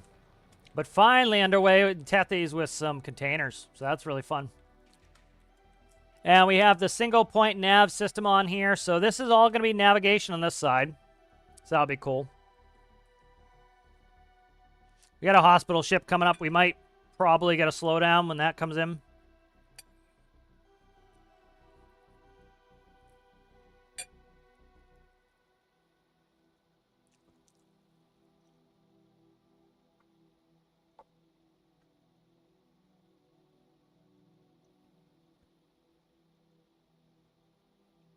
You know, I think there's some miscommunication or misunderstanding. Let's put it that way. There's a hospital ship. What heading we on? All right, I gotta move the point out. It's heading to the right bearing, but it's just I cut it too close. 7-1. All right, that'll give us. Oh, we got a horsey in there. Horse in the water. You know, like I could see it live in some of the chat. People were instantly like misunderstanding. You know, and like, you know, they were talking about Steam, you know, and somebody asked, are you going to revert Steam, essentially? Are you going to make Steam the way it used to be? And the answer is clearly going to be no. You know, because some of those people who don't understand that Steam is working, Steam has been working. Like Deltar's even said, Steam's been working for a while. And it has. I put out a tutorial right when they finished dicking around with Steam, and I had all Steam working. You know, the only thing that, and he said this too, that this was the one part of Steam that's not working right is the train wheels. And I've never played with those, so I have no clue. But he did say that as well. Sorry if you heard me eating. And so then Deltar said something that I don't think it was the best wording. I think he could have used much better wording, but he said, I think Steam is working like it was before. Now, you could see it live. Some people interpret that as the mechanics of Steam are working the same as they were before. Now, you can tell he didn't mean that because he explained later how the mechanics are different. So he obviously doesn't think the mechanics work the same because he then later went on and explained how the mechanics are different. What he means by that is Steam was working before. Then he admitted there was a period when Steam was broken. And then Steam is fixed to their new standard, what it is supposed to be now. So when he says Steam is working like it used to, he means that Steam is working reliably like it used to, not that the mechanics of Steam are working the same. And that's where you could see it live. People are like, Steam's working the way it used to. No, my stuff's not working anymore. And it's because they weren't understanding the basics of what's going on with the conversation there. They were reading it as though he said the mechanics were the same. No, he explained the mechanics are different. And I think he could have done a better job explaining, but you need to understand too that you're never going to get it where everybody has the same understanding. People have different levels of technical expertise, people have different grasps of the language, and so people have different ability to react to nuance. People have different technical knowledge. People arrive to the stream at different times. So if Deltars explains how the new Steam mechanics work differently and you miss that part, and then you say, oh my god, he said Steam works the same. No, it doesn't. It does this now. And he's like, yeah, you missed the part because you just got here late. If you get here late, right, if you show up to class late, don't interrupt the professor asking a bunch of questions because he probably already went over all that shit, But you can see it happening live and, in real time. All right, let's catch up with chat here. I think I said bye to Rasmus. Thank you, Rasmus. Appreciate you. Rasmus member. Titanic fishing, yep. Yep, cognitive dissonance, see the positive and negative, yep. Also play multiplayer with my friends on Steam, and it's mostly fine, even when the game is not made ad hoc for it. Exactly. And he did a good job of talking about what their vision for multiplayer was. Now, this is the problem. If you as a player say, give me multiplayer, okay, if you ask 10 different people what that means, you're going to get 10 different answers. Because for some people, multiplayer means loading the game up like I did the other day with some of the members. There were 5 of us, 4 of them on my, all hosted on my PC. And we went fishing, and we had a great time. We had no desyncing issues. No issues. Everything worked fine. I think Aaron was having problems, but I think he even said it was his internet. And so we had no issues, from a fundamental standpoint. Well, I have a good PC. I have gig internet. I have good quality gig internet. My internet before used to have drops all the time and desync. It doesn't anymore. I have really good internet. And so it's hosted on my PC that is strong enough to have all of us on there, and it's on a good internet connection. And despite the fact that they are thousands and thousands of miles away, we had no issues. You ask somebody else, they say, oh, it's unplayable. Well, why? They went on a public server, 200 Titanics, bunch of morons smashing into each other, just trying to, cause as much catastrophe as possible, forcing blocks into each other, setting off warheads, flying jets at Mach 1, where the game has to, quickly load a chunk, load all the items on the chunk, despawn other chunks, animate particles, do all the physics calculations, all this shit. None of the builds optimized. And they're going to say the game is broken, And so, even Delta said that was not their vision of multiplayer, And so it's kind of have to keep that in mind as well, of what was intended and what's actually happening,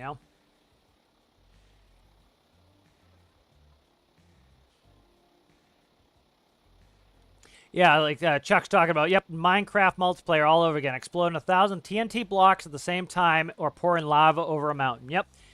People are going to do whatever they can to do it. Some people are absolutely 100% malicious. I remember I used to mod a Arma Life server, and, we got DDoSed every day. We had people trying to do everything they could to fuck with the server.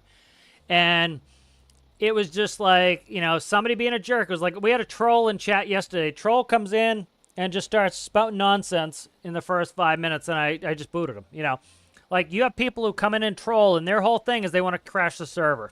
You know, you have people who call the SWAT department on people and get them hurt, arrested, they kill their dog, all the shit because, you know, they got killed in Call of Duty. You know, this is the detached people you sometimes deal with, you know?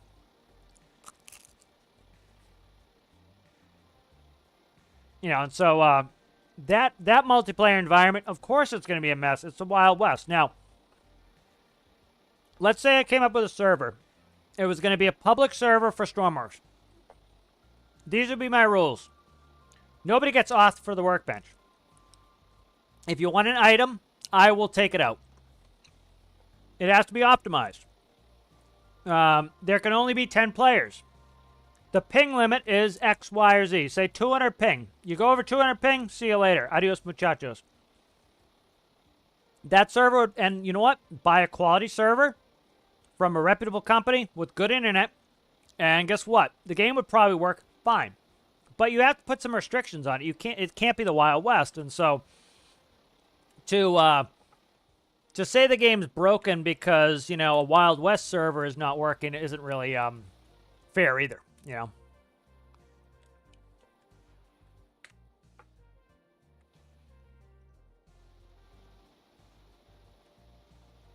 You know, it's not representative of what the game's supposed to be either.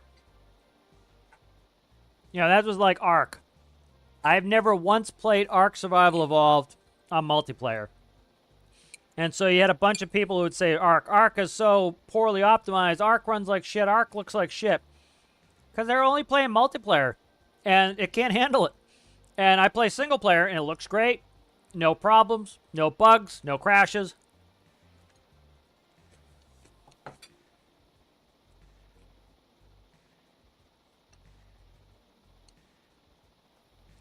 I'll boot. Sorry, Chuck. I just got to the crane microcontroller thing. I'll boot it up when I get there. Yeah, we'll add the weather back in. I don't mind the fog, but the game is very washed out. Let me see if I still have paint up. I don't.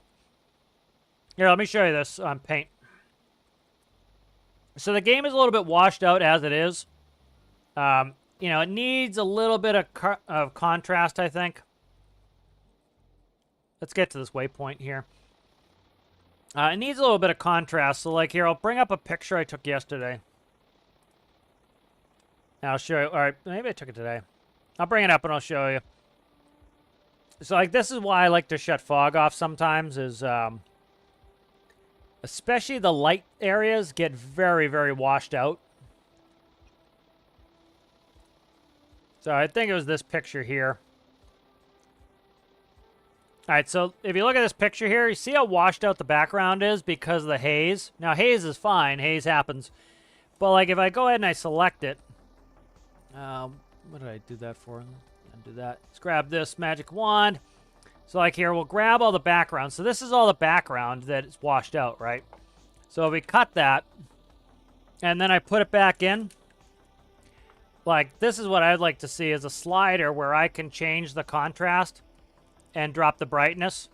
Because now you can see that background a lot easier. Like, this is what it was originally. It's too washed out. So now dropping the brightness, you know, we're getting a little bit more contrast. And so sometimes that's what happens in the game is you can see that looks, I think, better. You can actually see what's going on. You can see the mountains. You can see that. Where this is what it was before. You know, so it gets a little washed out. So I find the fog makes that even worse sometimes. So I'll often cut the fog for that particular reason. Is I find the we get washed out.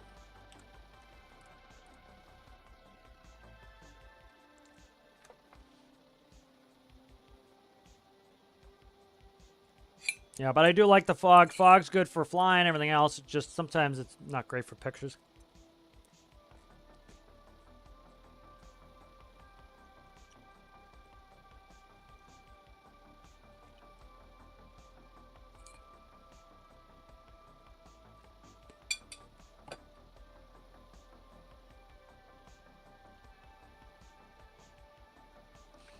Yeah, well, you're talking about how many blocks are in a bigger build. I said later, Citrus. Good to have you here, Citrus, today. Citrus, another member. Yeah, exactly. There is Reddit can be very good. Reddit can be very bad. Sometimes, like, you'll notice the grouchies come out of the woodwork if there's a good grouchy comment that they can all latch onto. You know, and then one thing I really liked is I was very proud of the community after the devs got all their death threats and all this bullshit. And you had a bunch of those idiots were supporting, like, one, they were denying the death threats even happened. Which, dude, people get the cops called on them. They get SWAT called on them for playing games. You think it's outside the realm of possibility that a developer gets death threats? It's friggin' happens constantly. It's constantly happening. You hear it all the time. It's certainly not beyond the realm of possibility. And and so then a bunch of the community was sick of it. And one of the things I noticed was the Steam comments were consistently the negative Nancy's came into the weekly updates and left their shitty comments every week. And then I noticed after the devs were like, hey, we got death threats. This is bullshit. We made mistakes, but we don't deserve death threats. That's essentially what what they said. To truncate it. That's essentially what they said. And then you had so after that you had a good bit of people who were like, they were the silent players who enjoy the game, but instead of going and spouting shit all day, they just play the game. And the problem is that vocal minority who think the game sucks and is broken and nobody likes the game. Okay, well, why does it still have a positive review on Steam? It's still mostly positive. Why does it still have thousands of people playing every day if it's so terrible? It isn't. There are metrics that you can look at that will show that people are playing the game. Why do you go to all the Discords and you see daily people playing the game, showcasing their builds and showing cool stuff? Why do you have YouTubers posting videos every day if the game is so terrible? And so anyways, so you had that very vocal minority who thought they were somehow a majority, and then you got a lot of the community came back in and we're starting to re-engage with the game, in the discussions, and we're calling them out in their bullshit. And you can see for a couple weeks there, you had people just calling those grouchies out in their bullshit, and it was that kind of thing that led to, it was just an escalation. It was an escalation where you escalated and people went overboard,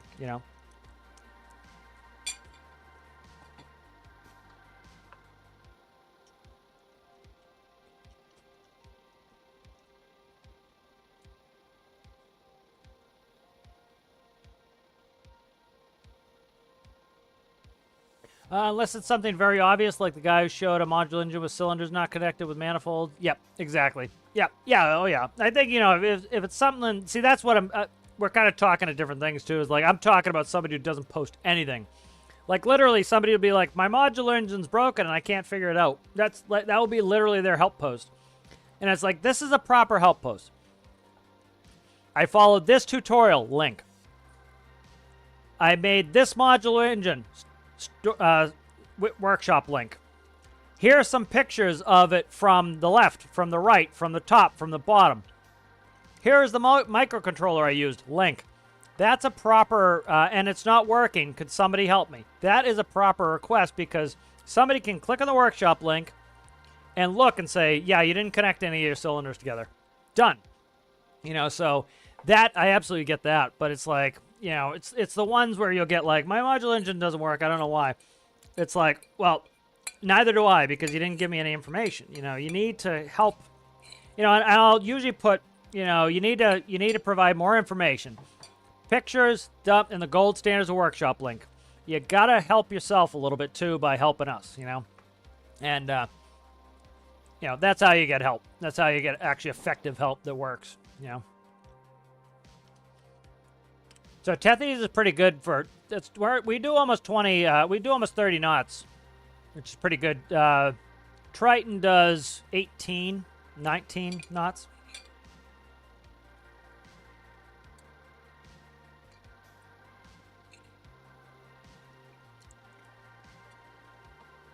So like once the multi-point waypoint system gets in here. Oh shit, I'm going past where I need to. Once multi-point waypoint comes in here, I'll be able to set this on a course I'll be able to leave it on course. We'll be able to take the helicopter, go do a mission, meet it, and then, go take the helicopter, go do a mission, drop them off, come back and meet Tethys, and then do it. So that's one of the reasons I love a home ship, is gives you that ability to go, you can do other things. You don't have to sit here the whole time and just monitor. We're 3 minutes off that waypoint now.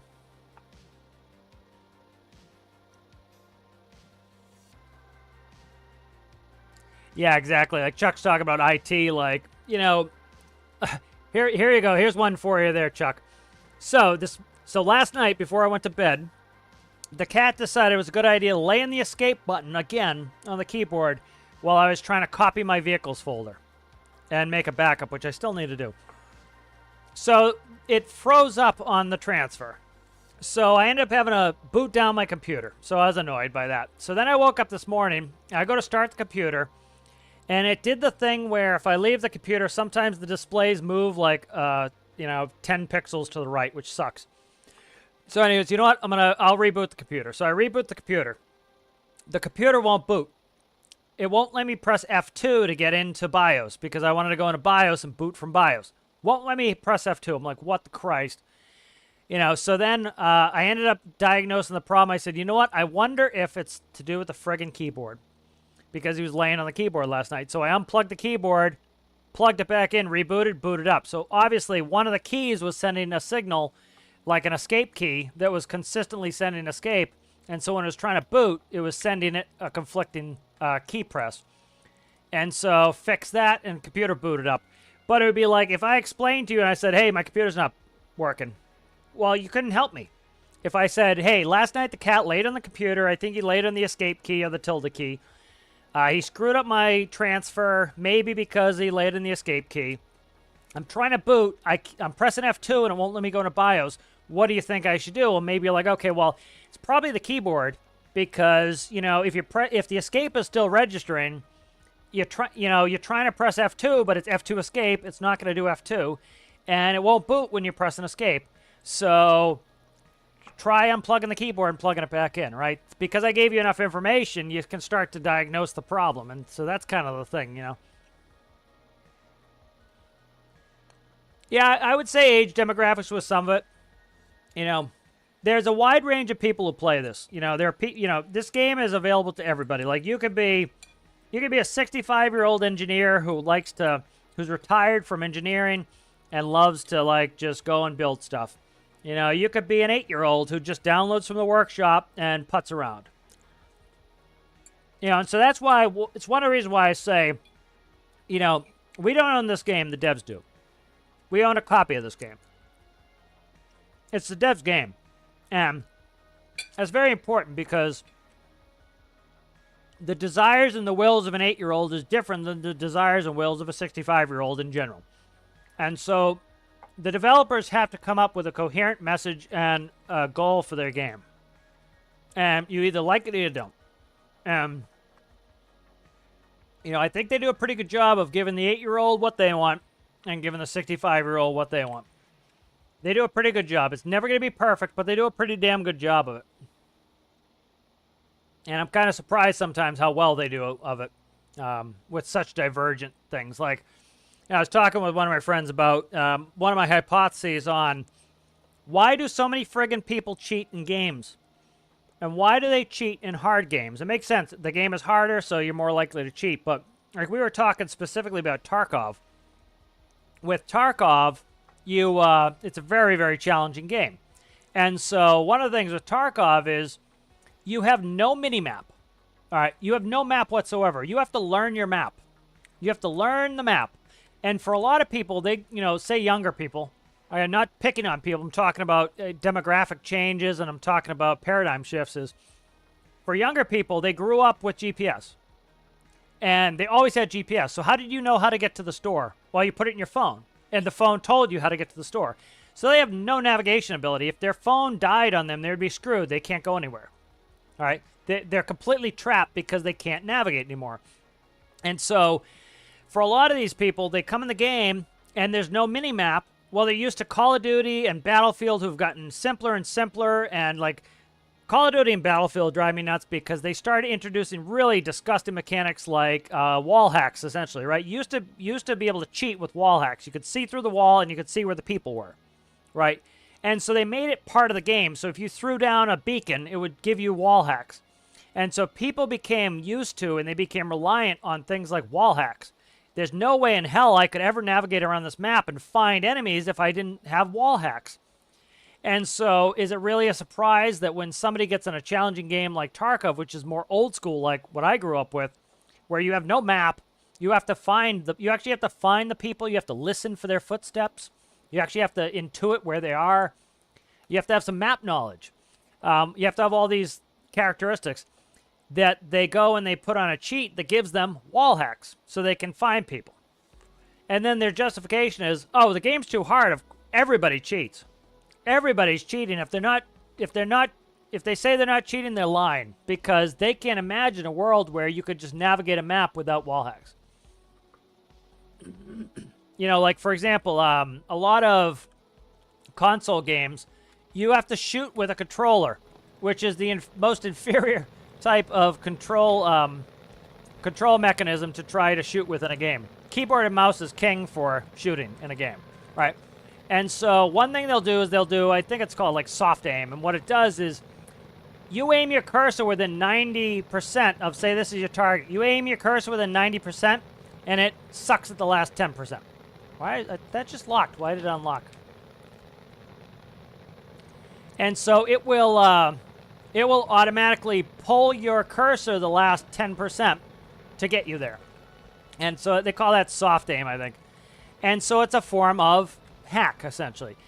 And so the game is helping you with that last 10% because you're using a controller and the controller's not precise enough. Well, then they go to play PC.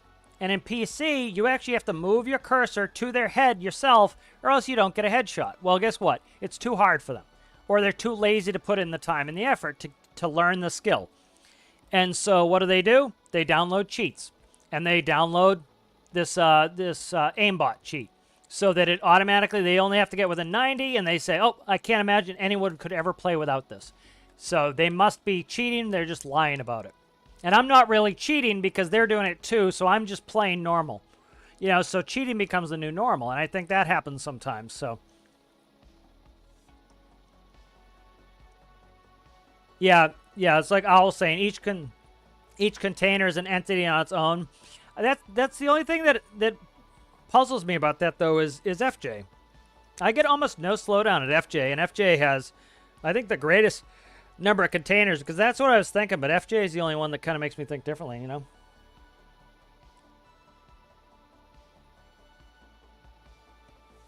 Yeah, like Chuck's saying, you know, it could be the age thing, but also, like, people are more pessimistic and entitled, and it's like, you know, part of that, too, is it's like, you know, there's a fundamental misunderstanding of, like, what things should cost, too. It's like, you know, people will complain about, oh, you know, the devs should support this game forever and ever and ever, and I should never have to pay more than $25. And it's like, how the hell does that make sense? It's like, they have to make a living. Like, let's say there are 100,000 people who will buy Stormworks. Okay, that's 100,000 times 24, okay? And so once you've got 100,000 times 24, right? You know, so you got, 2.4 million in sales. Well, that money will run out eventually, right? And not all that money goes to the developers. 30% goes to Steam right off the bat, right? Then you have rent, you have all the salaries, you have all this stuff, and so then they'll complain, oh, they put DLC, it's just a money grab. It's like, yeah, of course it's a money grab. They need money, or else they don't survive. You know, and people act as though this is some new concept of like, oh my God, you pay for people's work, and you pay for the labor. Of course, you pay for the labor, and then there's profit. Like, there's nothing wrong with a little bit of profit in a business. You know, if you say that 20% of the company needs to go to profit, and then you need, of course, salaries don't count into profit, but you start talking about what the devs' salaries need to be. You start saying, well, that's pretty reasonable, that they ask a little bit of money for a DLC and they do it once a year. And I'm like, I'd be happy to pay for another DLC next year. You know, and then you get some people that, oh my God, it would be so terrible if they asked me to pay $10 more for this thing that I've gotten 6,000 hours of entertainment from. And I just don't get it. It doesn't register to me. It's like, what, like, how is that a foreign concept that one, a business needs to make money, and two, that you should pay for the things you use? I just don't get it. It doesn't make any sense to me.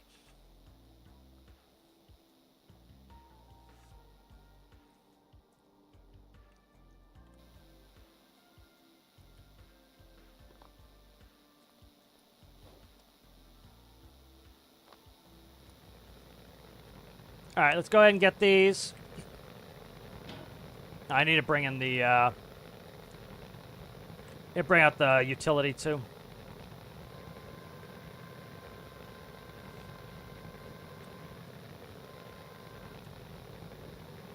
A little ranty today, but that was, you know, I think it was good. You know, I think Deltars did a good job bringing up some of those things, you know. I love the read some people had of like, oh, they're blaming the community for it. It's like you know, when I talked about like the positive or the not even positive parts of the community, but the reasonable parts of the community, the ones that have a little nuance came out, and they weren't even like glowingly supporting the devs. They were just like, you know, you guys are ridiculous, and like death threats for this, you guys are nuts, and they were just being reasonable. Like they weren't being overly lovey-dovey. They were like, you know, like some people were like, you know, the update was an absolute disaster, but, you know, you guys certainly don't deserve this kind of behavior. I'm sorry that happened to you. You know, like, it wasn't overly glowy, like the reasonable part of the community and what they were saying. But anyways, it was, shit, let me try to think what I was going to say. I'm trying to fix this. I had the detach on. There we go. Okay.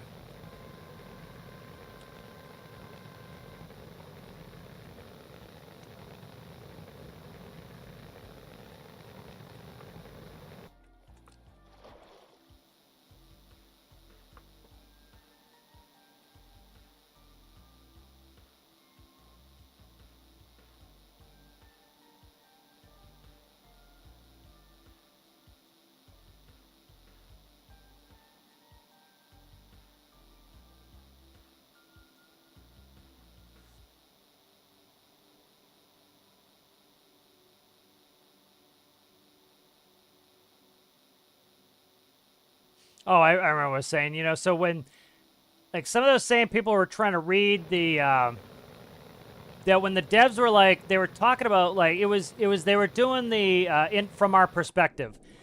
And so what they were doing is they were talking about, this is our perspective of what happened. And it was perfectly reasonable as far as I was concerned. They were talking about how, like, you know, they were testing the thing that they were most recently working on, which the thing they most recently worked on were all of the, space stuff. They did not work on a lot of the pressure stuff, and it makes sense. They were doing that most recently. They were doing the pressure stuff or the space stuff most recently, and then they worked on the pressure stuff earlier. That's what they were saying, was we worked on the pressure stuff earlier, and then we worked on the space mechanics last. And so they didn't go back, and it sounds to me like they ran out of time, which happens, okay? And so they ran out of time. And so, yeah, their testing, their QA quality assurance was not as good as it could be. And then they talk about, you know, they essentially said, we made honest mistakes. Oh, I did port. They said, we made honest mistakes, and we got death threats. And they absolutely owned up to it. They said, yeah, we rushed it out. We should have done more testing. They went ahead and they said, yeah, well, you know, people have been asking us to do experimental branch. We'll do that again. They did do that again for part of pressure fixes. You know, and then people said, oh, they were blaming us. No, they were not blaming. Well, first of all, if you say they were blaming us, then you were part of that group that was, you know, being ridiculous and doing death threats and not necessarily doing the death threats, but like you're part of that community was like, oh, there were no death threats. That's a false flag. Meh, you know, that kind of bullshit. You know, that's the community they were specifically calling out. And if you resemble those remarks, then maybe they were talking about you because you resemble those remarks. I don't resemble those remarks, so I know they weren't talking about me, you know. But it was like, you know, so that's kind of, you know, people like to tell on themselves, and that was them telling on themselves was, yeah, they were part of that group, and it was part of that group that was like, oh, they're never going to fix this, blah, blah, blah. And then in 24 hours, they had it fixed. The majority of the problems were fixed in 24 hours. Some of the problems, like Steam stuff, they hung around. Absolutely, 100%. But the big problems that legitimately broke the game were fixed within the first 24 hours. You know? Oh, shit. Damn it. I disconnected the wrong thing.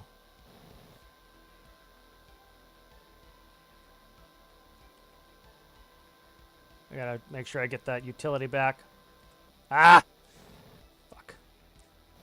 I keep getting pulled in with the camera here. You know, so we saw that actually in today's video. That's why I brought it up, was it was like, you know.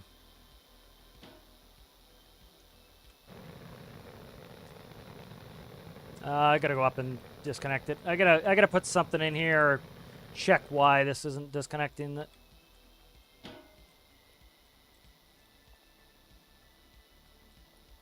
Hopefully that doesn't reconnect. By the time I get down here, I think it just did. Nope, it didn't. Okay, good. Yeah, but they were very specific when they were talking about that, you know, and they use qualifiers. Like, a lot of people, they do not read carefully. They have very low reading comprehension. And for example, like, the devs will say something very specific, and then they'll read it as a broad statement. It's like, dude, there's a qualifier in there. Qualifier qualifies it to show the specificity of what they're talking about. And so, like, they qualified it. They said the majority of the community has been great, but a very small minority, that's essentially paraphrasing what they said. You know, they said a very small number of people were being assholes, essentially. And they didn't use that word, I did. You know, they said the majority of people were great, a small number of people were being assholes. That's essentially paraphrasing what they said. And then those people who likely were being assholes got called out, and they've never been called out in their life without crying and complaining. And so they booed and hooed. And it's, you know, frankly, they got what they deserved. They got called out.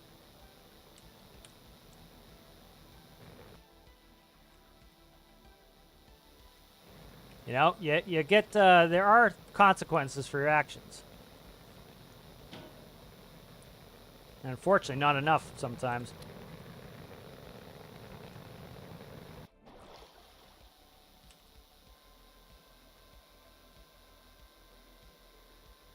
Yeah, like, I'm not a huge fan of the space DLC. It doesn't interest me. Like, you know, like, I don't play Kerbal right now. I love Kerbal, and I don't play Kerbal anymore. It's not because I don't love, you know, space anymore, but it's like the space DLC didn't really interest me. But, you know, I'm not going to make a big deal out of it, you know. And again, I would say I have a more mature outlook on the fact that, again, like I said, you know, just because it's not for me doesn't mean something was stolen from me.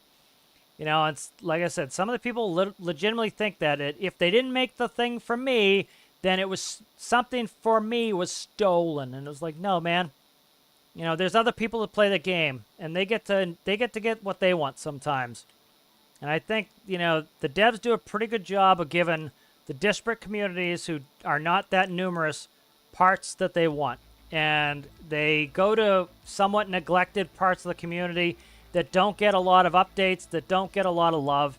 And the devs do a pretty damn good job of saying, here, you know, you're not the most popular community by numbers, but you know what? You deserve to get your parts too. And they give them to them, you know.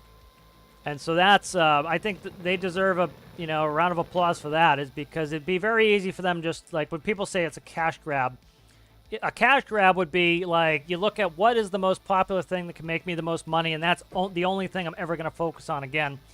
And they didn't do that, you know. Like, they could go back to weapons DLC, probably add, you know, a gun pack.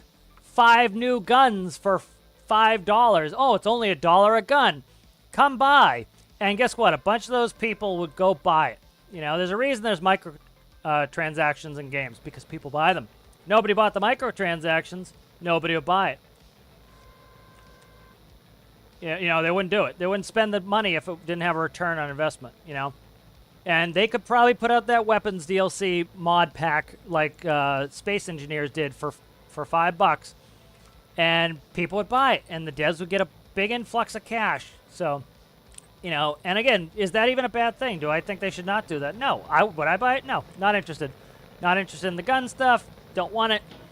But if the people who buy it think it's value for money, then what's the problem with it, you know? Frankly, you know? You know, like I bought skins for Rocket League back when I used to play Rocket League because it was $3.99. You know, I was making $45 an hour, $65 on overtime, you know, so what I worked, you know, 6 minutes and I get to have a skin that I want for my car, you know? And it helped the game out, you know? Is that, you know, that's the sort of thing that people like, that, you know, their hair's on fire because of some of these things. It's like, you know, that's what they would be doing if they were just money grubbing, but they're not, you know?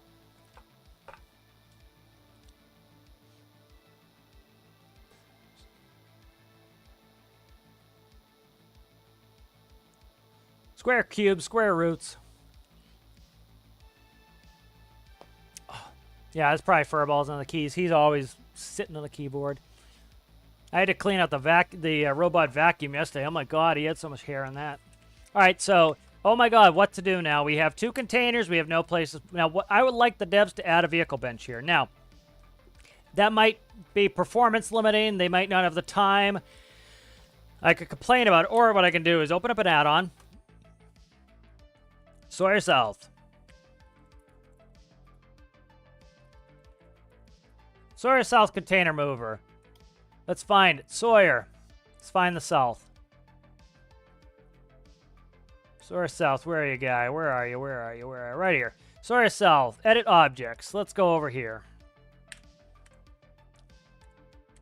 Why is F not working? F me. F me. There we go. Giggity. Somebody's going to clip that. All right, put that there. All right, good. Next thing we want to do here is let's grab vehicle. Container mover. All right, this cost me no money, so this is perfectly career friendly. Save. Sawyer. South. Container. Okay, good. Save. We want to load up Sawyer South container, and we'll load it in. Bingo, look at that. So, you know, there are tools in this game that you can use to fix any situation you need. You don't need to, you know, would it be better if there's a workbench there? Yeah, but again, do you want them to cut back on bug fixes to do that thing for you? Sometimes you might say, yeah, you know what? No, I'll fix it on my own like this, you know?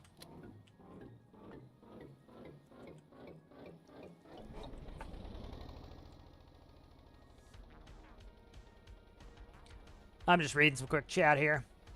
I think a Moto 2 is quite resource hungry. Yeah, could be, yeah.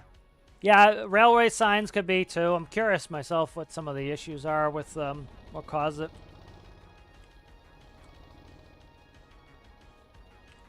Try to read chat and drive here. I'll end up in the drink.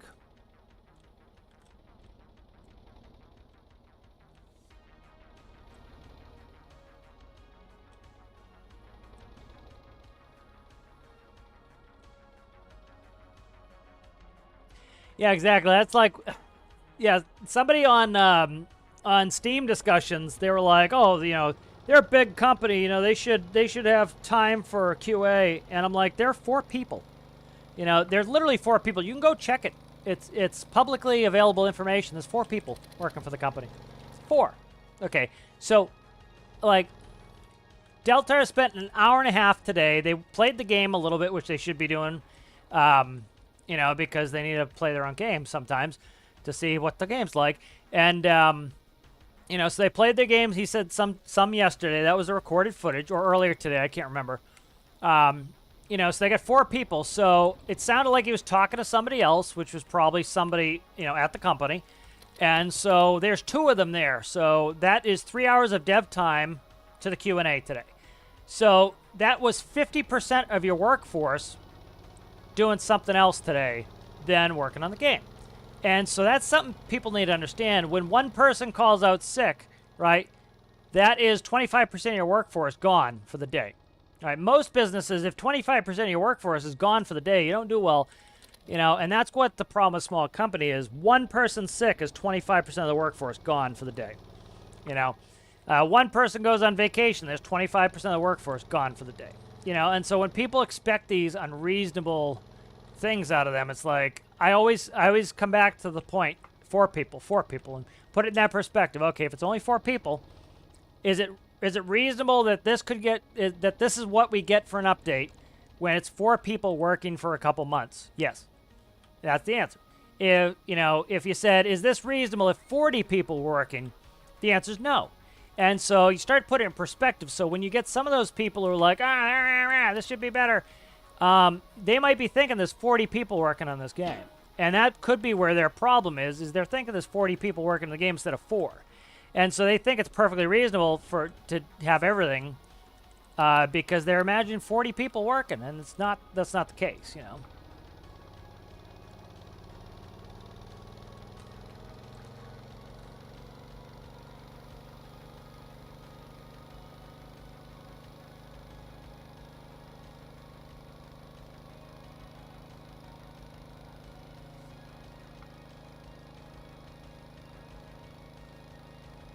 that's kind of the litmus test I always do with this game is I think, okay, was this enough for 4 people in this amount of time? Okay, yes or no?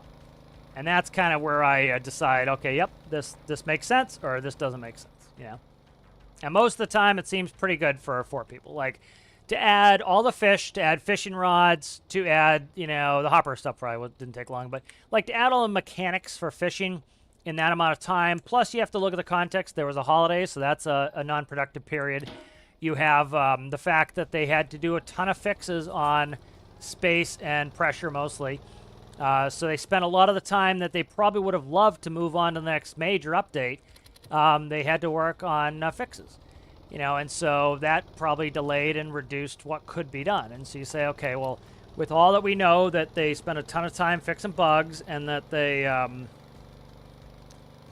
that they were probably on holiday break for a good portion of this, does that make sense that was how much got done for the first major update of the year? And I would say yes. And then you look at the greater context of a bunch of the community has been asking them, do smaller updates, stop putting updates on timelines, stop doing big, huge changes, only make small changes. And so what do? They make a small change. Deltar's talked about it. He said we want... they don't want to bite off more than they can chew. They don't want to make big changes that break vehicles, which what that tells to me is they're afraid now to make any sort of changes, any big changes, which sometimes I think are for the best. I'm glad pressurization happened. Pressurization was, I would say, probably my favorite major update. I love all the things we can do with pressurization now, and I just think of all the cool things we'll be able to do in the future with it potentially. And I think the devs are rightfully scared after the backlash that so many people who didn't want to spend, like, literally sometimes 2 minutes to fix their build. Like this build, I've done nothing on since pressurization works fine. There are other builds where I had to do some small changes, mostly venting. Cooling's different now for a lot of ships, but literally just put in heat sinks and you're off to the races again.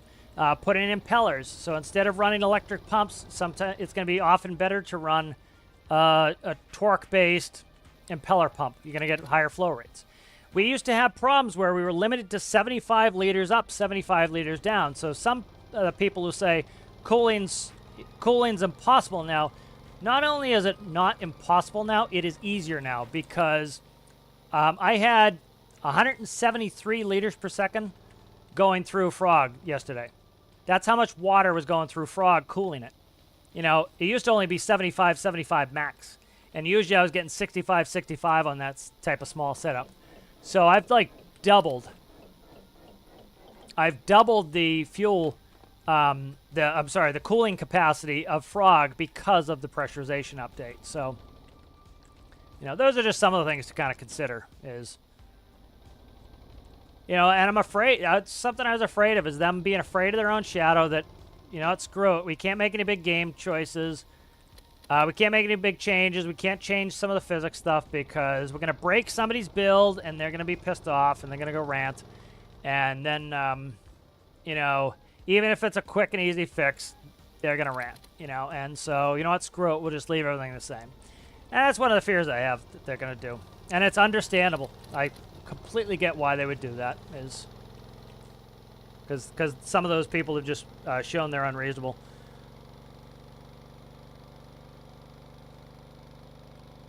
Let's see what else we got here.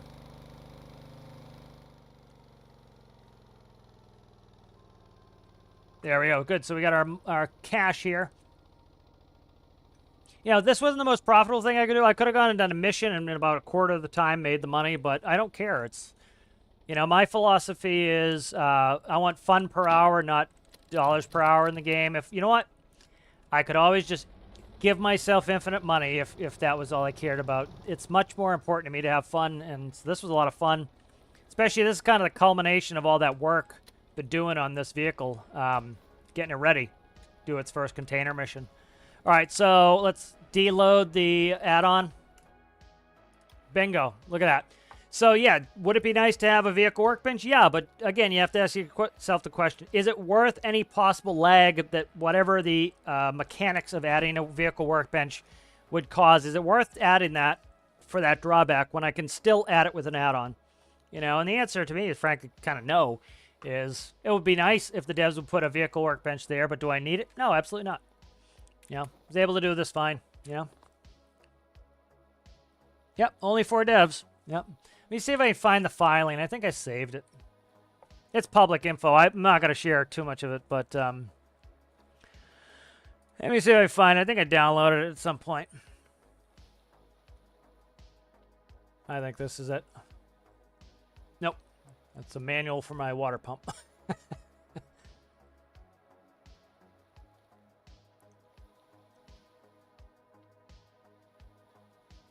Let's see. All right, here it is right here. So yeah, this is publicly available information here. This just search for this here, you know. Geometa Studios, okay, pretty simple to find, right? Go through tangible assets. Let's see if they have employees. Let's see. Employee numbers right here. 4. The average persons employed by the company during the year amounted to 4. All right. So right there, that's in the, I think this is the official tax filing.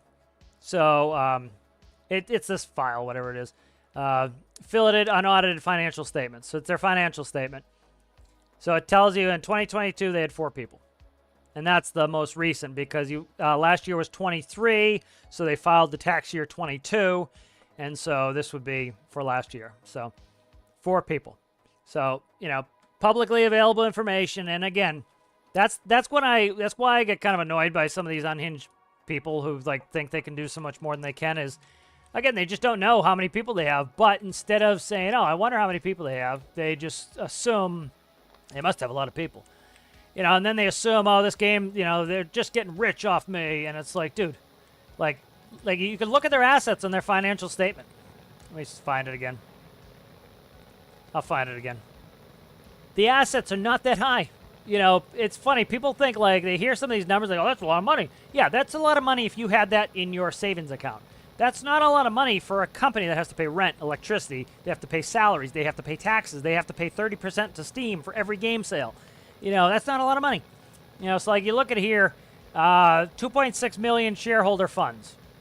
So that's 2.6. I don't know how many shareholders they have. That's the problem, though. If, let's say they have, they've taken on creditors. So here's creditor amounts falling due within the year. They have 8 creditors. Okay.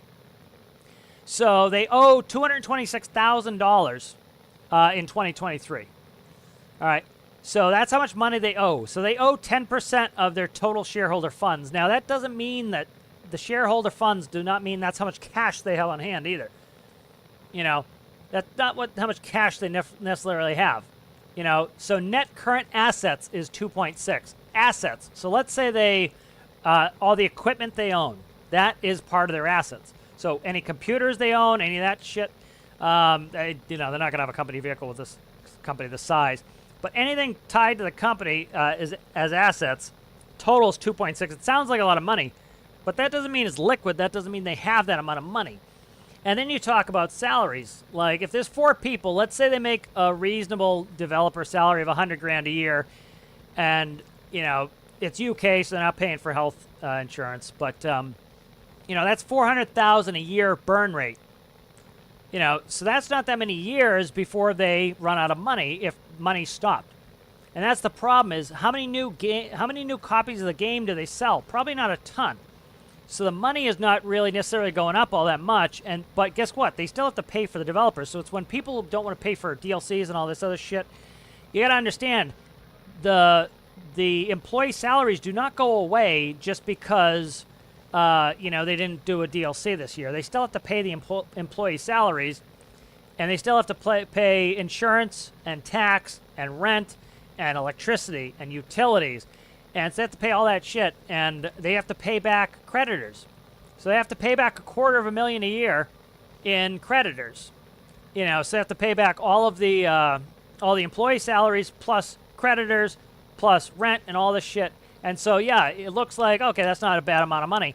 But that's not sitting in your bank account. Like, if that was in my bank account right now, I could retire. Because that would be sitting in an index fund. I'd live off the insurance, never have to work again. But that's not the case. It's for a business. So, you know, that's where some people, they don't make that distinction. They don't look at it and say, that's not in my bank account. That is for a business that has a lot of liabilities. You know, and that's where people get confused sometimes. All right, so I think I'm going to pull Tethys off the shore here. We'll save up. But that was a fun Q&A. I enjoyed listening to it. Again, like I said, the one thing that I wanted for the game that I asked about, they pretty much said no. And am I pissed about it? No. You know what? You're not always going to get what you want. And if you're prepared for that, guess what? You're going to live a better life because most people don't get what they want most of the time. You know? But do I think the game's going in a good direction? Yep. Do I think it's going to be... I got to fix the stability system. Stability system's not finished here, so that's why it's doing an ass in the air. Like, it just don't care. But, yeah, so I think it's cool. You know, I said it before. I think it's pretty much confirmed they're doing more fishing. I think that's easy, low-hanging fruit for them. That's what it sounded like. I'm going to try to go through the Q&A, and I'll kind of catch on to some bullet points. Because, you know, like I said, a lot of people just, they do not have the, they don't listen for comprehension. They grab something with their preconceived notion and kind of run with it. And, you know, it wasn't all good news for me, you know, but tried to take it at face value. For example, like the things that weren't good for me is one, my airplane idea got shot down. That sucks. Okay, but it's okay. And the other thing that's not good for me is, you know, the new game. I was hoping the new game was going to be just as expansive as Stormworks. It isn't. It sounds like it's going to be a more focused game. And so, but good news that they have no intention of stopping Stormworks anytime soon. You know, they've been very clear on that many, many times. So I'm really happy with that. That's good. You know, that makes me happy that they're going to continue working the game for a good long time, it sounds like. You know, I think I'm glad that he pushed back when people needed to be pushed back on. I'm glad he did. I think that was the right move. You know, some of these people just want to walk all over them. They want a slave and not a business owner. You know, they want somebody they can just, oh yes sir, exactly, whatever you say, sir. And that's you know, they want a sycophant, and that's not really slave's the wrong word. Sycophant's a better way to put it. They want a sycophant out of a business owner, and I'm glad he didn't do that either. But really happy with the QA. That was a lot of fun doing all the mission stuff. Finally got Tethys kind of out on Tethys' brief of what Tethys' supposed to be doing. Somehow reason the furnace is not shutting down, so we're gonna look at that later. Let me check it, make sure we're suffocating it. It works on a suffocation method, so I need to check this valve. Okay, the valve is closed. It's just using up the remainder of the air that's left in the system. So there's air in the pipes and in the furnace, so it's going to use that up. I just want to make sure this valve was shut. It is. So it'll eventually suffocate. It's just going to take a minute. But let's go ahead and we will thank the members. But thank you all you guys too for you know, chatting and participating. That was good. Thanks for hanging out in the QA. A little bit of Steam issues here and there, but it was all right. So thank you, Sadamount, Connor Bowl, Danny, Sergeant Chaos, Aaron Pizzol, Rasmus, Amanda VR, Citrus, and Anton Anderson. Thank you guys for being members. Thank you to Chickensore for being a patron. If you guys enjoyed the video and you're not subscribed, please consider subscribing. If you guys would like this video, if you did like it, and if you especially, I usually don't ask this, but if you guys would go watch the Career Build Challenge India video, and if you do like it, please. That video takes me about 12 hours to make. So I appreciate it, guys, and we'll see you in the next one. Bye.